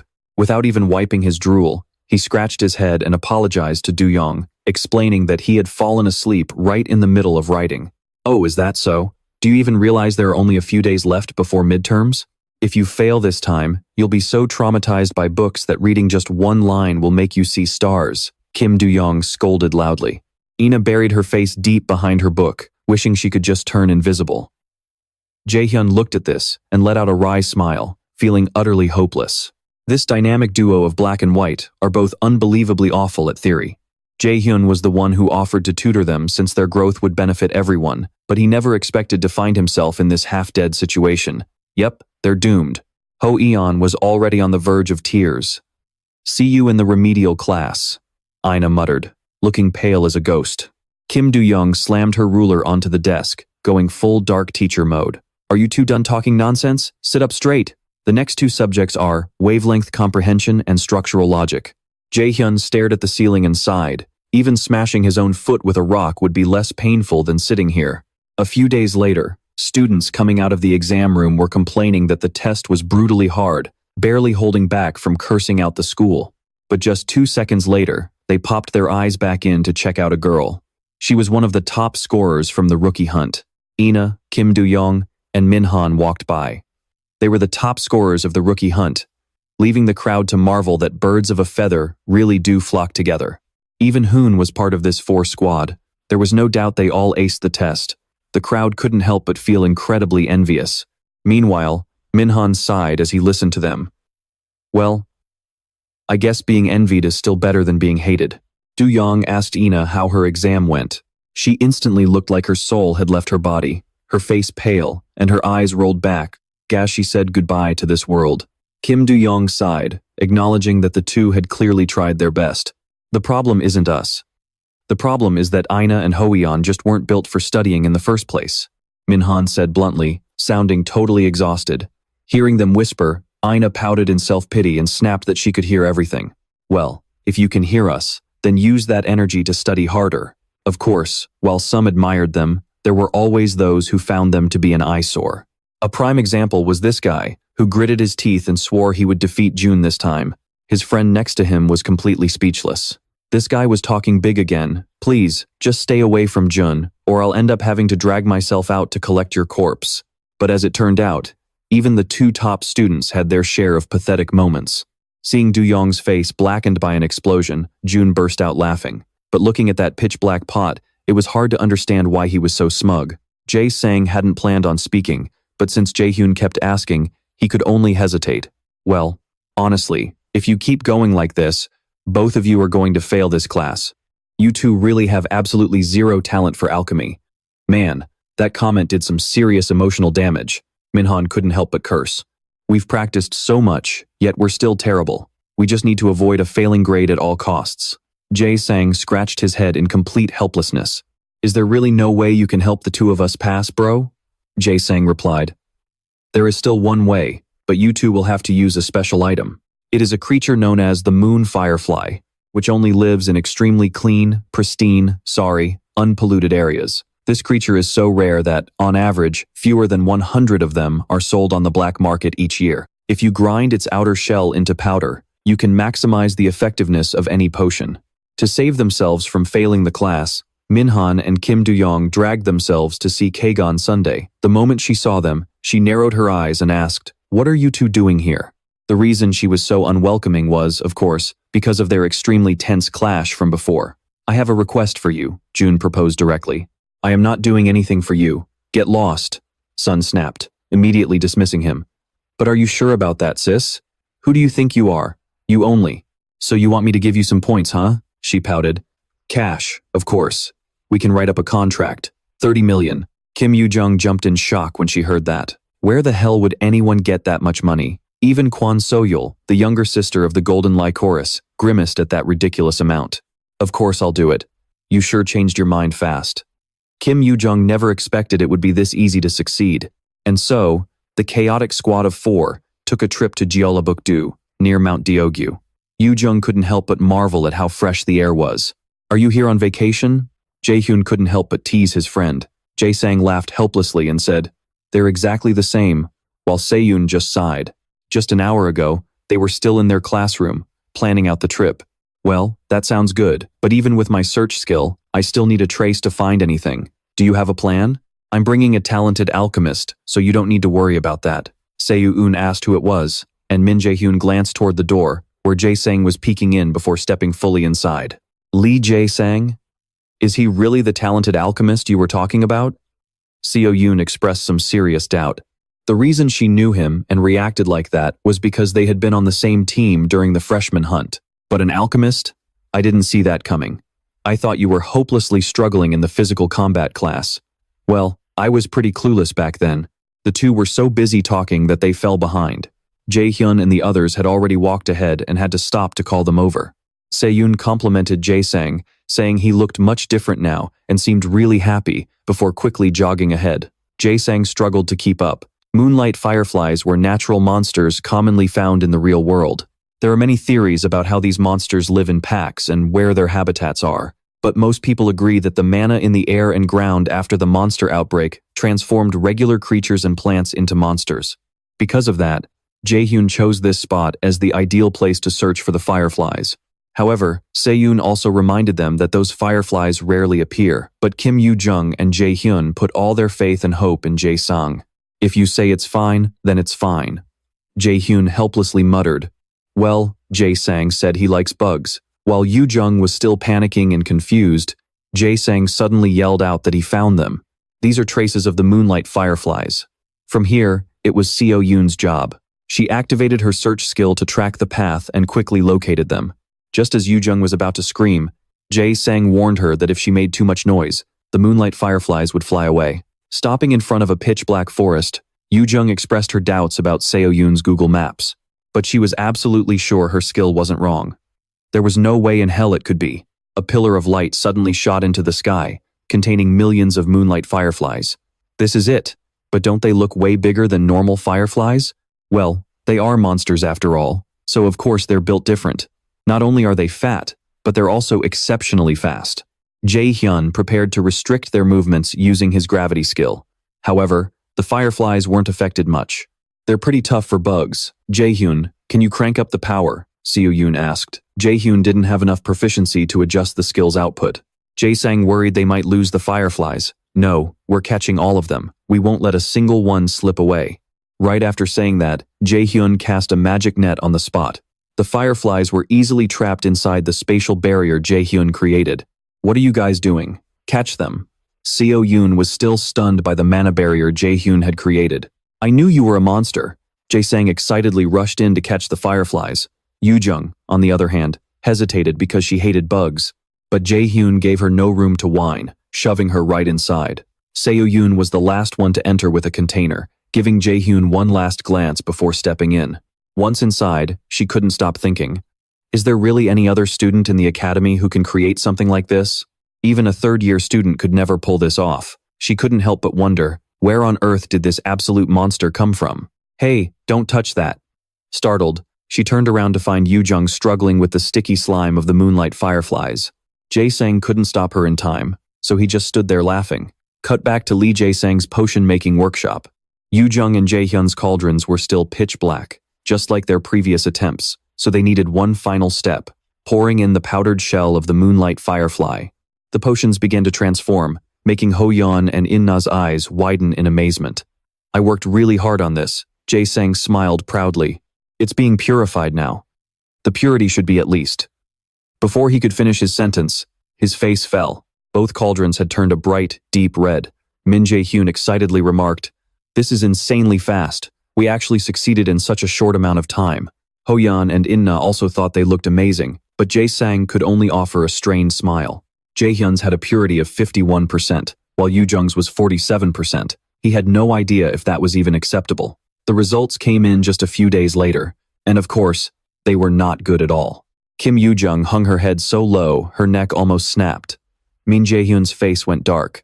You two seriously have zero talent. I thought you were making a monster summoning circle, not a pot of ingredients. He said it so bluntly, completely crushing the competitive spirit of these insanely strong fighters. Meanwhile, In-na took first place. Ho-yeon placed 29th. Jae-hyun was 31st. And Yoo-jung had the worst luck of all. Despite using the best ingredients, she placed 42nd. But we all had to get help from Jae-sang anyway. You two did great. Min Jae-hyun is still furious, gritting his teeth in anger. Sensing things are going south, An Ho-yeon immediately makes an excuse to slip away. There are still a few exams left, and Kim Yoo-jung is determined to redeem herself, but the mock exam is incredibly brutal.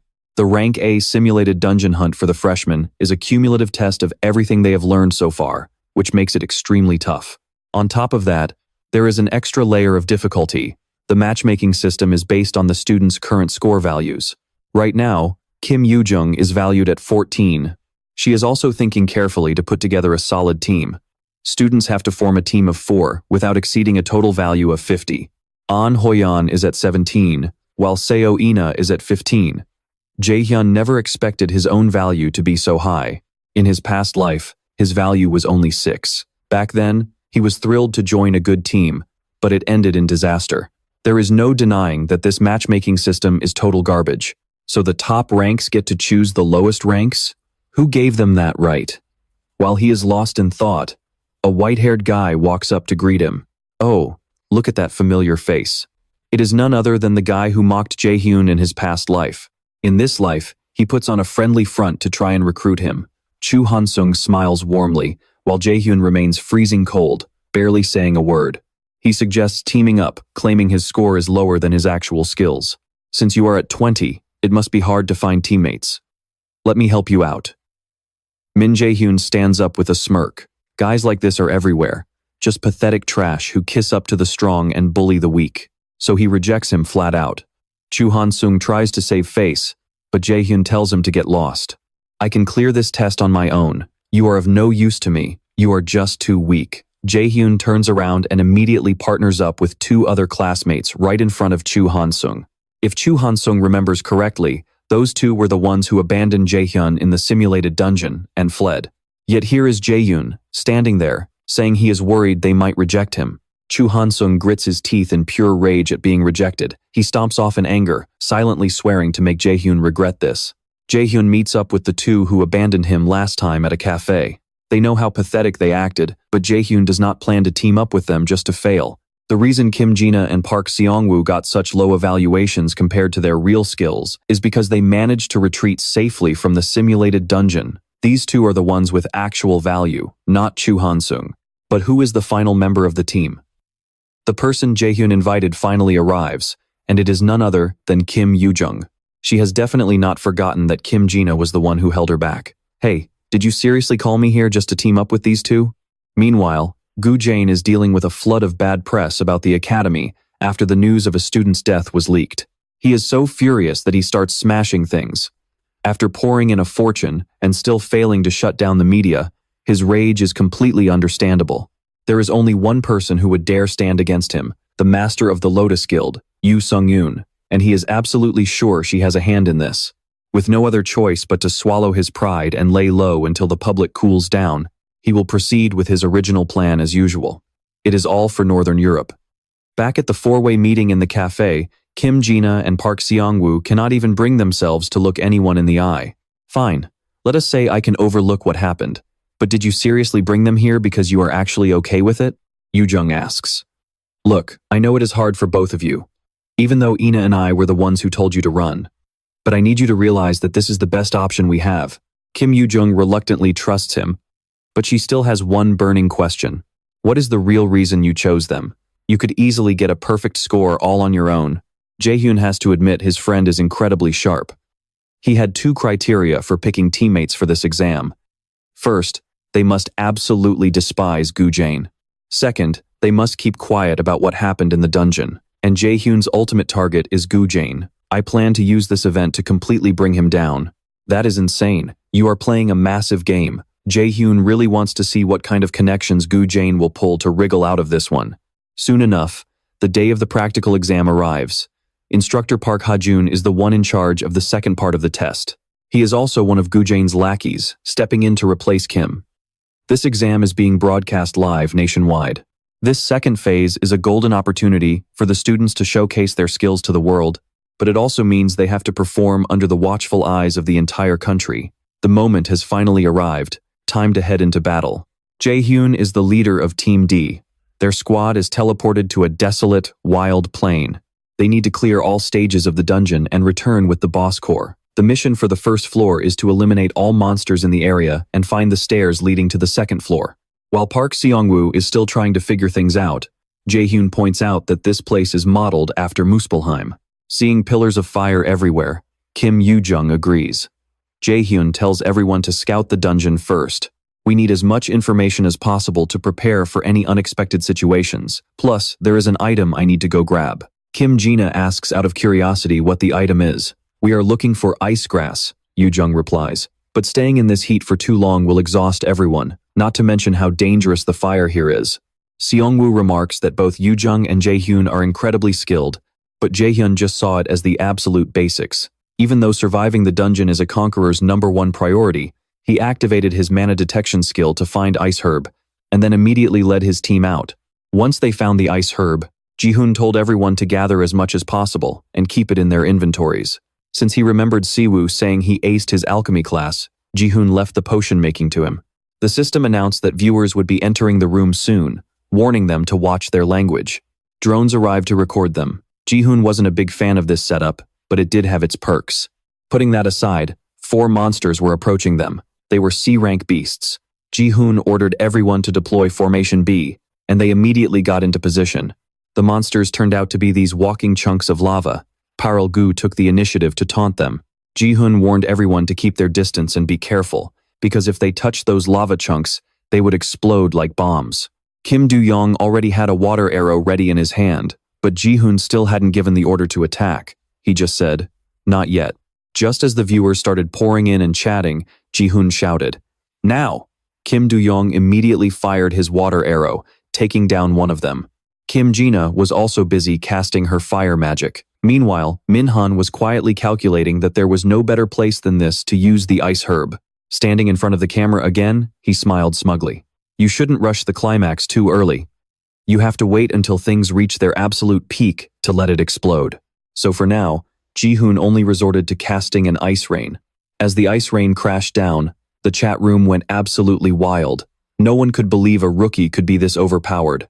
And this was just the opening act in Minhan's plan to use the viewers to bring down Gyun. A spectacular opening act indeed. Meanwhile, this guy was also watching the live stream of Jae-hyun's team. He realized this kid didn't even break a sweat casting an A-rank spell. Plus, based on what Agent Kim Ji-yeon had said, he didn't get along with Gyun either. On top of that, this guy knew that Lotus was the guild backing Jae-hyun. With a sinister smile, he thought, "If I use this kid, I can expose Gyun. Now, Minhan, show me what you're going to do from here on out." The heavy ice rain crashed down, making a huge scene and wiping out all the lurking monsters. This time, Kim Do-young wasn't even surprised anymore. He just wondered when Jae-hyun had managed to learn that spell. Kim Jina, on the other hand, felt that it was getting way too hot. She said, "I think we took care of all of them. We should probably drink our potions now."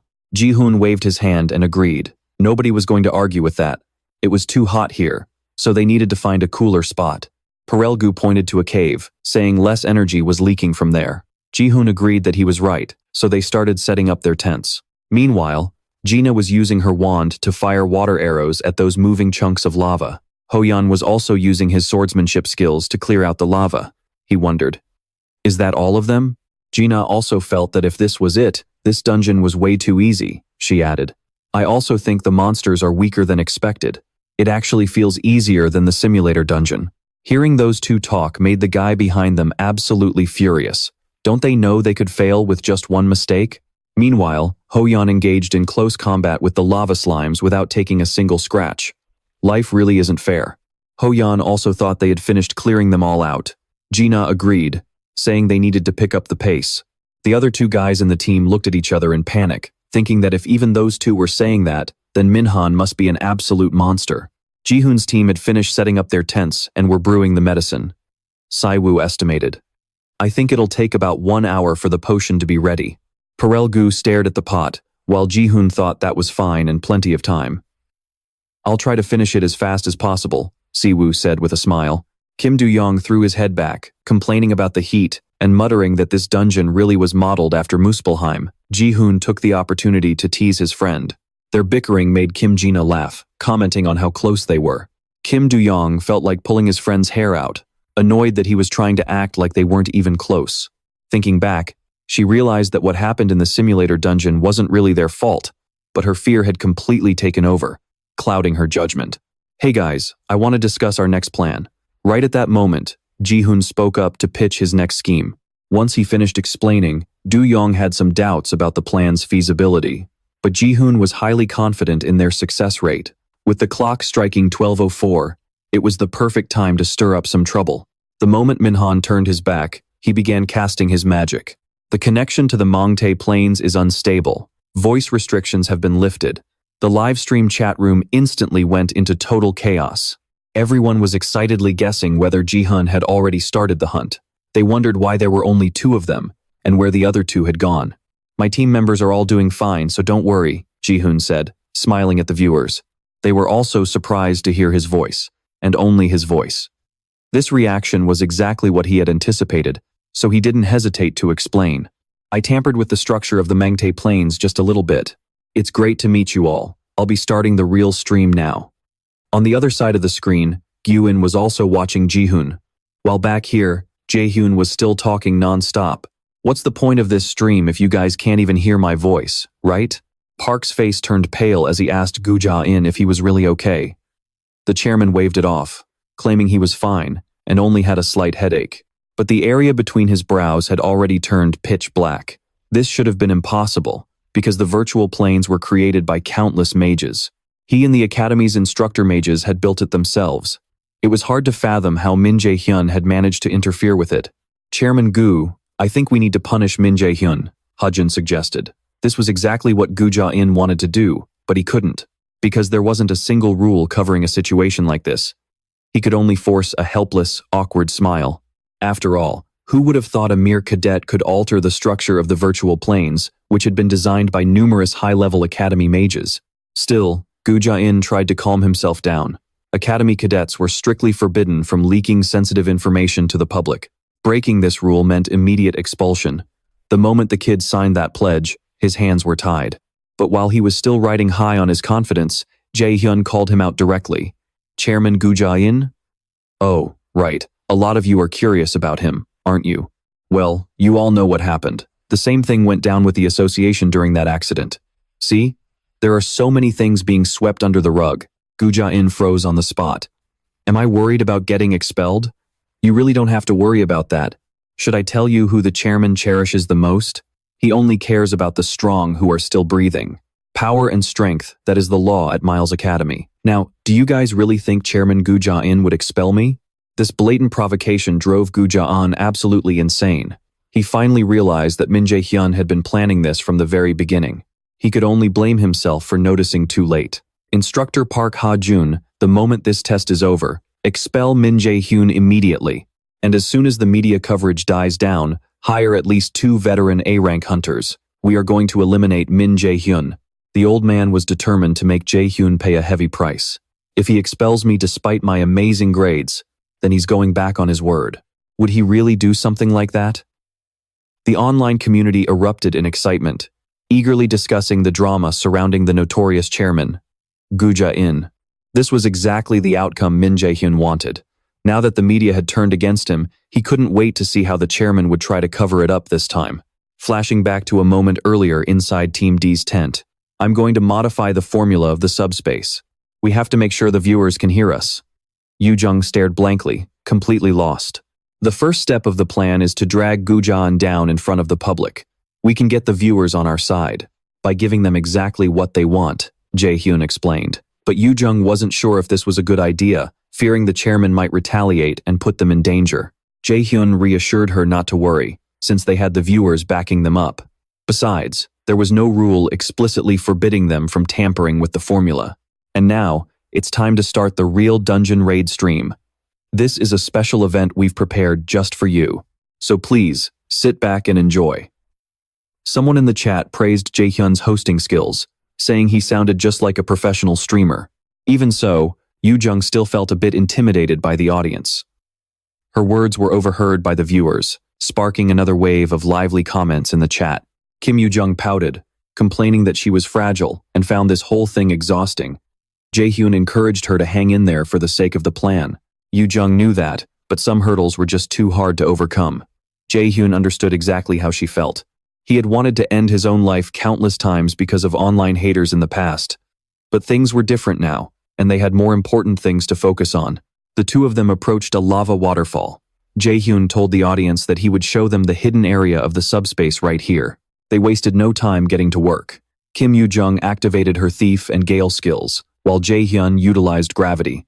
It was time to show the viewers how a regressed raider clears a dungeon. Meanwhile, behind the scenes at Miles Academy, Kim Ji-yeon was on the phone with a certain man. She had been ordered to contact Min Jae-hyun immediately after the exam. But are you sure about this, sir? The Donghae Guild was backing Min Jae-hyun. That was the main reason the bearded man insisted she reach out to him. They wanted to contact him as fast as possible to recruit him to their side. In return, they were willing to let him dictate the terms. Hanging up the phone, Kim Ji-yeon also thought about managing the raider.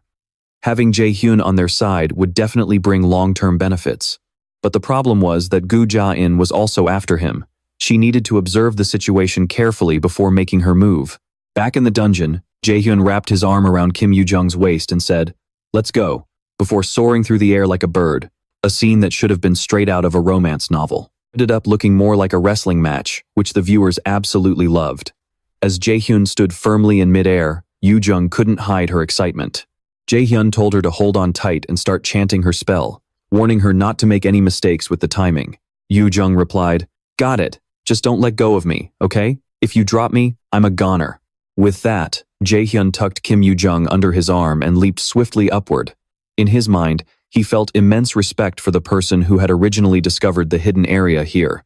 Even though it was state-funded, Gu Ja-in had still hidden it away here. He truly did not want any student to get their hands on it. Once they reached the top, the two of them saw sparkling lights. Those stones would be the key to conquering this dungeon. On the other side of the screen, Gu Jae-in was sweating buckets, completely frozen in shock.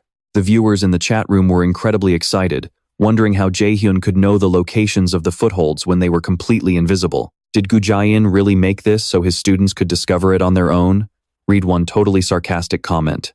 Meanwhile, Jae-hyun was amazed at how well the item was hidden.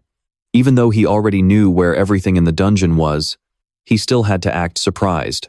Without hesitating for a second, Jae-hyun immediately activated his ice rain skill to stop the flow of lava, clearing a path to go down. He picked up the golden gems and asked the viewers if they knew what they were. Some guessed they were magic tools, while others kept their answers vague, but Jae-hyun went ahead and revealed the truth. It was the essence of fire. He claimed he just got lucky, adding there must be plenty of other key items essential for clearing this dungeon. Jae-hyun's system displayed the details for the essence of fire. This was a B-rank item that could massively increase the user's fire resistance for a limited time. Fire resistance is increased by 300% upon consumption, and the effect cannot be triggered a second time. Gu Jae-in had created an environment as close to a real-world dungeon as possible, then motivated his students with a worthy reward as the key to finding the hidden pieces. But this was something ordinary students would never be able to get their hands on. The viewers began discussing the sky-high value of the essence of fire, the sheer wealth of Mills Academy, and how they hid such items in such ridiculously easy-to-find places.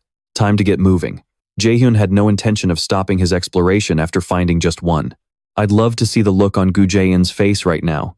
I really hope he isn't satisfied with just this. I still have plenty of gifts left to give you. Jae-hyun chuckled quietly to himself. On the first night of the midterm exam's second practical round, Jae-hyun and Kim Yoo-jung returned to their tent to rest. By then, Ina had finished brewing medicine from ice grass. And man, was it bitter. Yoo-jung slumped over at the sight of the bowl of medicine.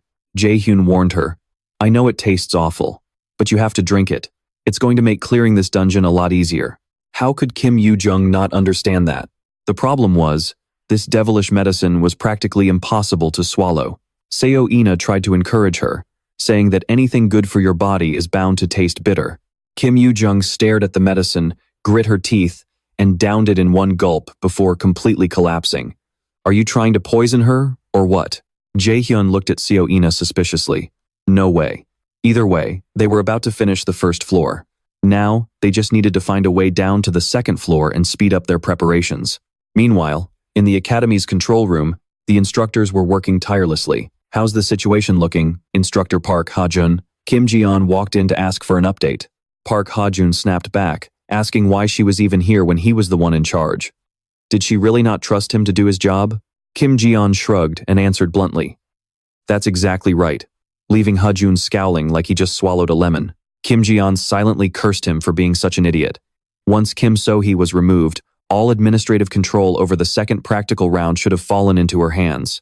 Park Ha-jun had simply pulled some strings to snatch it away. He smirked mockingly. We were hired as colleagues, but it seems I'm one step ahead of you. Sorry about that, but that wasn't what Kim Ji-yeon cared about. Yet, he deliberately played dumb and assumed everyone was just jealous of his position. She should just be honest. This time, Kim Ji-yeon remained completely silent, not even bothering to reply. Park Ha-jun quickly regained his confidence, believing he had the backing of Principal Gu Jae-in. Kim Ji-yeon might have been better than him 2 years ago, but that was no longer the case. Hey, Instructor Park Ha-jun? Kim Ji-yeon suddenly spoke up. Let me tell you one thing. You'd better take a good, hard look at the rope you're clinging to, just to make sure it isn't completely rotten. Anyway, see you around. With that, she walked straight out, her attitude left, Instructor Park grinding his teeth in pure rage. She was as arrogant as ever. Park Ha-jun believed that Principal Gu would soon regain his prestige. The obstacles ahead were nothing. Meanwhile, Team D had entered the second floor. The mission for the second floor was to hunt down high-level monsters on this floor and claim the hidden treasure. Players would automatically be transported to the third floor upon completing the mission.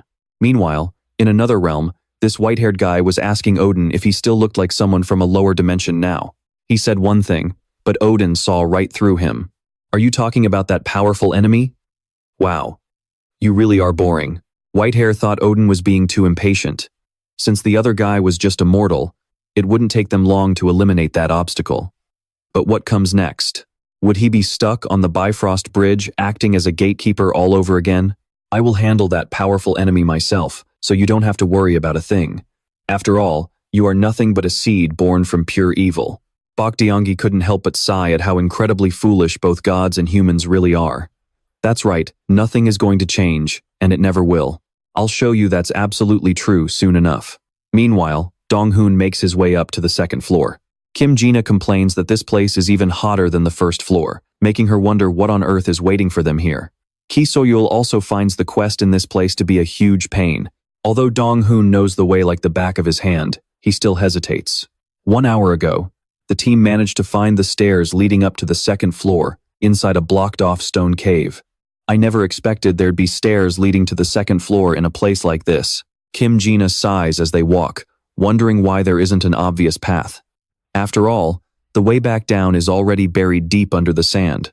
So-yul is practically losing her mind over this godforsaken dungeon. Honestly, finding the right way forward in a place like this is incredibly difficult. Ki So-yul also feels like they're in a massive maze. Fortunately, their group has an all-knowing guide who knows every single shortcut and pathway. However, just as she's doubting her childhood friend, she suddenly spots a massive centipede. Ki So-yul shrieks in terror and jumps straight onto Kim Jina. That sudden scream was so loud, it probably gave the viewers behind the screen a mini heart attack. This actually helps Dong-hoon spot something useful. Without hesitating, he snatches up the centipede to save it for later use. There are a few things we need to prepare before we move on. Dong-hoon pulls out some fire essence cores, and So-yul's face immediately turns pale. Don't tell me we actually have to eat those things. The other two feel the exact same way, and their faces completely drop. Meanwhile, Dong-hoon just gives them a warm, gentle smile. Come on, don't look so miserable. Then, his expression completely flips in a split second as he warns them, eat up while I'm still being nice. Damn it, we seriously have to eat this? But despite their reluctance, they have no choice but to close their eyes and force it down. This dungeon is set up with 3 floors. The main boss waits on the final floor. While they are still here, Dong-hoon plans to clear out every single obstacle they might face. But first, they need to find the floor boss to clear out this second level. And before we go looking for it, I know a spot where a hidden treasure might be waiting. Are you guys curious to find out? No? You'd have to be crazy to say no to treasure. Since the viewers are hyped, your boy is happy to oblige. Either way, Jae-hyun's real target was something else, entirely one of the hidden treasures in this dungeon. What they were actually looking for right now was the fire salamander. These creatures have a habit of hoarding shiny things like crowns. Because of that, there are usually pretty useful items hidden away in their nests. One viewer quickly looked it up online and confirmed that this creature was exactly as Jae-hyun described. He wondered how Jae-hyun knew those items were hidden in the fire salamander's nest, and Jae-hyun simply replied that he had studied it, which was total BS, of course. The hidden treasure of this second floor was actually a replica of Balmung, a sword that appeared in the Nibelungenlied back in Germany in the 1200s. It is said to be a dragon-slaying sword, much like Tyr's thunderous steps. It is an item of overwhelming power and destruction. The original is owned by a German raider named Balak. Even if the original is an S-rank item, the replica is still pretty amazing. But what is the fire salamander's weakness? Kim Jina asked. It's the underbelly. Yu Jung was always the one who knew the theory inside out. The fire salamander has a pretty tough outer hide, so dealing damage to them is actually quite difficult. Their underbellies aren't nearly as tough. So, if you focus your attacks there, taking them down is a piece of cake. The most common method is using ice magic to kill them. Jina was deeply impressed by Yu Jung's knowledge. Teacher Kim also added that the best time to strike is right after they've eaten, since they move quite slowly then. That's why Jae-hyun told everyone to prepare as thoroughly as possible before going on the hunt. Finding the hidden treasure would be the icing on the cake. Jae-hyun didn't hide his greed at all. As they walked further in, the temperature rose significantly compared to other areas. Without the fire essence, Seol-gu thought he would have faced a real challenge. Jae-hyun began calculating, pretending to do something around there. He had everyone stop, claiming he could feel mana in this spot. The chat room lit up once again. Everyone was talking about that in a highly mysterious way, and now, The group was standing in a rocky field filled with swords. Surely this couldn't be the hidden treasure of this floor. They looked no different from unregistered items. But this was indeed the major hidden treasure of the second floor. It was just mixed in with a bunch of fake swords that Gu-in had scattered to prevent students from finding the real deal. He never expected that on one fine day, this absolute monster who knew everything would show up. Min Jae-hyun then used his detection skill to look for unregistered items. The viewers started guessing wildly about why he was channeling mana into his eyes. Before long, Jae-hyun successfully located the Balmung sword. Even though it was just a replica, the sword was still ranked A rank. Its effects were temporarily sealed, but it granted plus 70 strength and plus 30 agility. It also possessed the S rank passive skill, Dragon Slayer, which couldn't be activated yet because it was currently tainted. The Dragon Slayer skill significantly boosts the user's physical damage when fighting dragons. Many viewers started questioning how Jae-hyun knew it was a hidden treasure. The keyboard warriors launched into a heated debate over how he could navigate the path so flawlessly. But Jae-hyun only said that he had a plan, and if he revealed everything right away, it wouldn't be fun anymore. Besides, this replica could only be used within the limits of this dungeon, and without meeting the proper requirements, it was practically trash. But for Jae-hyun, this item was more valuable than anything, because he was fully capable of taking it out of this place. Back to the salamander hunt, the group quickly found its nest, but the perfect timing hadn't arrived yet. The boss salamander only ate once a day, in the evening.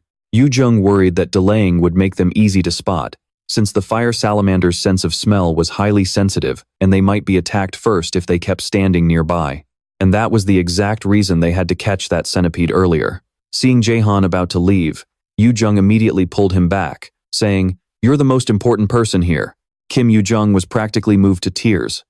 Earlier, thanks to Yu Jung spotting it, they managed to catch a centipede at the entrance. It was called a bomb centipede. When it sensed danger, it would secrete a liquid known for having an odor so foul it could bring tears to your eyes. And that was exactly what would help them on this hunt.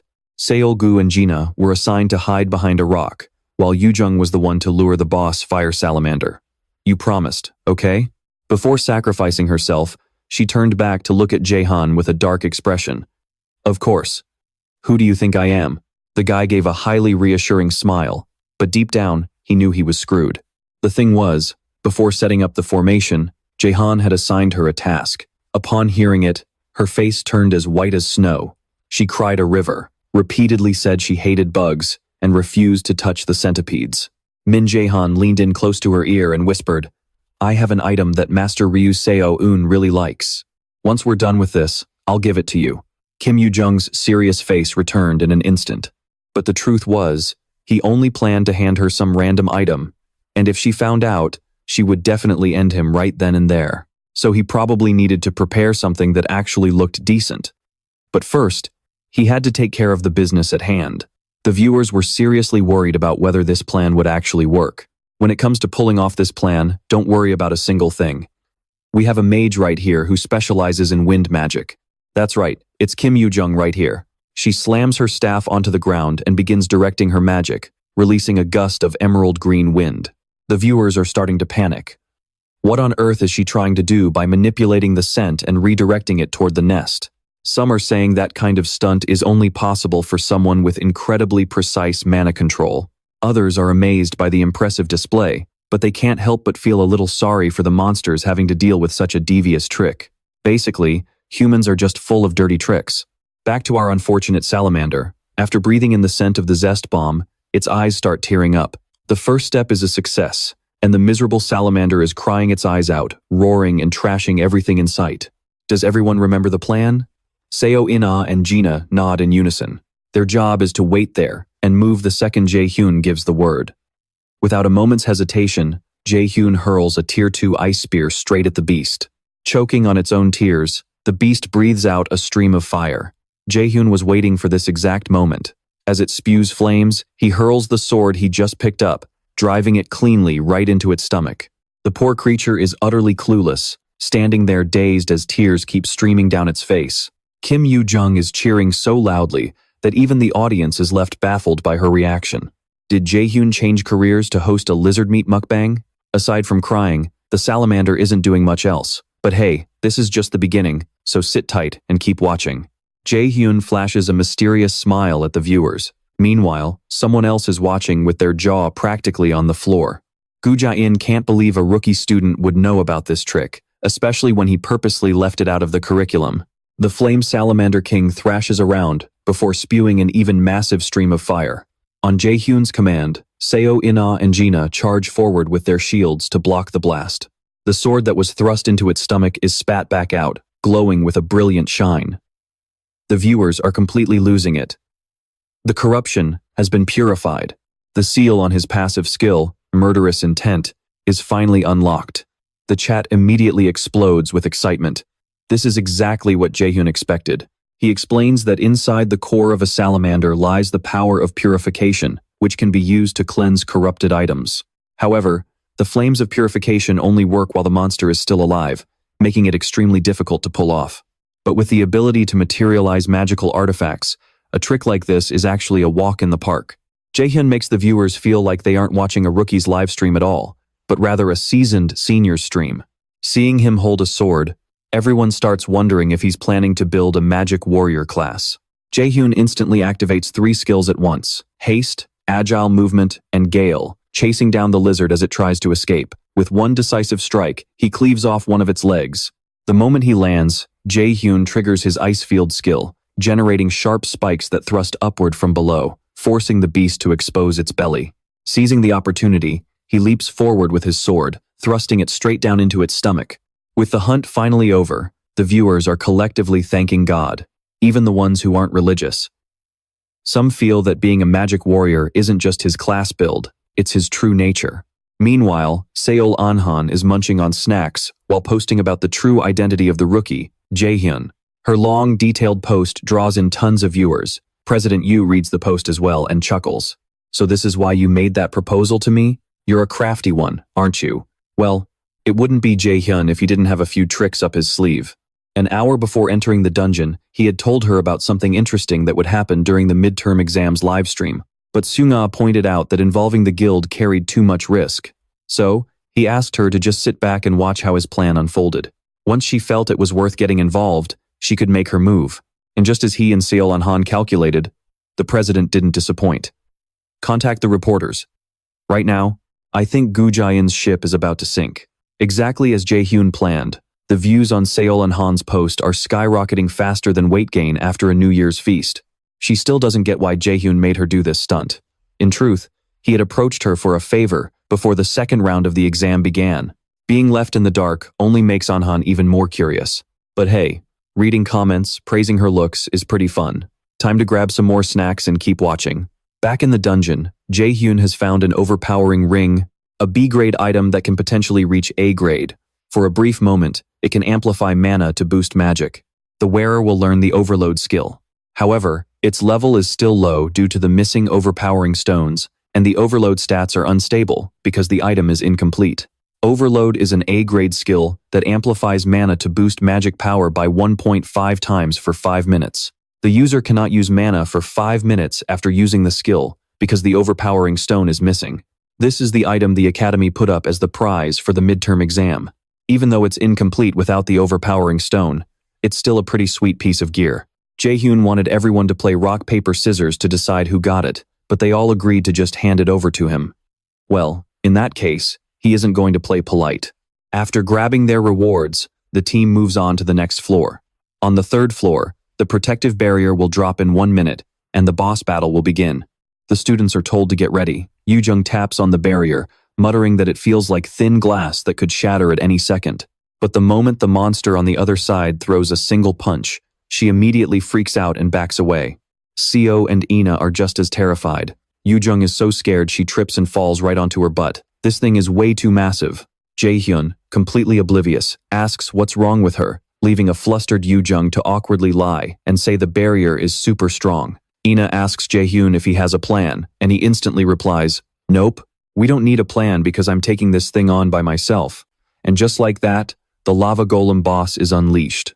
The viewers are completely baffled by Jae-hyun's actions, while he stares blankly at the very creature that causes 70% of students to fail this exam. The monsters change every year, but they are generally B or C rank. Defeat the lava golem and retrieve its mana stone core. The system chimes in, and Jae-hyun notes that the surrounding area is quite open, which is perfect for the audience. But it doesn't really matter anyway, since he is about to beat this thing into absolute mush. Seo and Ina want to stop him, but Yoo-jung holds them back. He's crazy strong. A monster of this level is nothing to him. And she's right, Jae-hyun and the golem go head-to-head, trading punches directly. This is a B-rank monster, but with Yoo-jung sounding so confident, Ina has no choice but to believe her. Actually, she has to believe it, because Jae-hyun is already planning to finish it off with his very next move. He activates his level 4 Gale skill, along with Frost, to erect an ice wall, then uses mana detection to locate the target. What follows is a series of dodges smoother than an acrobat's routine, making the viewers feel like Jae-hyun somehow knows its every move beforehand. The lava golem is incredibly durable, with heavy attack power, but there are plenty of ways to take it down. He binds it with chains and follows up with a barrage of ice. Though it only holds the beast for a split second, it's more than enough time for the frost to seep in and shatter its joints. Finally, he hurls a few water bombs directly at those weak spots, ending the battle. You have successfully defeated the dungeon's boss monster. Jae-hyun secures a victory that couldn't have been easier. The viewers are left wondering, wait, who's the actual boss here? This guy is an absolute maniac. Yoo-jung's jaw completely drops. It feels like every time she sees her childhood friend, he gets even stronger, making her feel like he's drifting further and further out of her reach. However, the exam is far from over. There is still one more thing left to do to bring Gu-min down today. Because of that, they can't return to reality just yet. Did you guys find that match a bit too short and disappointing? Well, the real show is just getting started. Let me show you all how I prepare to fight a hidden boss. Returning to the lava waterfall from earlier, the viewers are dying to know what the team is doing here. Jae-hyun says he can sense an incredibly powerful wave of mana nearby. The 3 other team members look completely clueless, while Jae-hyun quietly glances at them. Yoo-jung reluctantly asks, "Are you sure we'll be okay? Don't worry. No matter how much it hurts, you won't die." The other 3 close their eyes, grit their teeth, and curse under their breath. Damn it, we teamed up with the wrong guy. This is it. Damn, I've been waiting for this moment. You have discovered a hidden floor hosting a special trial. Defeat the hidden boss on this floor to return to reality. The system alerts keep popping up. For ordinary students, discovering a hidden floor is flat out impossible, let alone defeating a hidden boss. Even if they got lucky, they'd never make it this far. Gu-min knew that perfectly well, which is exactly why he hid the floor here. But he never expected to run into a student like Jae-hyun. Jae-hyun is sure the guy is in utter shock right now. But honestly, who cares what he thinks? Right now, he only cares about whether the audience is excited for something truly spectacular. Of course, the viewers are absolutely dying to see it. Jae-hyun already knows exactly how to summon the hidden boss, but he still has to play along and pretend he is just analyzing the terrain. What is that? Yoo-jung suddenly asks. Jae-hyun can't help but smile. Her timing is absolutely perfect. This is an altar. Ina starts getting curious too. The group turns to look at Jae-hyun, who just asks them if they have any ideas on what to do. Kim Yoo-jung quickly pieces it together, realizing the golem's core is the answer to this puzzle.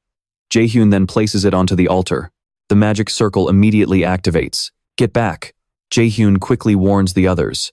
The hidden boss of the Blood Dragon subspace is appearing. The system announces, survive with your team, defeat the enemy, and claim the dragon's heart. If successful, you will receive special privileges and, of course, the right to make a request. The Blood Dragon makes a grand entrance, immediately flexing its power. The chat absolutely explodes. This Blood Dragon is a monster even veteran conquerors struggled with. What kind of psycho puts this in a midterm exam for freshmen? The crowd's reaction is just as chaotic and negative as Jae-hyun expected. The only minor issue is that his absolute calculations can't predict a dragon's attacks, which is a bit annoying. But a monster of this level is still a piece of cake for Jae-hyun. While he is lost in thought, Ina and Seo scream in pure terror at the sight of the massive dragon. Kim Yoo-jung is completely speechless at how terribly these two are acting. Even background extras could do better than this. I bet these two have never even lied to their parents to pocket some textbook money, have they? Watch and learn, boys. Everyone back up. That's my girl. She really is built different. Her acting is spot on, and this is getting fun. Let's jump in and make a scene. And just like that, he secretly tampered with the system again, making the connection to the subdimension unstable. The Blood Dragon was completely enraged. Watching through the screen, Gu Ja-in turned pale as a ghost. All he wanted was a quiet exam season this year, but how in the world did every single disaster strike on the exact same day? He hoped he could distract the media, but now, look at this mess. Everything has gone down the drain. Jae-hyun, this has to be his doing. He messed with the system again. Park Ha-jun tried to reassure the old man, saying this involved the entire subdimension, so how could a mere student pull something like that off? But really, what other explanation was there? It's him. It has to be him. Gu Ja-in was so furious he couldn't even keep his face straight anymore. Park Ha-jun quickly calculated that if he backed the boss now, a promotion would surely be in his future, so he immediately offered some words of comfort. But Gu Ja-in just let out a strange laugh. If Min Jae-hyun's only goal is to get that item, then it's not the end of the world. Giving him that item is way better than letting the reputation of Mills Academy go down the drain. Exactly. He desperately clung to this thought, hoping to find a way to save his own skin. He figured if Min Jae-hyun actually cleared the hidden dungeon, he could use that achievement to take the edge off all the heat he'd been getting lately. The real concern right now is what on earth made that dragon so furious and completely out of control. At this point, all we can do is pray that Min Jae-hyun can actually take down that blood dragon. He chuckled, but then his smile vanished instantly. Kim Yoo-jung, wake up. Seo-in-na, I'm leaving Kim Yoo-jung in your hands. Gu Ja-in stared wide-eyed at the screen, watching Kim Yoo-jung cling to life. The whole team was in a complete panic because their friend was heavily injured and losing blood fast. The old man had a gut feeling he was being played, but the viewers didn't. The public erupted in absolute outrage. Even if Gu Ja-in smashed his desk to pieces, there was no saving this situation. Out on the front line, Min Jae-hyun smirked to himself, wondering how it felt to be manipulated and completely humiliated in front of the media, just like he used to do to others. As public outrage reached a boiling point, Jae-hyun used telepathy to check on Yoo-jung. Hey, are you okay? Did you actually get hit? Of course not. Man, am I really that good at acting? Yoo-jung snickered in response. No one watching could have guessed that emotional scene between friends was just a total act. Even Kim Yoo-jung's bloody wounds were just the result of a bleeding skill. Seriously, these guys are absolute genius actors. Maybe I should have gone to acting school. Being a hunter is such a waste of my gorgeous face. Korea just lost a future superstar. Hey, don't make me laugh. I'm supposed to be playing dead here. Jae-hyun was practically shaking, trying to hold in his laughter. Kim Yoo-jung even snapped back. What do you mean, what's so funny? Jae-hyun quickly focused back on fighting the dragon before he lost his composure and ruined the whole show. He made sure to remind her to keep the other two safe from any real harm. But wait, hey big brother, I'm literally the one playing the injured casualty here. As for the dragon, he could easily wipe it out, but where's the fun in that? So, when the dragon unleashed a blast of fire, he put on a show of barely dodging it, because looking too strong would ruin the drama. After that, he told his team to focus on defense and drew the sword, Balmung. The viewers prayed that with that legendary sword, Jae-hyun would be able to take down the dragon quickly, while he silently told the beast it should thank his items for stretching its lifespan by a few more minutes. With the Dragon Slayer passive skill and the sword activated, any attack against dragons was boosted by 300%. Because of that, those powerful slashes dealt some serious damage to the dragon. It whipped its tail in response, forcing Seo-in-na to use every ounce of her strength just to hold her ground. This monster had a weird, weak spot. A mark right on its heel. Something An Ho-yan and Seo-in-na had actually questioned back when they were studying the theory. Recalling that detail, Jae-hyun charged forward, determined. With a direct downward slash, he immediately activated his overload skill to boost his strength. With one final move, Min Jae-hyun unleashed a freezing strike that completely finished off the monster, without even needing his blade.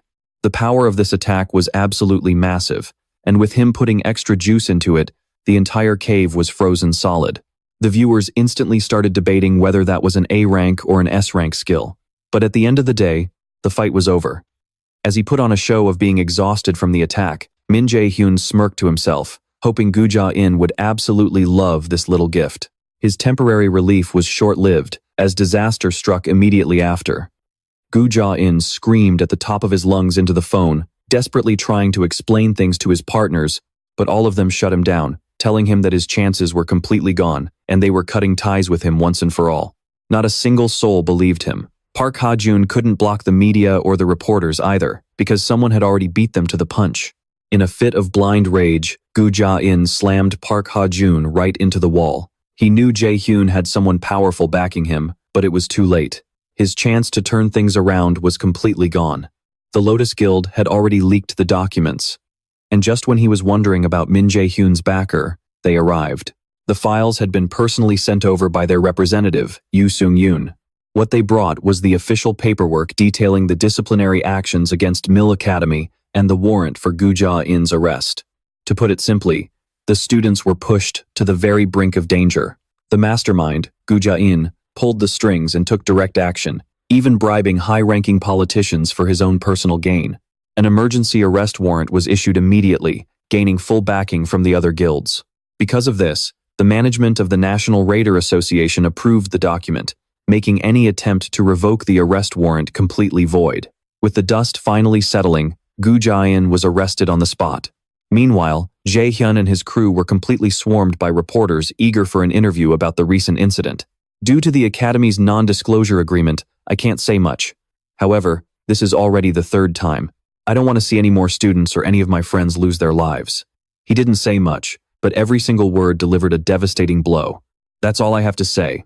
Now, please make way so I can take my friend to the hospital. But wait, he almost forgot to add a little more fuel to the fire before taking off. Please remember this. Today's incident was absolutely not an accident, and right as he was about to leave, Gu Ja-in was being escorted out. Someone immediately chucked an egg right at him. In an instant, a relentless barrage of eggs flew in from out of nowhere. And that scumbag got a face full of them. The angry crowd had already been demanding his resignation, while Jae-hyun stood in the background, covering his mouth with a sly smirk. A moment later, the injured Kim Yoo-jung burst into laughter. She even teased Jae-hyun, calling his acting absolutely terrible. Although the plan was a roaring success, Seong-yoon still thought Jae-hyun was being reckless, since even a minor mistake would have meant him taking the full blow. But in his heart, his top priority was saving lives. And he knew that one day, Gu Ja-in would return, especially since the man had ties to the Norse gods. However, right after hearing him say that, Kim Yoo-jung began to suspect her buddy had been poisoned.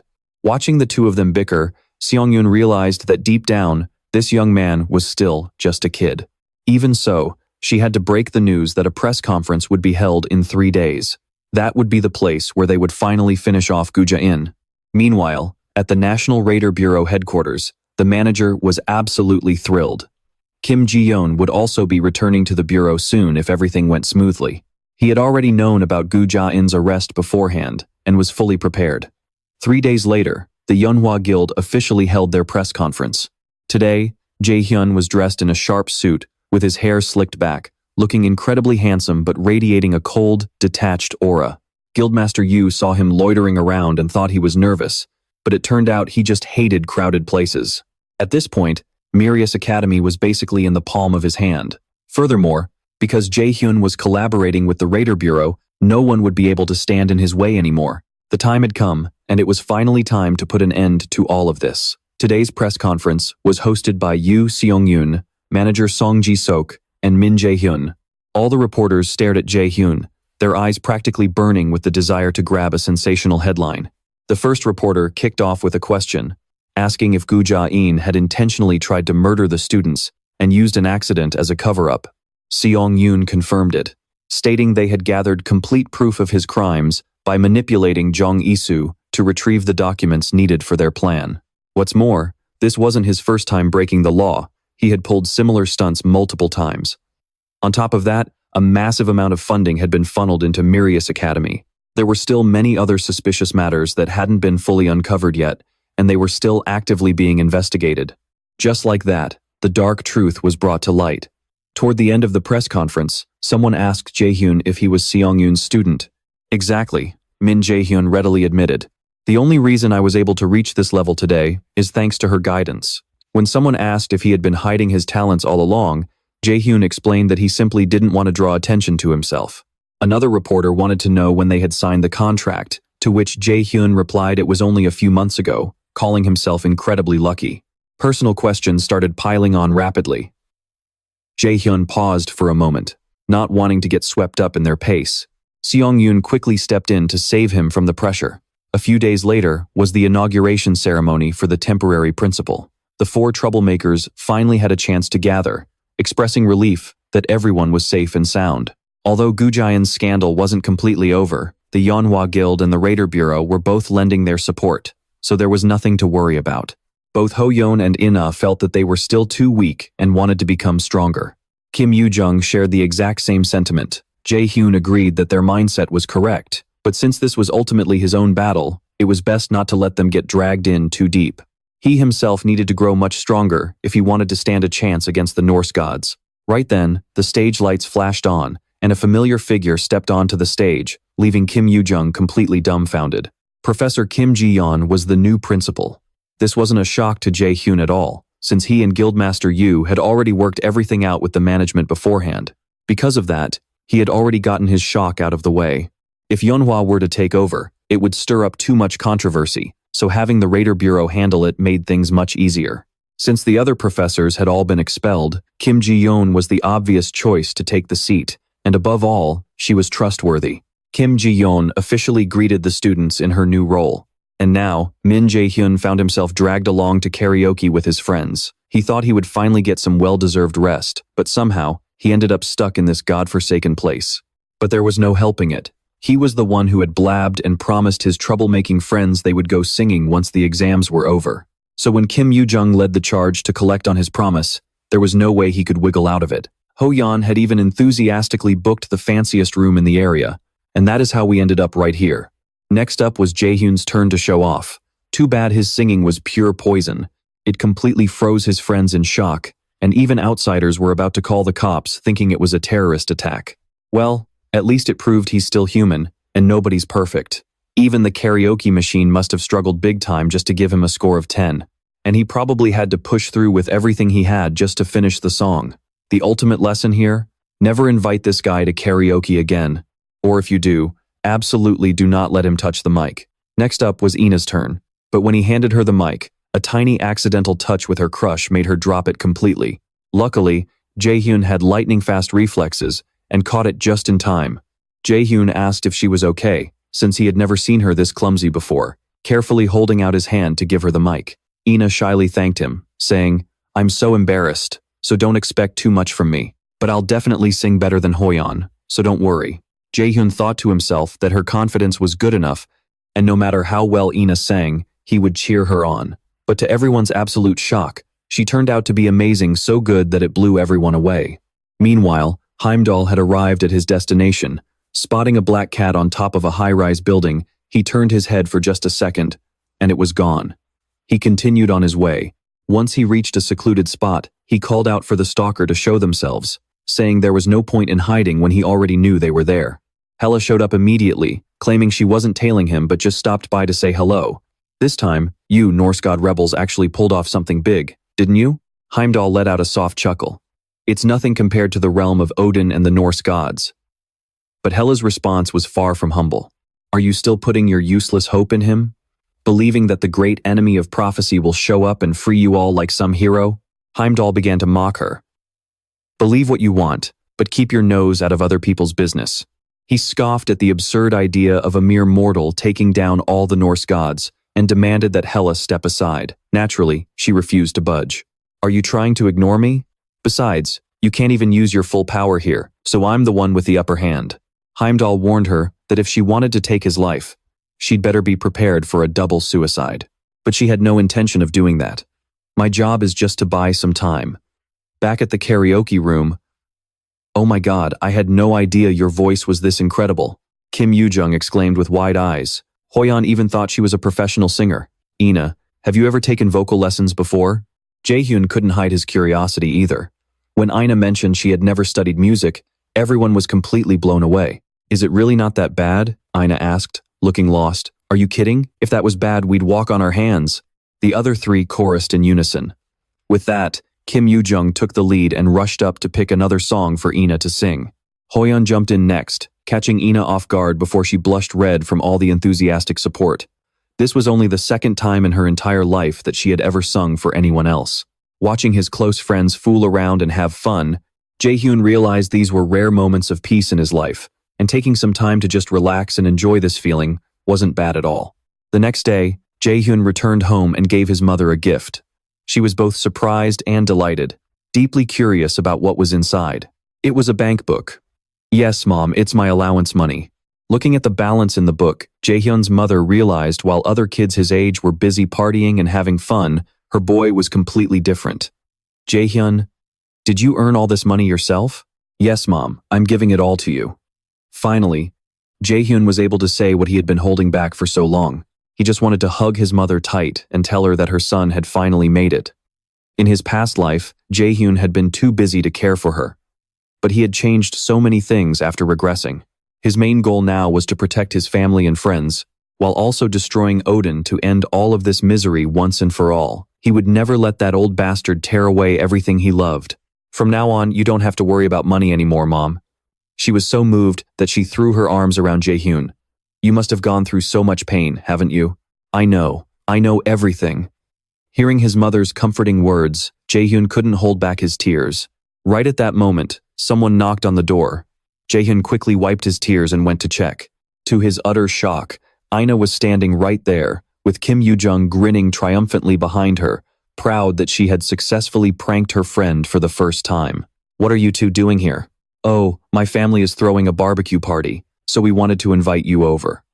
Jae-hyun finally remembered that today was the day Yoo-jung's parents were coming back home. Since Jae-hyun had helped Yoo-jung's family out so much, the adults insisted on inviting him over. "That's right, you're such a drag." Seriously, these two couldn't go a single day without bickering. Jae-hyun rested his chin on his hand, thinking that at this time of the year, a lot of major events were about to kick off at the Mill Academy. Seeing Jae-hyun lost in thought again, Yoo-jung asked if he was coming, since her parents were dying to see him. Naturally, Jae-hyun couldn't say no. Yoo-jung told him to be there at 6 in the evening. After making plans, Jae-hyun turned to head back inside, but sharp-eyed Ina noticed a wet patch on his sleeve. "Wait, were you crying?" "No, I was just washing the dishes and some water splashed on my sleeve." Jae-hyun quickly made up an excuse.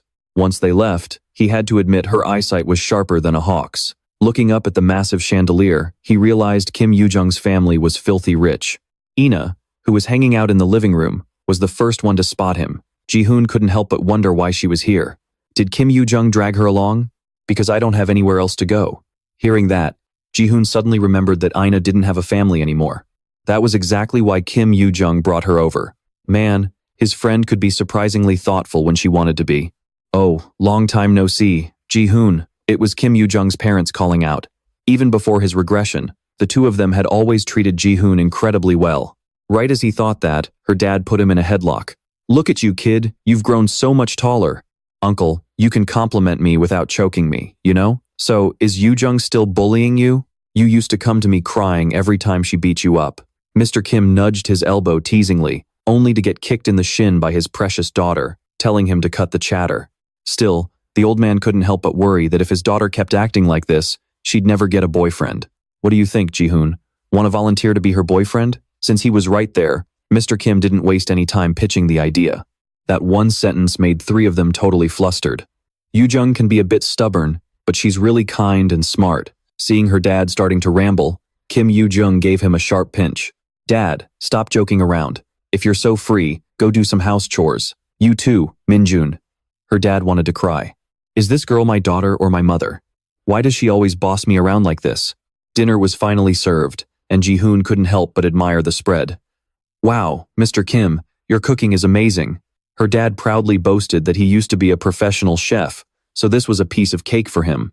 Kim Yoo-jung wished Ho-yeon and Ji-hoon's mom could have been there too, but since they were both busy, there was nothing they could do about it.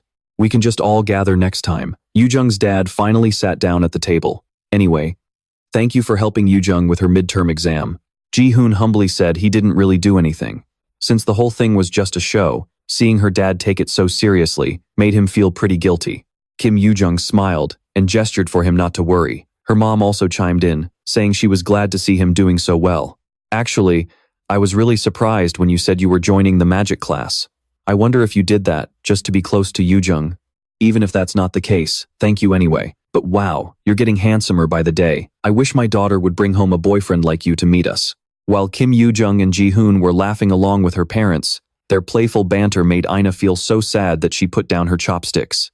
Ji-hoon immediately asked if something was wrong. Ina denied it, but he could clearly see she looked upset. Or did he just imagine it?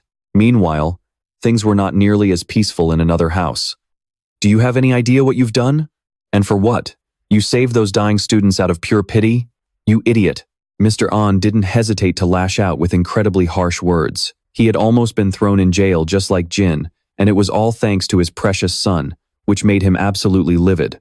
Just as Ho-yeon was about to speak, his dad cut him off, screaming right in his face.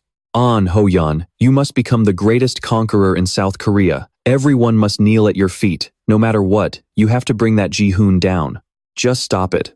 An Ho-yeon finally cut his father off. He lost count of how many times he had tried to reason with him, but it was always like talking to a brick wall. His father always told him that he had to step on others to rise to the top.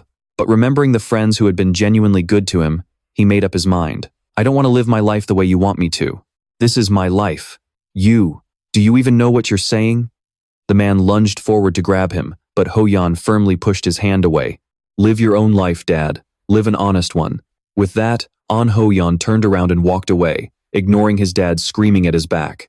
An Ho-yeon didn't want to use cheap tricks to beat Jae-hyun. He wanted a fair competition with his brother.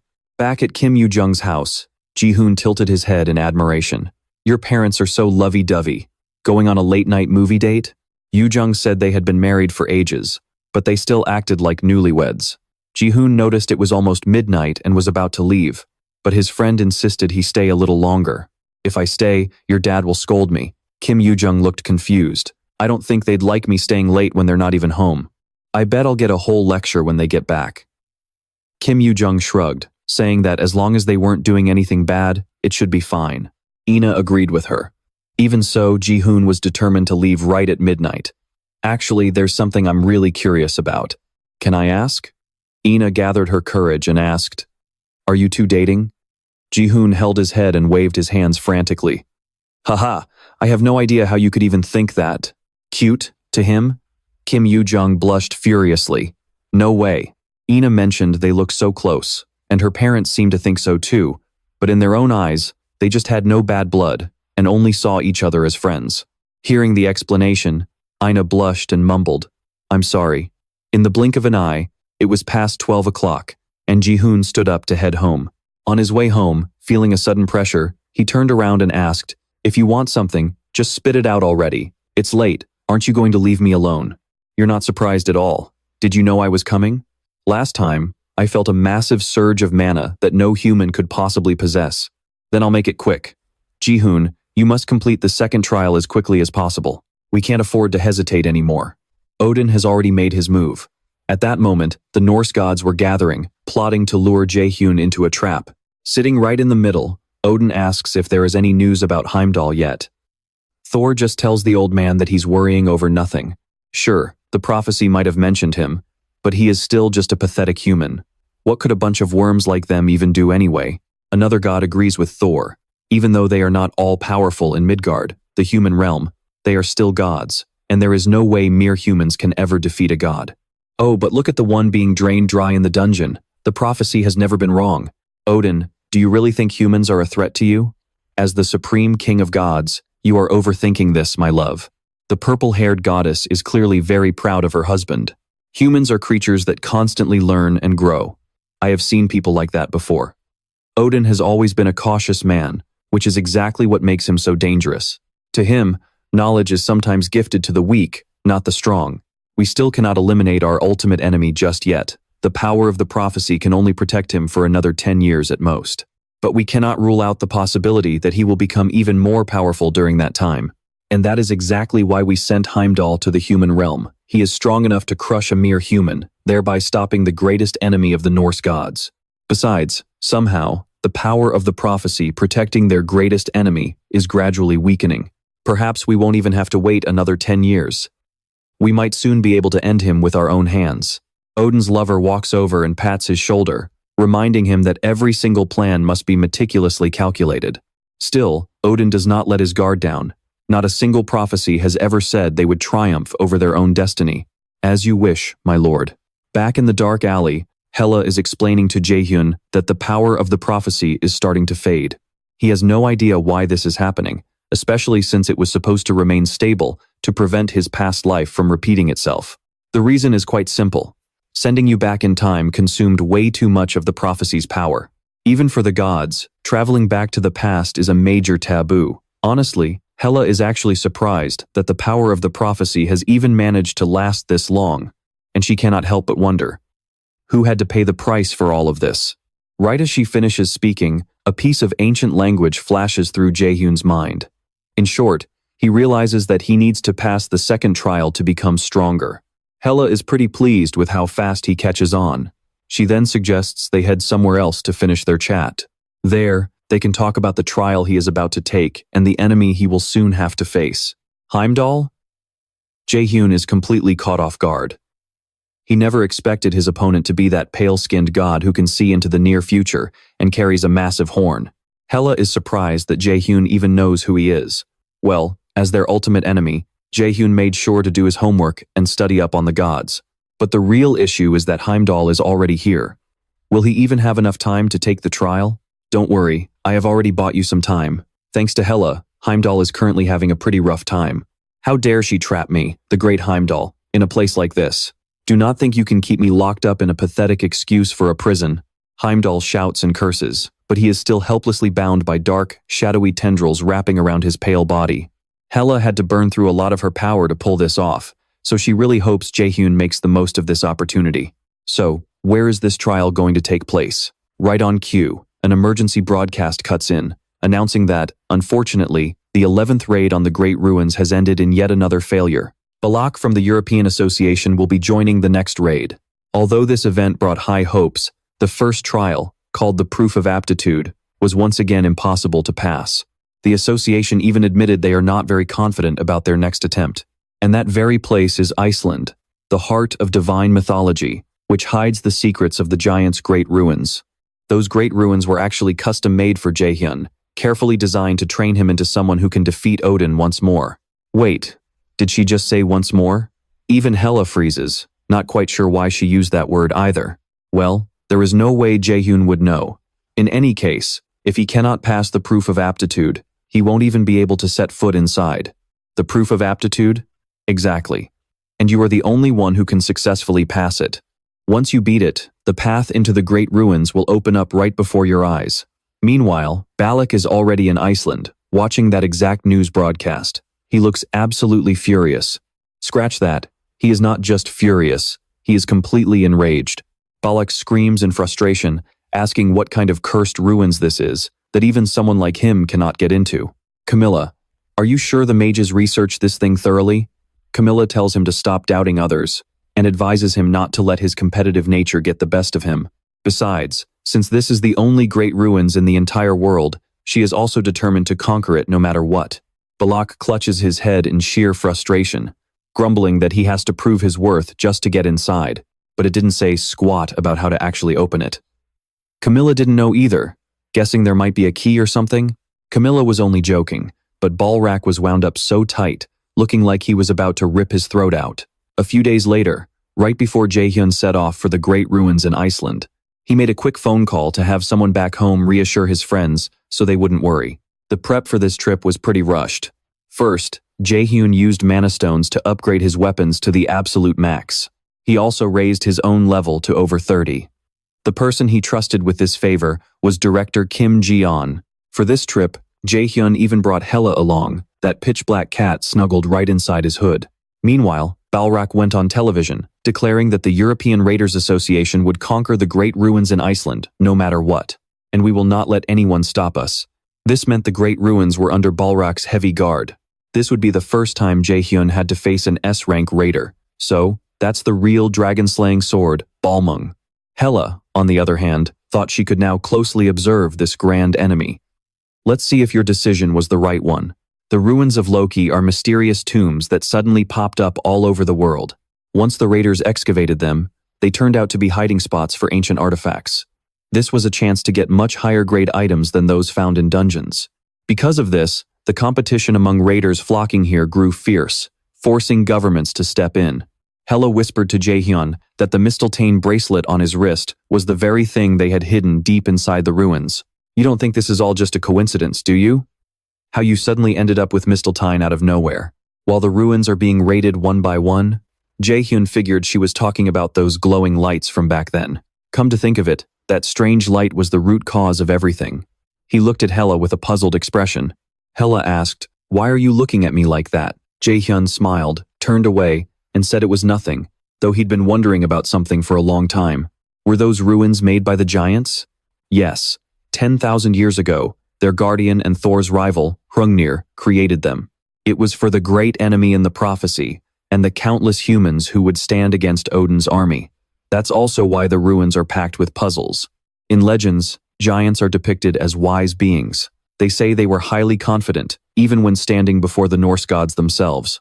Of course, their end wasn't quite as glorious. We're almost there. I'm so nervous. I booked a pricey hotel room, apparently the best one around here. After all, this is your second trial.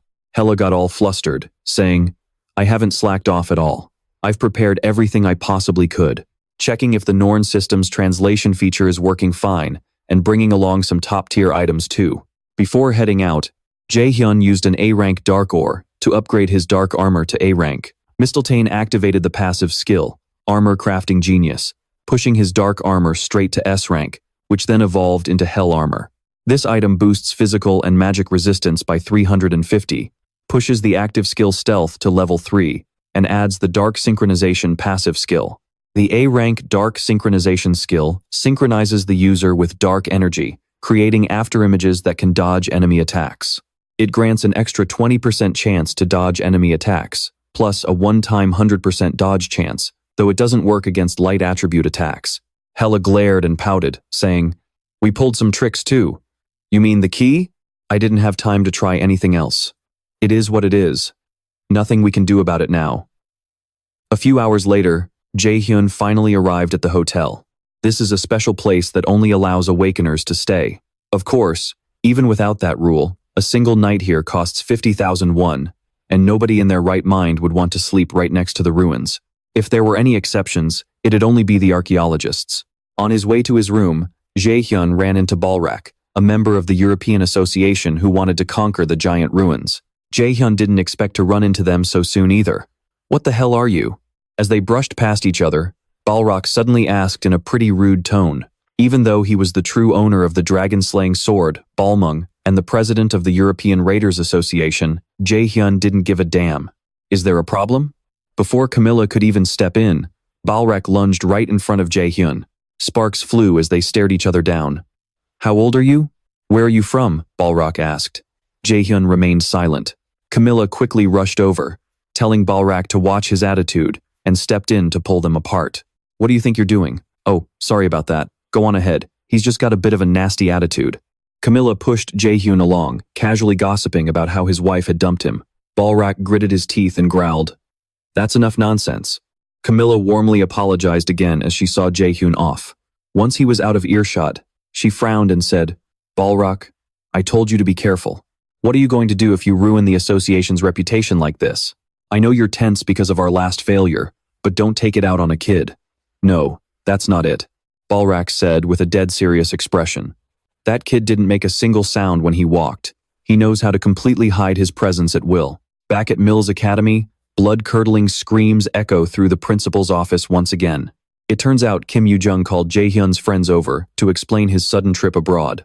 Once again, she is venting about her friend's knack for running off and getting dragged into trouble. Last time was an amusement park, and who knows where he teleported off to this time. Ho-eon chuckles awkwardly, saying Jae-hyun is basically a trouble magnet, so this is probably just business as usual for him. No way. He is not the type who just stumbles into trouble. Knowing her friend all too well, Kim Yoo-jung shoots that idea down immediately. Meanwhile, back at the giant ruins in Iceland, guards from the European Awakened Association stand in the falling snow, bundled up in thick coats. A dark figure slowly approaches, glowing with an ominous red light. A bearded guard barks out, "Who is there? Show yourself. These ruins are under the jurisdiction of the European Raid Association." The figure scoffs, "Not letting me in? Man, I really did not want to get my hands dirty today." The bearded guy tries to scream for backup, but the figure grabs his face, brainwashing him on the spot. "Sorry about that. I'm starting to feel like a real criminal here. Who else could pull off something like that but Jae-hyun? But I had no choice." Flashing back to when he first arrived in Iceland, Hela told him that the first condition to enter the giant ruins was the Nornir system. Jae-hyun sighed. If that is just the first, there is definitely a second, but hopefully not a third, right? Don't cut me off. There are only 2 conditions. The second is that your strength and agility stats must be over 150. In layman's terms, that is equivalent to an S-class ranker. Holy crap, the two just stared at each other, completely frozen in shock. Jae-hyun laughed sheepishly. I haven't even reached S-class yet. Are you kidding me? There is no way. I saw you take down an apostle, all by yourself. Jae-hyun's eyes went wide as he instantly switched to his dark mode. Oh, is this your third form? Flustered, Hela dodged the question, claiming it was irrelevant, and reminded him that he needed to find a way to meet that second condition first. Fortunately, Jae-hyun already had a plan. He remembered completing the second quest at Flandier's mansion, which also rewarded him for clearing a hidden scenario there. I got this from Flandier's mansion. I have never used it because I never needed to. The system screen popped up, identifying it as an unknown item called the Level 3 Cursed Key. Thanks to his scouting skill, Jae-hyun realized this was a very special item indeed. Loki's key can unlock any door or chest. Even Hela was shocked that he possessed such an item. How strange. It's almost like someone predicted all of this and prepared it for me. Jae-hyun inserted the key, unlocking the massive gate to the Great Ruins. He still held a blank card in his hand. I bet this blank card will come in handy soon, too. Both Seo Ah-hyun's thought acceleration and Kwon So-yeol's scouting were incredibly useful, but Jae-hyun held off on copying them, sensing he might lose something precious if he wasted the blank card now. Besides, if he just copied the skills of those close to him, they would eventually catch on and get suspicious. So, if the system had handed him a blank card, there had to be something epic waiting for him to copy. Walking in, the corridor was brightly lit. Just a few steps in, Jae-hyun heard a voice echoing. Are you the great enemy of the prophecy? A massive giant sat on a grand throne at the end of the hall. He had 3 eyes and introduced himself as Mimir. I am the guardian of these giant ruins, by order of my father. The moment Hela popped out in her cat form, Mimir instantly recognized her. No, you are her avatar. That's right. My name is Hela, and my duty is to guide the great enemy through the 5 trials. Mimir, the power of the prophecy protecting the great enemy is fading fast. We must prepare the great enemy for the second trial as soon as possible. I refuse. Mimir cut her off, shutting her down completely. Shocked, Hela demanded to know why. Mimir replied that she should know better. The way the great enemy bypassed the door was nothing but cheating. That comment immediately made Jae-hyun's face darken with rage. To make matters worse, Mimir added that Jae-hyun was nowhere near ready for the second trial, so telling him to leave was actually a mercy. Come back when you are stronger. Hearing this, Hela was furious. Mimir, we are running out of time. Once the prophecy's power drains completely, the Norse gods will make their move. Yet, Mimir stubbornly shook his head. Rules are rules, avatar of Hela. Besides, I am no longer certain of anything. Jotunheim, the home I wish to protect, is now nothing but ash. The giants have no home to return to. It was already too late to begin with. What difference does a little more delay make now? Hela was stunned to realize Mimir had completely lost all hope, but Jae-hyun was absolutely done with this crap. Deeply annoyed, he immediately switched to savage mode. Are you guys screwing with me? Hearing this, Mimir's blood boiled. But Jae-hyun wasn't about to back down either. With a dark, menacing expression, he growled. Listen to me very carefully. I am not a charity. He stepped forward, crackling bolts of brilliant lightning erupting with every stride. And I sure as hell am not some tool you can just use and discard whenever you feel like it. Glowing light chains materialized around Jae-hyun, launching straight at Mimir without a second thought. The only reason I let you guys guide my steps is because I saw some value in using you. So, I need you to actually do your damn job. The great enemy has a price of his own, so stop playing games with me. Outside the great ruins, the sky was painted with a vibrant, rainbow-like light, leaving Balak absolutely seething with rage. Gritting his teeth, he asked if the 2 guards were absolutely sure no one had been here. The bearded guard confirmed that was indeed the case. But Balak still insisted there was someone inside, and he wanted to go check for himself. He was so sure of it because the mysterious power and mana he just felt only appeared when a ruin was opened. Balak had never successfully entered the giant ruins himself, so he had no intention of letting anyone else beat him to it. If the door opened, he was sure he'd get in too. But sorry, buddy, You just don't have the luck for it. Balak was so furious that the veins on his forehead were bulging. He immediately called Camila to report that someone had already made it inside. Hearing this, Camila instantly snapped awake and said she would head over right away. Inside the giant ruins, Hela could barely keep up with what was happening. Smear had completely blocked the chains of light. Yet, his body didn't have a single scratch. He angrily slammed his seat, stood straight up, and yelled that Jae-hyun was an absolute idiot. He roared, "How dare you oppose me with nothing but a fragile human body?" As his voice boomed, a violent wind whipped up, leaving Jae-hyun and Hela struggling to even breathe. Once the deafening roar finally died down, Hela and Jae-hyun were left dazed, nearly blown away by the force.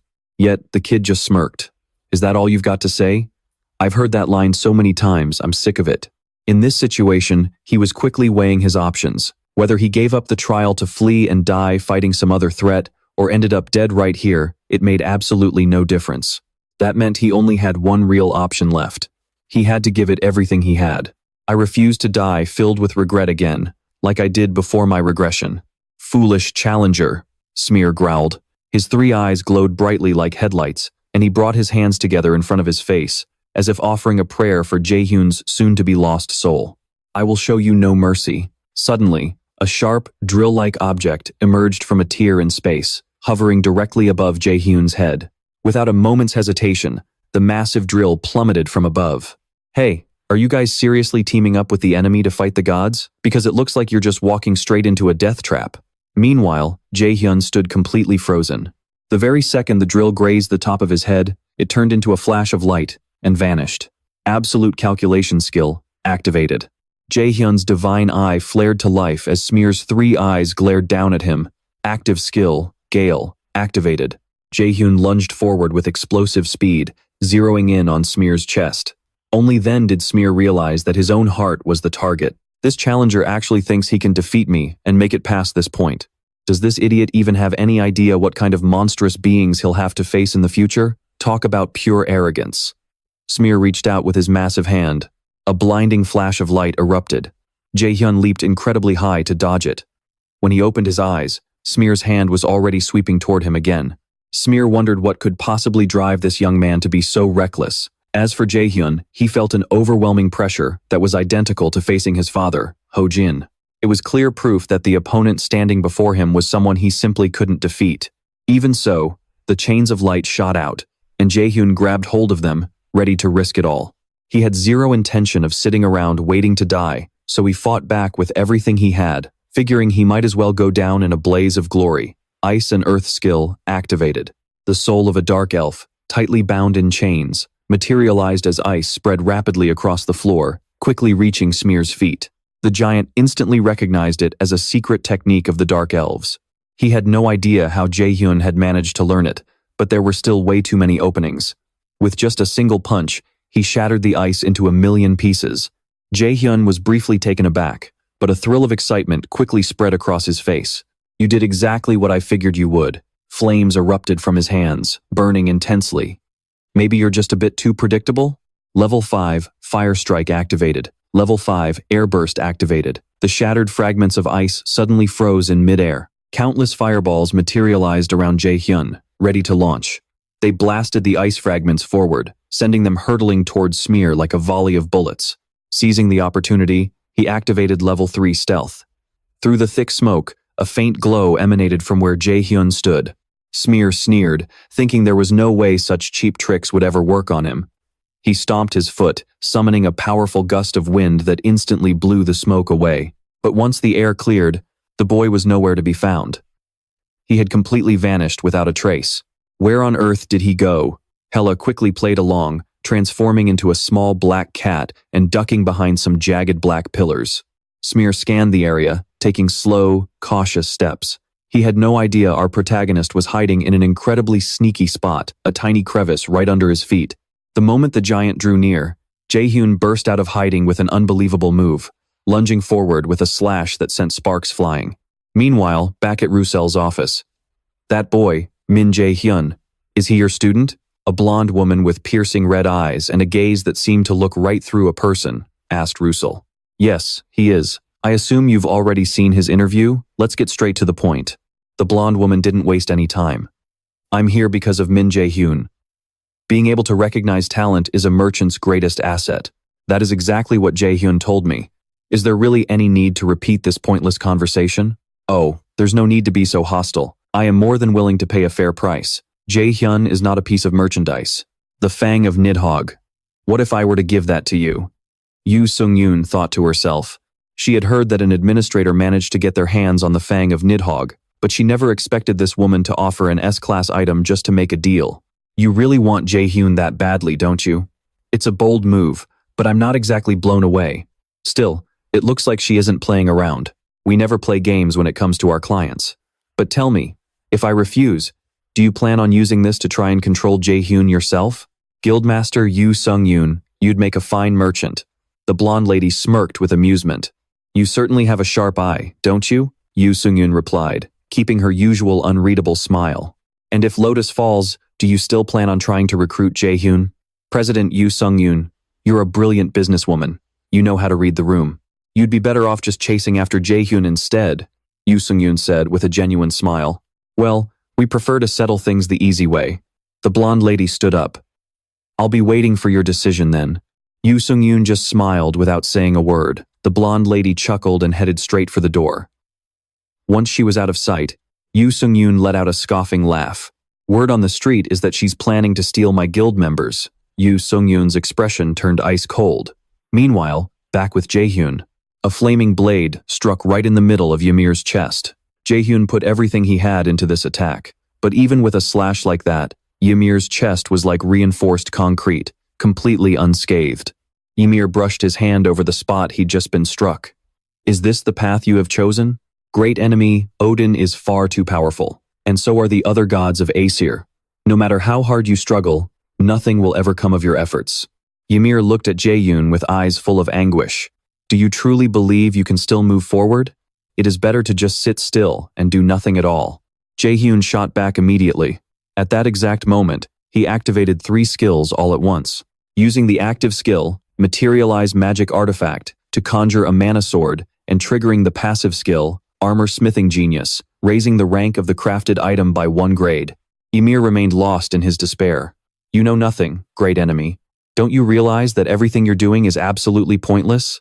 Jae-hyun stared back at Ymir. I'm the only one who decides whether my actions have meaning or not. His words instantly sparked a distant memory in Ymir's mind. Back then, his father had told him the exact same thing, that he was the only one who could decide his own worth. Taking advantage of Ymir's brief distraction, Jae-hyun seized the chance to launch a surprise attack. He unleashed a devastating strike toward Ymir, but the giant simply stared back in silence and asked, "Can you take responsibility for those words?" Both the attack and Jae-hyun himself were instantly crushed under an overwhelming, invisible pressure radiating from Ymir. Jae-hyun found himself completely unable to move. I will ask you once more, can you truly take responsibility for what you just said?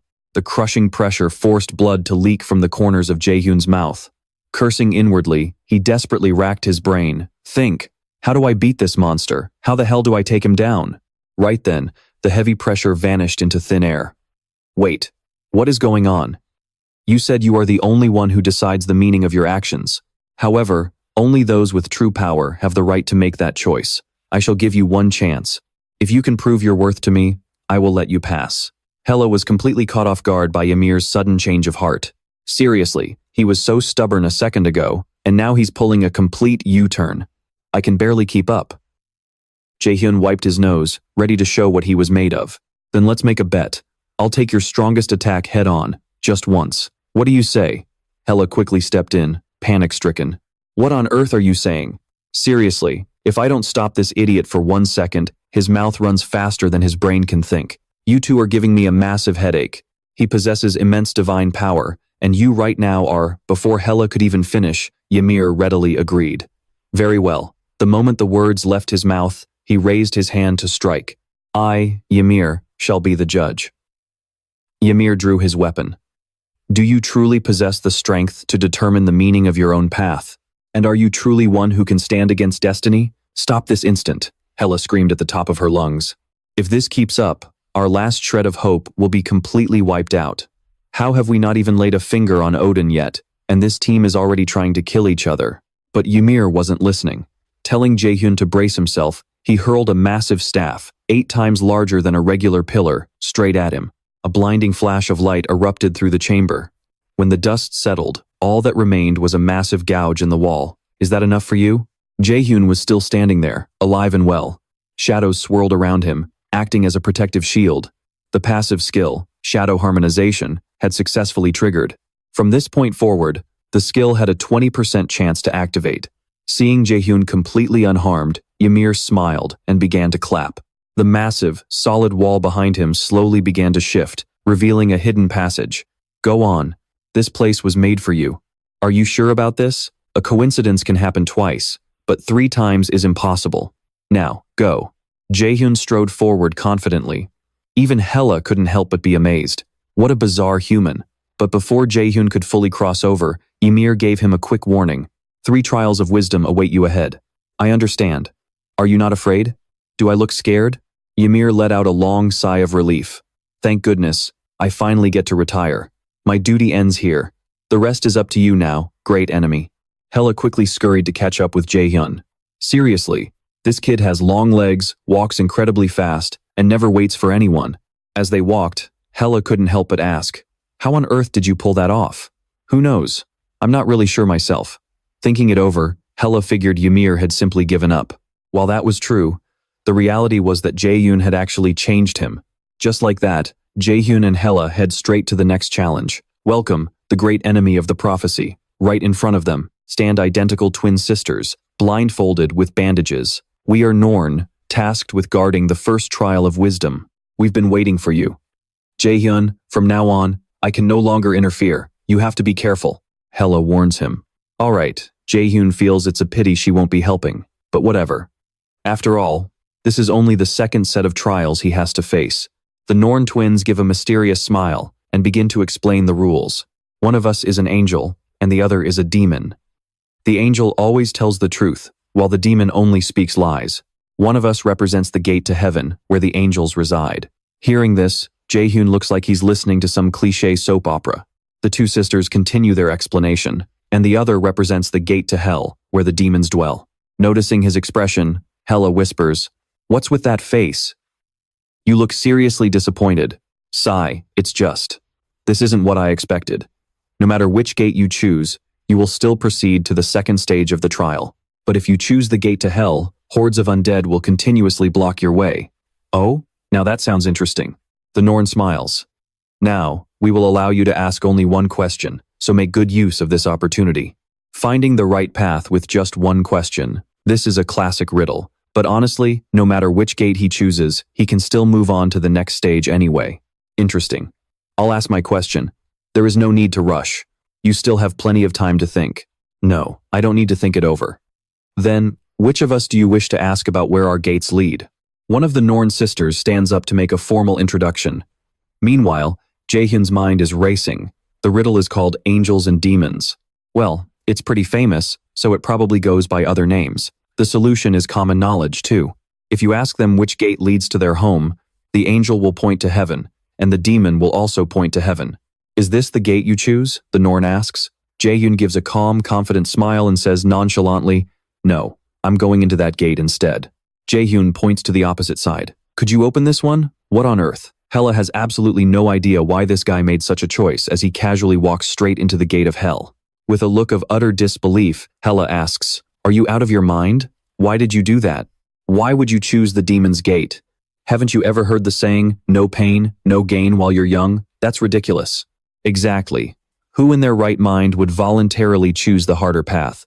But I'm different. Successful people forge their own paths, and so do those who hold cheat codes. They said the undead would try to stop me. Huh? You mean? Before Hela can even finish her sentence, a massive horde of undead starts crawling up from the ground. Having waited for this exact moment, Jae-hyun smirks. Activate sacrifice skill. Angel wings radiating protagonist energy sprout from his back as he scans the undead on the battlefield. Convert the sacrifice skill into a defensive skill. Activate active skill. Judgment of light.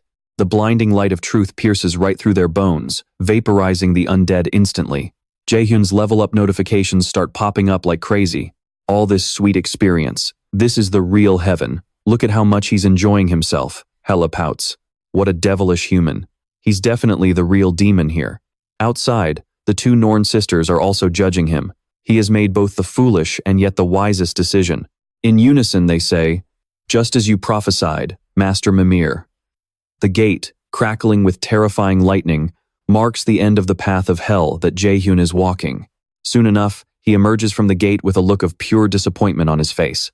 Man, what a bummer. It's already over? It's not every day you get a golden opportunity to level up like that. Speechless, Hela snaps, "Focus, will you?" The trial isn't over yet. The moment they both step out, the gate slams shut behind them. Before them is a massive chamber, and on the floor lies a magnificent, ultra-complex magic circle. So we probably have to fulfill some conditions and find a way out to clear this test. That is correct, O great enemy of the prophecy. A voice from out of nowhere answers him. Are you the gatekeeper for the level 2 test? Jae-hyun calls out. Instantly, a glowing sphere of light appears above his head. I really don't like being called that. If it had a face, it would probably be pouting right about now. But it's true. This sphere of light certainly knows how to face reality. Jae-hyun's eyes narrow. This voice. Do you recognize who it belongs to? Wait, why are you here? Startled, Hela is about to speak when the sphere of light cuts her off. Hold on. At least let me introduce myself first. I am Mimir, the creator of the Nornir system and the one who paved your destiny. Jae-hyun freezes in shock. Paved my destiny? So the system's appearance, and even my regression. Was all of that planned from the start? Jae-hyun falls silent. Could you explain that in more detail? He seems furious. Mimir speaks. As I mentioned, a long time ago, Loki came to me, asking me to show him how to help the prophesied great enemy grow stronger, and how to keep it all hidden from Odin's watchful eyes. The answer is the Nornir system. Jae-hyun fell silent, the realization hitting him. You were the one who created the Nornir system. Then why didn't you just explain your plan from the very beginning? Because of a covenant with the Norse gods, it was already extremely difficult to even get close to you under normal circumstances. The system you used, actually. Not just you, but the system every single awakener uses. It's holding all of you back. Hela asked in utter shock. I've never heard anything about you being the gatekeeper for the second phase of the trial. You know as well as I do, Hela, things aren't looking good right now. If the collapse happens sooner than expected, well, if that's the case, there's no guarantee the great enemy will even survive. I'm about to lose my life, and you're talking about it like it's no big deal. In any case, the reason I intervened here is simple to test you and see if you are truly worthy. Jae-hyun grimaced. You haven't said a single word to me all this time, and now you suddenly want to test me? There are too many eyes and ears out there. The only reason we can talk like this right now is because we're inside the ancient great relic, Mimir explained. Jae-hyun finally understood. The Norse gods couldn't spy on this place at all, which meant they could speak completely freely here. Exactly, you're pretty sharp, Mimir praised. Jae-hyun didn't find it flattering at all, it only annoyed him more. Grimacing, he said he had a question. Mimir replied, Go right ahead, but don't get too ahead of yourself. If destiny already chose me to be the great enemy, then it doesn't really matter what I want. Why did you even bother asking how I felt about destiny choosing me? And on top of that, why did you have to ask at my absolute lowest point, when I was on the brink of death? Why did it have to be like that? Meanwhile, in another location, someone was whining loudly. Oh, my God, what is he even doing going abroad? I have no idea. He won't even reply to my messages. Kim Yoo-jung collapsed onto the table, tears welling in her eyes over her friend. In-ah agreed with her. Ho-yeon smiled, trying to comfort the two girls. He'll come back when the time is right. He always does, right? Ah-yeon was reading a book but joined in on the conversation. Still, what could he possibly be doing abroad? Yoo-jung was still too depressed to lift her face from the table, but she managed to reply. Who knows? He left without saying a single word. First, we need to decide what to do with our team. I really hope we all end up in the same group.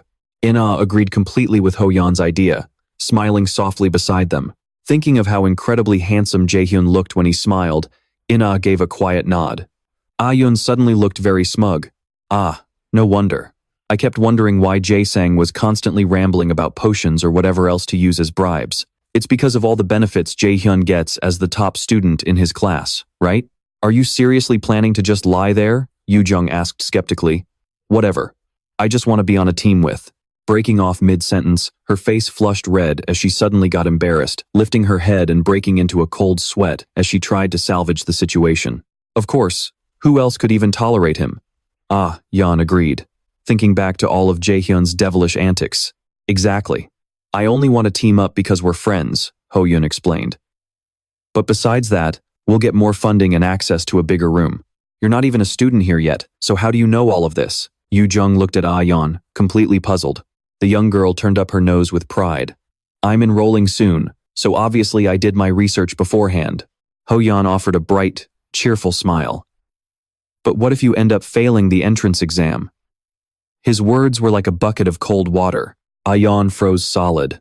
Her smug expression instantly turned into a gloomy scowl. Yoo-jung, on the other hand, looked highly satisfied with this outcome. You are seriously so mean. I really hope he comes back soon. Ignoring the others' bickering, Ina only had eyes for Jae-hyun. Surprisingly, Kim Yoo-jung blushed and agreed with Ina. Meanwhile, back at the ruins, Jae-hyun was still questioning Mimir. Then why did you even ask for my opinion? Mimir froze for 5 seconds, wondering how to answer without making the kid completely lose his mind. Because we refused to place the fate of the world in the hands of someone who couldn't even overcome his own destiny. Destiny? Yes. Back then, I simply offered you an opportunity. You made the choice to alter your destiny, which is why you are standing here today. It's really not that complicated. Jae-hyun let out a bloodthirsty smile. He gritted his teeth, detesting the old man so much that he wanted to just end him right then and there. If that is your goal, then we will respect it. A goal is a goal, regardless of whether it is noble or not. I still have plenty of questions, but I doubt you can answer all of them right now. Unfortunately, that's true. But I can tell you one thing. If you manage to clear this stage, I will give you a hint about the truth. Fair enough. Then please explain the second phase of the trial. Very well. Do you see all the items around you? I see all kinds of things. You only need to offer one of those items by placing it onto the altar. However, keep 2 things in mind. First, never forget that the ultimate goal is to acquire wisdom. Second, you only have 1 single attempt. There will be no second chances. So make sure you engrave that into your heart. Jae-hyun started to think, do I really have to see through all of this? I knew you'd react like that, Mimir remarked. Mimir chuckled as the youth grumbled, I don't really like people reading my mind, you know. Haha, my bad. I'll give you 2 hints about this trial. Hint number 1 is that you already possess the wisdom you can obtain from this altar. Hint number 2 is that you arrived here 2 days earlier than we planned. And since today is Monday, these hints are basically useless. I don't get any of this. Fine then, show me your wisdom. Oh, there's one more thing I forgot to mention. If you fail this trial, you'll lose your life right here. Yoo-won's face went completely dark when he heard that. Since I know you can read minds, here's a thought for you to read. You are a total bastard. Mimir laughed. Ha ha, hearing humans swear is music to my ears. His reaction made Hella, who was standing nearby, think she was hearing things. Is this guy a masochist or what? You have 1 hour. I've given you every hint I'm allowed to, so I'll be waiting for your answer. An hourglass appeared in midair, and Yoo-won began to sink deep into his own thoughts. The wisdom I already have. The meaning of Mimir's hints. Wednesday. What does Wednesday have to do with this trial? Is it really a hint, or is it just a distraction? I need to calm down and think. Let's trace back to how all of this started. What will you offer as a sacrifice for the altar? As time continued to tick away, he opened his eyes and resolved to try other ways. He focused his mental power to connect with every object around him and activated his mana detection skill, but he couldn't find anything special at all. Seriously? This skill failed too? Calm down. I can't back down now. There's no way back anyway. Backing down means I'm dead meat. With the wisdom I possess and Wednesday, there's likely only one possibility that Mimir is expecting from me. Yoo-won sighed and picked up an object, and a notification window immediately popped up. Which sacrifice do you wish to offer? I will offer myself. This is your only chance. Is that your choice? Yoo-won smiled confidently, as if he knew he had this in the bag. The surrounding space instantly warped, everything shattered, and the magic circle cracked. It's the prophecy. The room faded into an endless night. That's right, the great enemy in the prophecy. First, wisdom refers to the knowledge of the runes. I collected Odin's lost eye, which means I have the knowledge of the runes. Next is Wednesday. It's an incredibly crucial hint that seemed useless at first, because Wednesday literally means Woden's Day. More importantly, Woden is another name for Odin. Odin offered himself as a sacrifice to gain knowledge about life and the afterlife. If it's related to this trial, then there's only one fitting sacrifice: myself. Impressive. A young man carrying the weight of destiny. But do you know the meaning of your choice just now? Are you talking about Odin being hung upside down on Yggdrasil, wounded and stabbed repeatedly for 9 days? Yuan twirled his weapon. To get what he wanted, he was more than willing to risk his life. Yuan pointed the sharp tip at himself and stripped off his armor, making even Hela panic. He's causing trouble again. If this keeps up, I'm going to have a heart attack. Wait a minute, what on earth are you trying to do? Mimir, is this what you wanted to confirm? Without hesitation, Yuan stabbed himself, coughing up blood, but still smiling. Is this it? Offering yourself as a sacrifice means facing death itself. The pain that follows will be many times worse than this. Time is extremely precious. I should have wrapped this up sooner. Activating skill. Materialization of magic treasure. Ah, stop! Hela screamed in panic as she saw another spear pierce through Yuan. How on earth is he going to survive this to get his revenge? I said stop, but this guy was so obedient that he prepared to stab himself yet again. That's enough. Right at that moment, Mimir appeared. Why didn't you show up earlier, old man? The hope of everyone was almost done for. A blinding light enveloped Yuan. When he opened his eyes again, he found himself completely unharmed, lying in the middle of the magic circle. You've changed a lot, Mimir remarked, to the point where you don't even need my advice anymore. Yuan stared down and rubbed his stomach. Thank goodness the wound was gone, and his six-pack was still completely intact. The test ends here, and you've shown me much more than I expected. So, it's my turn to keep my promise, right? I've been waiting for this day for a long time. Finally, I have the chance to uncover the truth the gods have been hiding. Bring it on, old man. I'll give you 3 words. These 3 words will form a sentence and guide you to the truth. Why do you have to be so cryptic? Just spit it out already. I'm doing this to avoid the gaze of the Norse gods, so bear with me. What a waste of time. Ah. Even Hela doesn't know about this. Even I don't know. Yes, it's a clue that has been kept hidden for a very long time. Mimir stopped speaking and let the light manifest into words. Conqueror, eye, and shine. There were too few clues to make a deduction. What on earth do those words mean?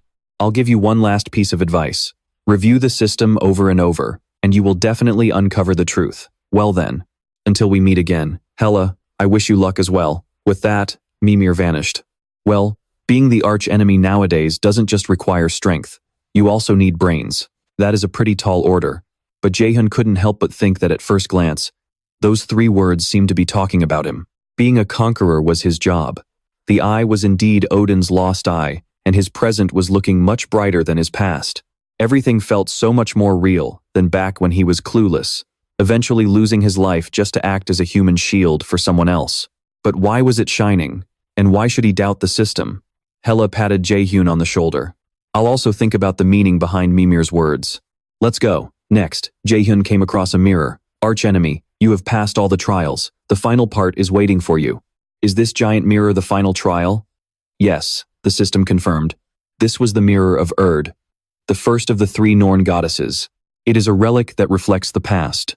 You will see your own memories. Look into them, and then return to tell me what answer you found. Once you do, you will pass the trial. Is there a specific answer you want? No. No matter what you answer, I have no right to judge. Find your own answer. That is the final trial. When you're ready, touch the mirror's surface, and the past will unfold before your eyes. Jae-hyun didn't hesitate for a second and touched it immediately. A bright light flashed before his eyes.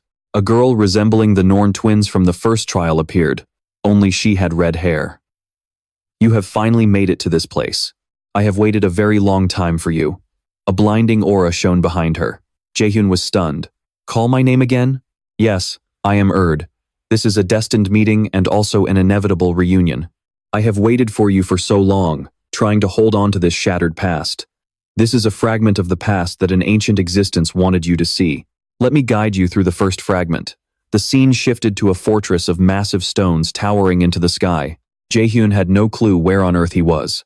Hela stepped in to explain. This is Jotunheim, the land of the giants. But Jae-hyun, have you ever met Urd before? I'm not sure. Well, Urd is right over there. And the past we need to observe isn't inside your head, it is right in front of us. You can watch, but you cannot change a single thing. This story has already ended. This is nothing more than an echo of the past left for you by Hrungnir, who was once a great Jotun. Suddenly brushed past him and reminded, so you must listen to the story he wants to tell. This three-eyed, two-horned old man with a braided beard is Hrungnir. Skrymir, what do you think makes a good king? Someone strong. They have to be strong so they can protect others. Yes, that is a crucial factor. But a good king should also know how to share and care for others, while fully understanding his own shortcomings. I hope you will become that kind of Jotun one day. But I'm weak, and I'm afraid of so many things. I'm even terrified of Thor's hammer. How could I ever be worthy of being a king? I don't understand. Skrymir, don't judge your own worth so easily. The only one who can decide your worth is yourself. Hearing this, Jae-hyun and Hela looked at each other. So that is why Skrymir opened up to you, Hela muttered in amazement. Suddenly, trouble arose. A Jotun rushed over to report that Thor and his female warriors were invading. Hrungnir pushed his son behind him, grabbed his massive weapon, and said, "Don't worry, I, Hrungnir, will do whatever it takes to protect everyone." Said, "It is a dark past, but their suffering does not end here." Glowing specks of light drifted around her. This was the second fragment. The scenery shifted once more. The ground beneath their feet was the same, but fire raged everywhere. What on earth? Jae-hyun looked at the scene in absolute horror. Everywhere he looked, corpses and blood filled his vision. This was the final battle, Ragnarok, right before the covenant was written, and that man over there was the god of thunder. Thor. He stood atop a mountain of Jotun corpses, laughing maniacally. Thunder echoed across the vast heavens as he held his iconic hammer. Damn it, just because he's good-looking doesn't mean he has to be such a scumbag. Jae-hyun thought to himself, he is strong. Way too strong for me right now. Even if I reach S rank, there is no way I could go head-to-head with a monster like him. What do I need to do to get that strong? Overcoming the 5 great trials will point you in the right direction, Hela said. Thor was still standing there, laughing. I've always despised those giants, yet they still refuse to give up and keep on fighting. Fine, I should at least show some respect to such honorable warriors. Greetings, King of the Giants. Pitch-black lightning and fierce flames erupted from Thor, making him look far more like a demon than a god. If you fight me one-on-one, the slaughter of your kind will stop. Do you accept? Hrungnir, his body already covered in wounds, asked. So, you will spare the others in exchange for my head? That is right, I swear on my name. With that, the massive weapon in Hrungnir's hands slammed heavily onto the ground. Excellent. That is exactly what I wanted to hear. Thor laughed in delight as lightning cascaded from the heavens once more. Then, until we meet again, I won't go down that easily. Lightning crashes down with a deafening roar. Thor's sudden change of mind, and the ultimate sacrifice of Hrungnir. The war between Jotunheim and Asgard has ended with Asgard's total victory. Now, with only a fragment of the past remaining, Hela casually fills Jae-hyun in on what happened. The scene before him leaves him completely speechless. Right before this, Hrungnir had cast a spell on his weapon, while Smir begged him from behind. "Father, please don't go. It's a trap." "I know, but I must go." Smir cried out through his tears. "But why? Why do you have to do this? You are the only family I have left." Hela walks up to them, speaking in a solemn, commemorative tone. "This is Asgard, the realm where the Aesir gods live, including Odin, the one you must eventually destroy. Smir, do you remember what I told you before? It's all right. I know you'll do just fine without me. But one day, the great enemy of the prophecy will come to find you." Prophecy? Great enemy? Yes, the greatest enemy of all will arrive. So, my son, please protect my grave, the Great Ruins, and that is exactly why this Great Ruin exists. This is a memorial for the giants who sacrificed themselves, and a symbol of a future filled with hope. The great enemy in the prophecy. Jae-hyun is startled and looks over. "I know you are watching these memories. Please, help my son, Smir." Hela explains that he was preparing for his final moments. At that moment, Hrungnir had stepped up behind Thor. Thor turns around, visibly excited. "There you are." Hela explains that this was all done for the sake of his son, who would be left all alone, and to ensure that a final hope would be born for him in the future. "So, can we start now?" Thor seems incredibly impatient. "I've been dying to fight you from the very start. Are you satisfied now?" Thor's face darkens as he replies coldly, "No." A crimson sphere crackling with lightning appears in the sky and strikes straight down at Thor. He radiates a dark energy, more sinister than any demon. I won't be satisfied until I win by destroying you. Oh my God, he might be a terrible guy, but he's incredibly handsome. Lightning strikes down, tearing the ground apart. No matter how hard they fight, it's always the poor ground that suffers. Hrungnir backs away step by step as lightning strikes all around him. He raises his massive weapon to block the lightning. But then, a bolt strikes right behind him, sending Hrungnir to his knees as he gasps for air. Why are you doing all of this? What do you mean? Why would you slaughter countless innocent lives just to satisfy your own selfishness? Ah, is that what you mean? Everything is the will of the greatest god among all great gods, Odin. I don't care about the reason, because I don't even have one. All I care about is fighting a strong opponent. Let me ask you a question. Why did you agree to this duel when you knew damn well you wouldn't survive? Hrungnir chuckles. Because I have something I must protect. You still have something to protect? Most of your kind have already turned to dust. They still exist, and one day Asgard will fall. The prophecy of the three Norn sisters. You still believe in that garbage? Thor scowls. How boring. Enough of this nonsense. Thor spins his hammer with insane skill, his eyes flashing as black lightning tinged with blood dances around him. I'll send you to join the rest of your kind. Jae-hyun and Hela stand in silence, watching the blinding light envelop Hrungnir's massive body. Great enemy, can you hear me? If you're going to do what you want, never forget what I'm about to say. On the path you must choose, there is only one thing you must keep in mind to have an unwavering will. Jae-hyun clenches his fist. The path I must choose? Thor is ready to deal the final blow, while Hrungnir's final thought is for Smear, saying, "Tell him I'm sorry." Then, a devastating bolt of lightning crashes down. Thor's hammer collides violently with Hrungnir's massive whetstone. Within seconds, the whetstone is completely shattered to pieces. The violent lightning claims Hrungnir's life, and Smear witnesses the entire horrific scene. The boy's heartbreaking cries for his father go completely unanswered. What a disappointing ending, Jae-hyun scoffs, pulling out a card. Hela looks over in utter astonishment. I just feel like I'll only be satisfied if I can land a hit on Thor at least once. Don't you agree? The hammer returns to Thor, who is radiating an overwhelming, terrifying power. Right then, the system chimes in, informing Jae-hyun that he can use a highly powerful blank card. Thor swings his hammer to end the fight, while Jae-hyun quickly whips out his card to copy this overpowered skill for himself. Hrungnir sacrificed himself, but not before leaving a final trick. Suddenly, the shattered pieces of his massive weapon begin to move, making Thor grimace. Thor's footsteps on a smoking, pitch-black stone, making his eyes widen in surprise. The black stone suddenly flashes, and mysterious runes on its surface begin to glow. This is the ultimate move Hrungnir left behind. Thor grits his teeth, cursing such a dirty trick. Glowing runes surround him, and everything turns into a blinding flash of light. Glowing runes keep flying out from the fragments of Hrungnir's weapon, rushing straight at Thor. The shattered pieces wrap around him like a spider spinning its web, trapping him tight. A counterattack triggered by your sacrifice? Brilliant. Thor glares and mutters, gripping his vicious hammer even tighter. But this still isn't enough to put me down. Blazing flames and dark lightning surge violently, completely tearing apart the web created by Hrungnir's final parting words. The blank card is attempting to copy this terrifying skill. Warning, the skill level is too high for the user's current level. The copied skill cannot be fully utilized until the user reaches a higher level.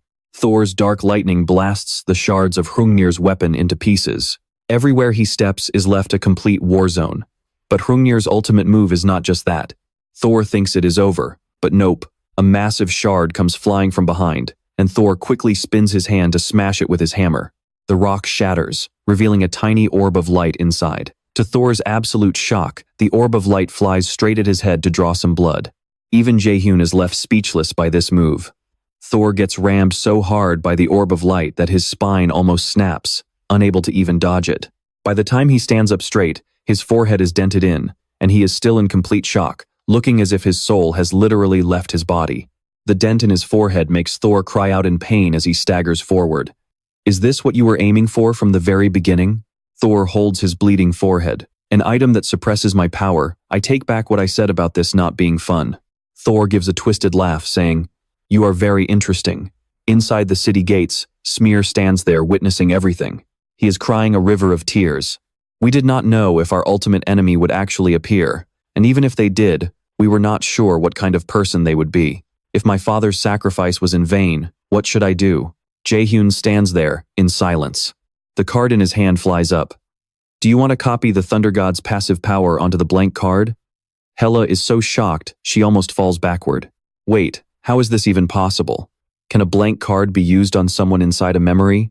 Replies to Hela without showing even a hint of surprise. If this were just an illusion, then no. But as I said, this is a fragment of the past passed down to future generations, meaning Hrungnir's sacrifice was not in vain. Smiles brightly, looking at Jae-hyun's back. The blank card has turned into a black card, having successfully copied the Thunder God's passive power, currently displaying the passive skill information. Name, Power of the Thunder God. Grade, Legendary. Controls the lightning of the Thunder God, Thor, increasing the strength, efficiency, and damage of lightning-type skills. 1. Damage of all lightning-type skills is increased by 300%. 2. The effectiveness of all lightning-type skills is increased by 50%. 3. Can be activated and deactivated. Warning: the skill level is too high for the user's level, so the skill cannot be sustained. If used, it will cause permanent damage to the user's body. Hela asks Jae-hyun, "Are you sure about this? At your current level, you cannot withstand that power. I will grow strong enough to use it. Besides, you are going to help me anyway, right?" "I guess so," smiles happily. "Our time is up, and it is time to say goodbye again, but I still cannot get used to this." "Did I forget something?" Jae-hyun asks, slightly taken aback. "Trying to find out about that now is pointless. You must look forward. O great enemy, step through this shattered past and build a new future. I will pray for you within this shattered past." Swirling specks of light fly up. "There is no place for me in your destiny." But Jae-hyun stares blankly at By now, the black bandage over her eyes has vanished, leaving only her beautiful face and her gentle, warm smile. "I wish for your journey to be filled with blessings." Sheds tears. Poor girl, she barely got any screen time before disappearing again. Blinding specks of light fly past rapidly, making it impossible for Jae-hyun and Hela to open their eyes. By the time they wake up, the giant mirror has shattered to pieces. "You have returned." Smear speaks from behind Jae-hyun like a ghost. Jae-hyun holds up the broken mirror, coldly replying, "Yeah." Hela is also extremely bummed out. "This is your final trial," Smear announces. "I am only testing one thing. Are you ready?" Jae-hyun remains silent in deep thought. Smear drops to his knees. "O great rival of the prophecy, can you abandon your current path? Even if it means losing what is most precious to you?" Jae-hyun lowers his eyes in thought as images of his mother, Yoo-jung, Sung-yoon, and even flash through his mind. He says decisively, "No, I am sure I might fall. It will hurt, and I will feel sad. I know Smear can empathize with this because he was once just like that too, but I will stand up again and keep moving forward." Smear smiles along as he hears Jae-hyun's words. "I see, you have passed, O great rival of the prophecy. You have met the requirements to pass this trial." At this moment, the system window also pops up in front of him. "You have passed all trials, and you have gained 4 levels. You have obtained the title, Overcomer of the Second Trial. You have received a gift from Hrungnir. Looks like I got a ton of stuff," Jae-hyun remarks. "Are you guys leaving now?" Jae-hyun, who is currently equipping the armor he wore at the beginning, replies to Smear, "Yeah, we are done here anyway. Oh, there is one more thing I forgot. What is it? I am sorry. That is what your father wanted me to pass on to you. Now, I am leaving." Smear looks at Jae-hyun's back and smiles softly. "I have never hated anything you did." Outside, the snow is falling heavily, but the group of raiders is still lining up neatly to ambush whoever managed to get inside the ruins that absolutely nobody else could enter. Standing there, looking at the massive crowd outside packed like ants, Jae-hyun. "Seriously, I can't help but swear. Are there really this many guards on duty here? God, they're all pretty strong too. Escaping is going to be a nightmare." Hela peeked through the crack in the door and sighed. Jae-hyun felt incredibly annoyed about having to sneak around like a thief, but considering everything that happened, he understood why the association felt that way. After all, the European Union poured a massive budget into this raid, and with his current skills, there was no way he could take on 2 S-rank hunters at the same time. "So what should we do? I'll buy us some time, and you handle the rest, okay?" Hela agreed immediately. "Once I give the signal, distract them." With the plan set, Jae-hyun pushed the door open while Hela began gathering her mana. The guards, who had been shivering in the snow to the point of getting sick, immediately swarmed him and demanded he stop right there the moment they saw him walk out so confidently. Seeing someone daring to make a fuss in front of him, Bok's face darkened as he shoved them aside. "Get out of the way!" He marched toward Jae-hyun, radiating pure bloodlust. Physically, he easily towered over the guy. "Did you finish it?" Bok asked coldly. "And what if I did?" Jae-hyun replied nonchalantly.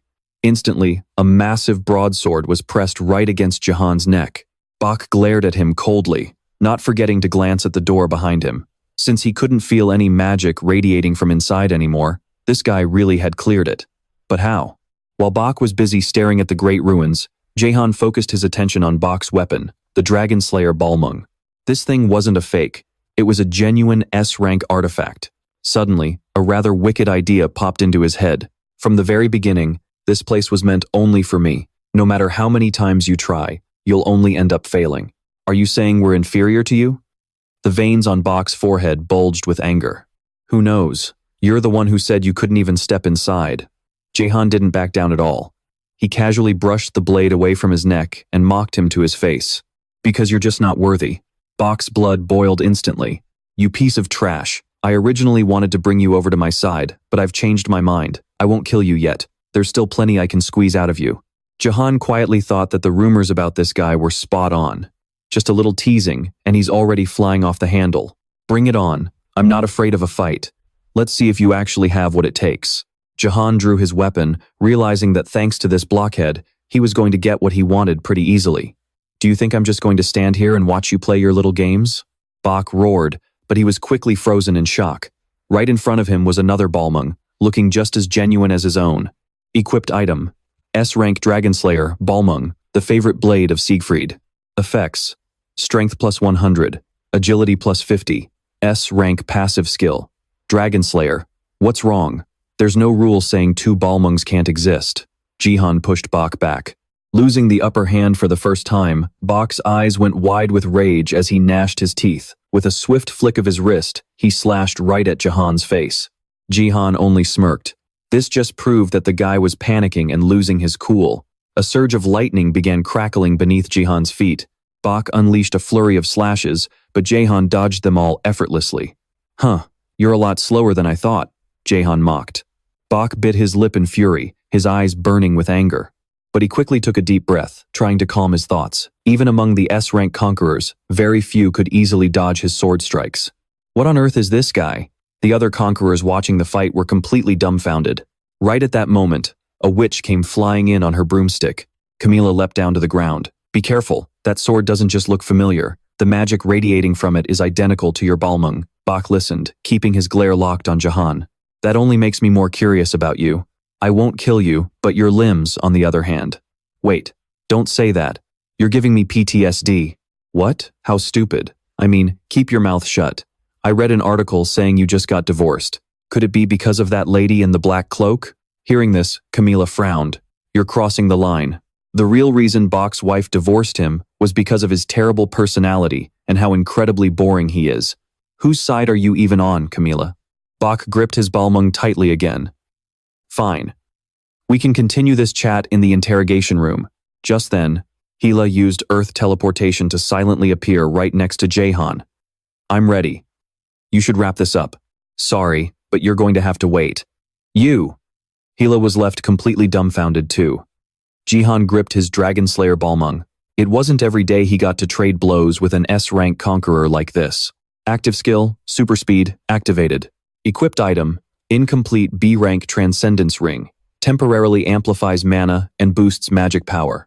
The user gains the active skill, super speed, which has been downgraded due to a lack of Transcendence stones. The super speed state is unstable due to the item's incomplete status, temporarily boosting the skill's power.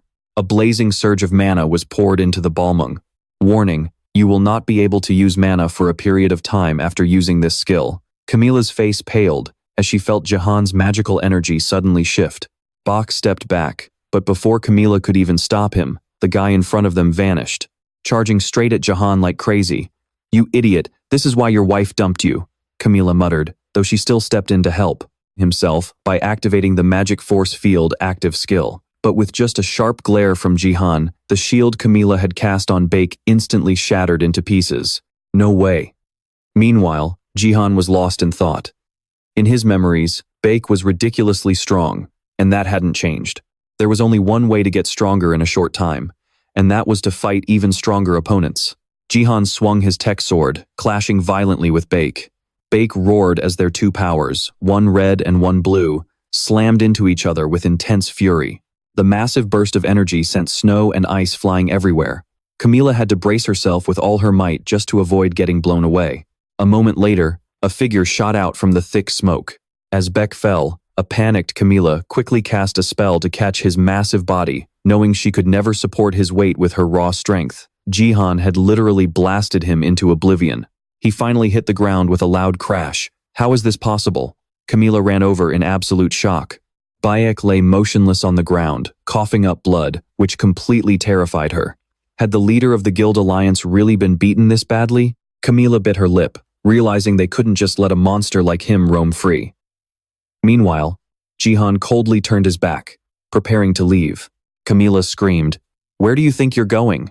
She channeled her staff, summoning two magic circles, one blue and one purple. Activating active skill, Inferno. Activating active skill, Wind Chaser. Jae-hyun turned to look, and an explosion erupted immediately after.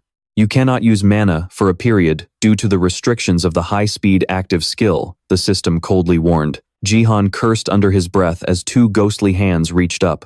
Hila was also sick of this cat-and-mouse game. That's enough. Camila stared at the explosion, practically bursting with rage. Before her attack could even land, he had already disappeared. Damn it. How could he be so fast? We have to track him. We cannot let him escape. By then, Baek had regained consciousness and managed to stand up. But the first thing he did was tell his friend to let it go. What? What do you mean? I said let it go. Tracking him is too dangerous. We will head back to headquarters and talk there. Are you sure? You hate even contacting them. So why now? Is he really that strong? Yeah, he is. Camila's eyes widened. Baek, you are not acting like yourself. Did something happen? Does your wife want to get back together? Baek nearly choked with rage. Pfft. He let out a heavy sigh. He spared my life on purpose. Seeing Camila's horrified expression, he calmly continued, there is no need to send anyone after him. Fine. I will contact headquarters about him. Thanks. I am going to get some rest.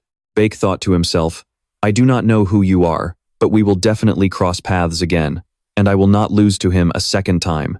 Elsewhere, Hila, in her black cat form, gave Jae-hyun a warning glare. Seriously, you are too much. Jae-hyun lay there completely limp, flashing a bright grin. Haha, alright, let's head home. The next day at the airport, Jae-hyun was texting that his flight had just landed as he walked. Immediately, Ina called, Hey, what is up? Jae-hyun, have you decided which group you are joining yet? The voice on the phone asked. It was only then that Jae-hyun remembered. It was about that time. There was about 1 month left. Groups were one of the main policies for all Conqueror academies across the country. Simply put, it was like a school club, but specifically for Conquerors. Usually, second and third year students would form these groups and invite the freshmen. They would often take on requests from public organizations. The academy takes a cut of the commission fee, while students get a chance to earn money and build connections. It is a great way to gain party experience before joining a real guild. It sounds like a good idea, but in reality, it is only beneficial if you join an influential guild. Otherwise, it is just a waste of time. Before my regression, I joined a low-ranking group and was forced to work like a slave. Because of a rule that only allowed you to join a single group, I had no choice but to stay stuck there. Anyway, I do plan on joining their group, but where is the fun if I make it too easy on them? So, he decided to tease his friends for a bit. I still don't know yet. I'll probably just look for a group that suits me. Well, we're talking about joining a group together. Do you want to join us? Ina spoke, but the other four were all eagerly eavesdropping to hear Jae-hyun's answer. I think I'd rather choose for myself. The 5 youths instantly froze.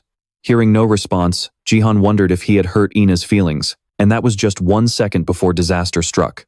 Hey Jae-hyun, are you planning to join a different group? Are you really going to abandon us? Yoo Jung snatched the phone and screamed. Ina's face darkened as she pouted, clearly unhappy with his answer. Even after holding the phone a few feet away, Jae-hyun still had to cover his ears. Hey, I never promised we would join the same group or anything. Once a teammate, always a teammate. If you just want to leech off my first-class privileges, just say so. Who would want that? Wait, Hoon has something to say to you. Huh? I never said that. Hoon whined as the hot potato was suddenly dumped into his hands. The other side of the line was a chaotic mess. I don't think I can convince him. Oh, hello. Well, I guess joining the same group as you guys wouldn't hurt. Really? Jae-hyun thought to himself. Man, he's so easy to trick. He really needs to watch out for scam calls. On one condition, okay? But Jae-hyun, we're friends. Seriously. If you're gonna be like that, then forget it. Exactly. Even between friends, business is business. Am I ever wrong? Jahan's words made Yoo-jung and Anhan dry heave. I'll tell you guys the condition later. I have to enter the gate now. And with that, the conversation ended.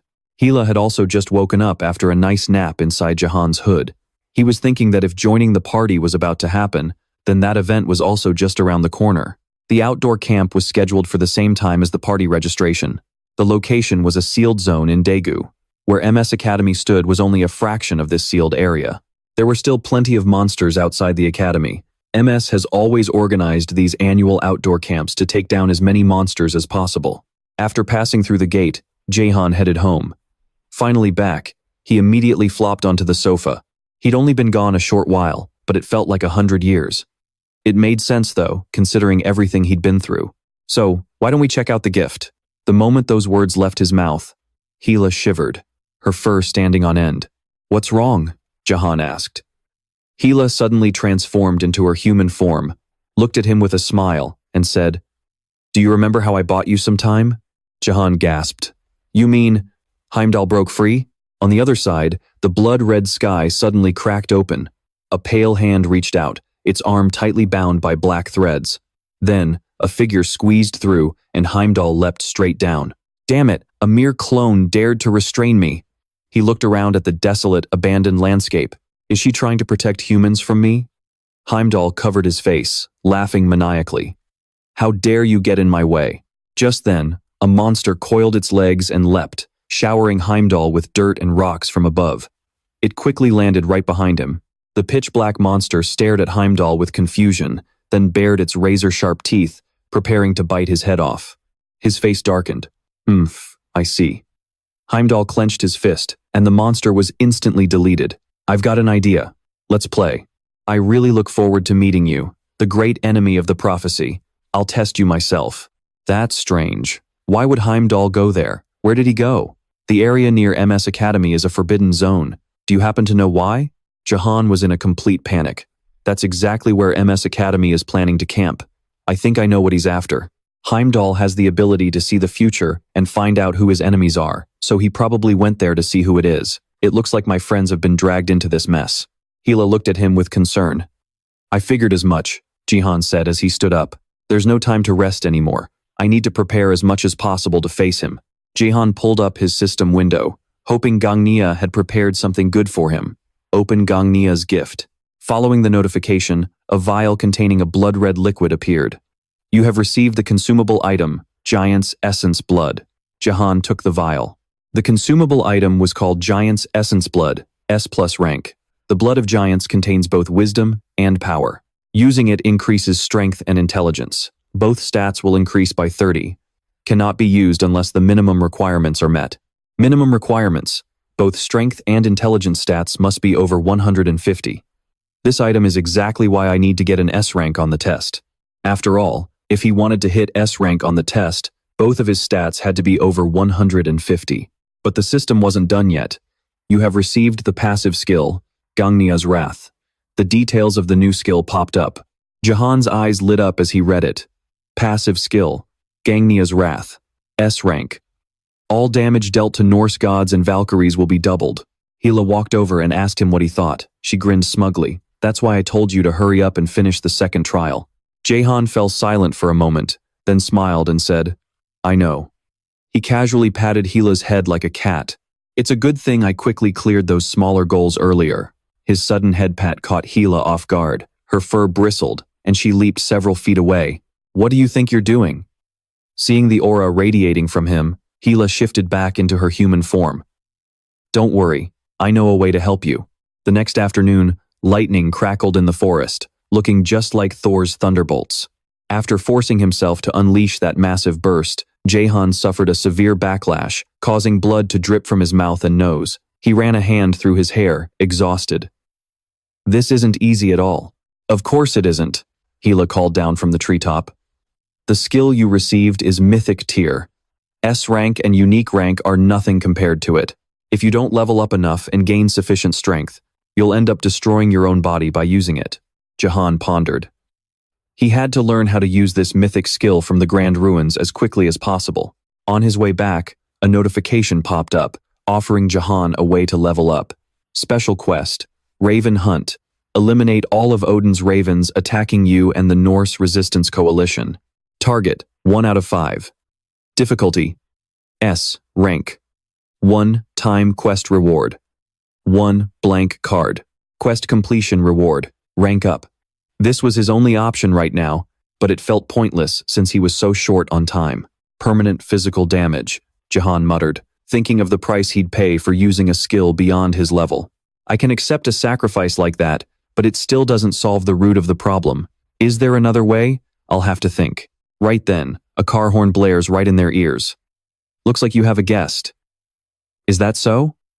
Well, let's see if this is a friendly visitor or not. A faint illusion still hovers near the wall not far away. The car window rolls down, and the woman inside smiles.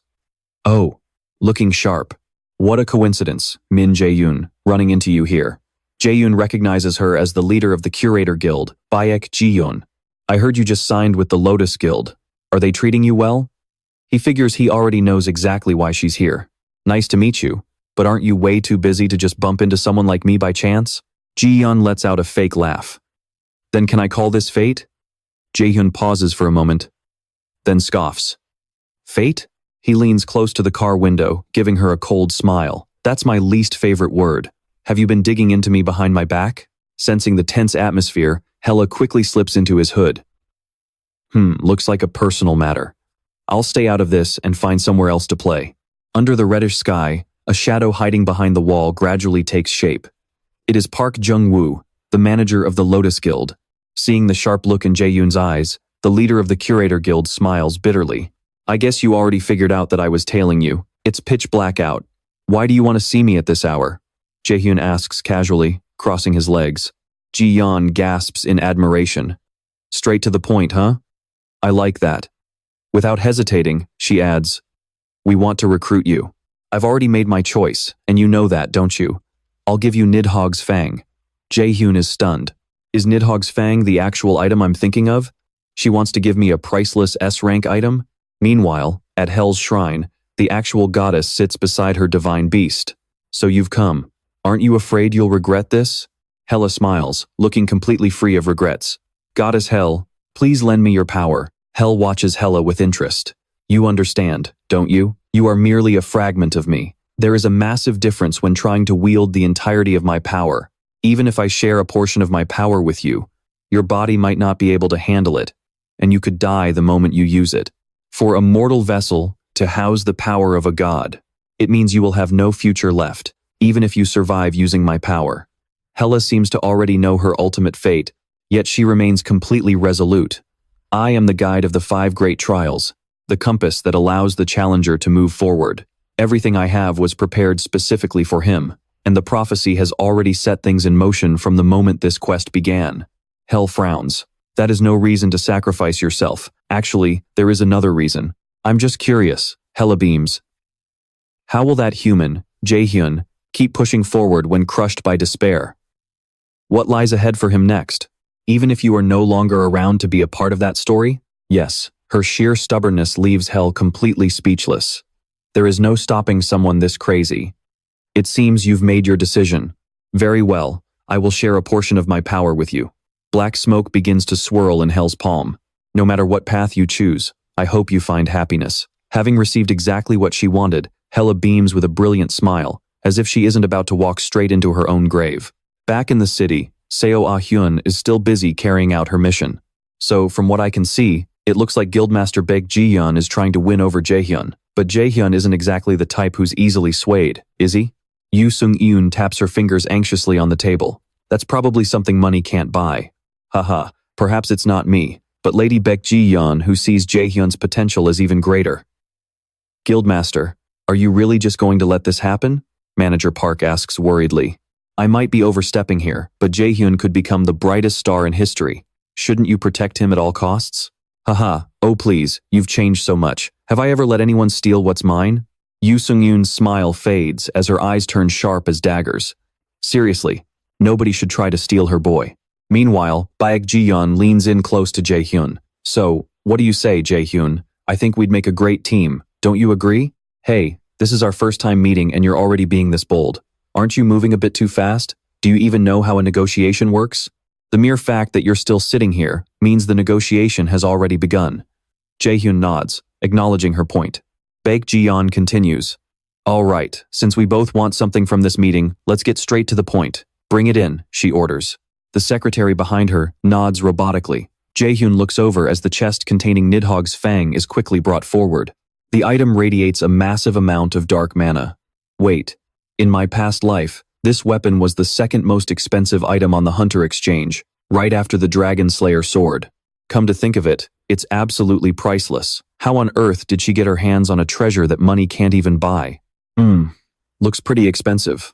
Why are you showing this to me? Jae-hyun tilts his head, playing dumb. I don't like men who keep too many secrets. Why don't we be completely honest with each other? Fine then. Jae-hyun's aura suddenly flares. Mana, so what is it that you want? Ji-young could feel the suffocating pressure, breaking out in a cold sweat. She was completely baffled by how a mere academy cadet could possess this much magical power. This is insane. Plus, if he loses control. No, he must not lose control. That's what you were thinking, wasn't it?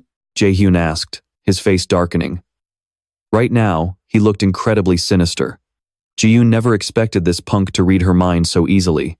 Looks like the traditional way of persuasion you always use isn't going to work on someone like me. Jae-hyun scoffed. So, to sum it up, you want me to join the Curator Guild, and to make that happen, you're offering me an S-rank artifact, the Fang of Nidhogg? Ji-yeon turned pale. Yes, that's right. You won't get this kind of treatment anywhere else. Jae-hyun thought about it. That was obviously true. Where else could you find a guild that would offer such a crazy deal to a 17-year-old? But it's strange. From what I know, the Curator Guild is actively recruiting strong combatants. Did your policy change? Why recruit someone as young as me? In the end, I'll be the one deciding what the Curator Guild does anyway. But let's put that aside. So, am I the first person you tried to recruit? Yes, seems like there's a lot going on behind the scenes. All right, I'll admit to that. The advantage of poaching a cadet right from Yeonhwa's hands, combined with your value after performing so well on the Academy's exams, has even caught the attention of the National Raid Bureau. Therefore, to recruit you, I'm willing to pay a worthy price, an item as valuable as the Fang of Nidhogg right here. Ji-yeon blurted it all out in one breath, leaving Jae-hyun slightly stunned. Seeing his reaction, Ji-yeon smiled bitterly. It seems you're the type of person who easily changes his mind, Jae-hyun. Do you really think I'm that kind of person? If it's an S-rank artifact, I believe it's more than enough to make you reconsider. Furthermore, any profits generated from guild activities using your likeness will go entirely to you. All we care about is your potential. Jae-hyun gave a sly grin. Let's see. If it's a weapon I might end up using, it shouldn't hurt for me to touch it just once, right? Do you want to activate the active skill? Manifest magic artifact? The system notification popped up. Ji-yeon, completely unaware of his scheme, acted quite generous. Sure, why not? You're valuable enough for me to grant that. Ji-yeon glanced at the assistant behind her, who bowed respectfully before opening the case. The moment it opened, dark mana surged outward. Jae-hyun didn't hesitate to pick it up. So, this is the Fang of Nidhogg. After holding it for a moment, he placed it back in the case and smiled. I don't think this weapon fits my fighting style, but thank you for the offer. Goodbye. Jae-hyun stood up and walked away without looking back, leaving Ji-yeon pale with shock. Are you saying you don't want it? No, it's just not my style. She immediately flew into a rage. Who in their right mind would care about fighting style when offered an S-rank artifact? Ji-yeon's face turned red with anger, her expression contorting with rage. Do you have any idea how precious this opportunity is? You can't even buy this with money. I have nothing left to say. May I leave now? Jae-hyun smiled casually, turned around, and walked right out. Ji-yeon collapsed. What? Once he was completely gone, Ji-yeon slumped back onto the sofa. The assistant rushed over in concern. Are you all right, ma'am? Like master. Like disciple, I guess. He's just like that bitch of a guild master. I'll make them regret this. Who would actually regret it was still up in the air, but for now, Jae-hyun was the one walking away with a massive profit. He was currently replicating the Fang of Nidhogg, activating the active skill, Manifest Magic Artifact. You have obtained the S-rank Fang of Nidhogg. Jae-hyun held the blade in his hands, completely ecstatic. I never expected to get my hands on it this early. Nidhogg is the name of the largest and most dangerous poison dragon in Norse mythology. It resides in the spring of Havergelmir, deep within Niflheim. Rumor has it that it constantly gnaws on the roots of Yggdrasil, which extend down into the spring. I can't believe she actually let me touch the blade. Well, she never would have imagined I could duplicate a weapon like this in the first place. Jae-hyun happily leaned back on his bed. Everything was so different from before. I need to plan ahead and be even more careful. There was no telling how strong Heimdall was, but he might be close to Thor's level. Jae-hyun sighed, resting his arm over his forehead, before his expression suddenly turned dark. This is getting really interesting. A fight against a god could turn wild and incredibly difficult, especially given his current situation. Plus, I'm curious to see how I stack up against them. Fate had shown him what lay ahead through the mirror. Could he really change that destiny? Inside the Circle Leaders conference room at Miles Academy, a short-haired girl walked in with hesitant steps. Every top cadet at Miles Academy possessed a unique aura. If she didn't know any better, she would have mistaken them for veteran raiders. But are the leaders of these major circles really gathered here just to recruit one person?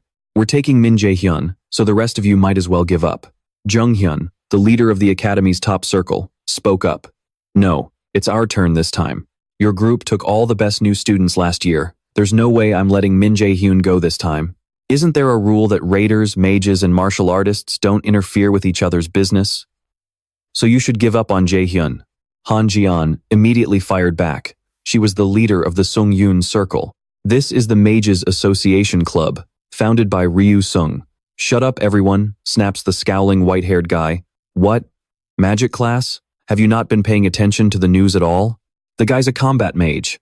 Why on earth would a regular magic club want to recruit him out of nowhere? This guy is Kang Do-yeop, the mastermind who dragged Garm's club all the way up to rank 2.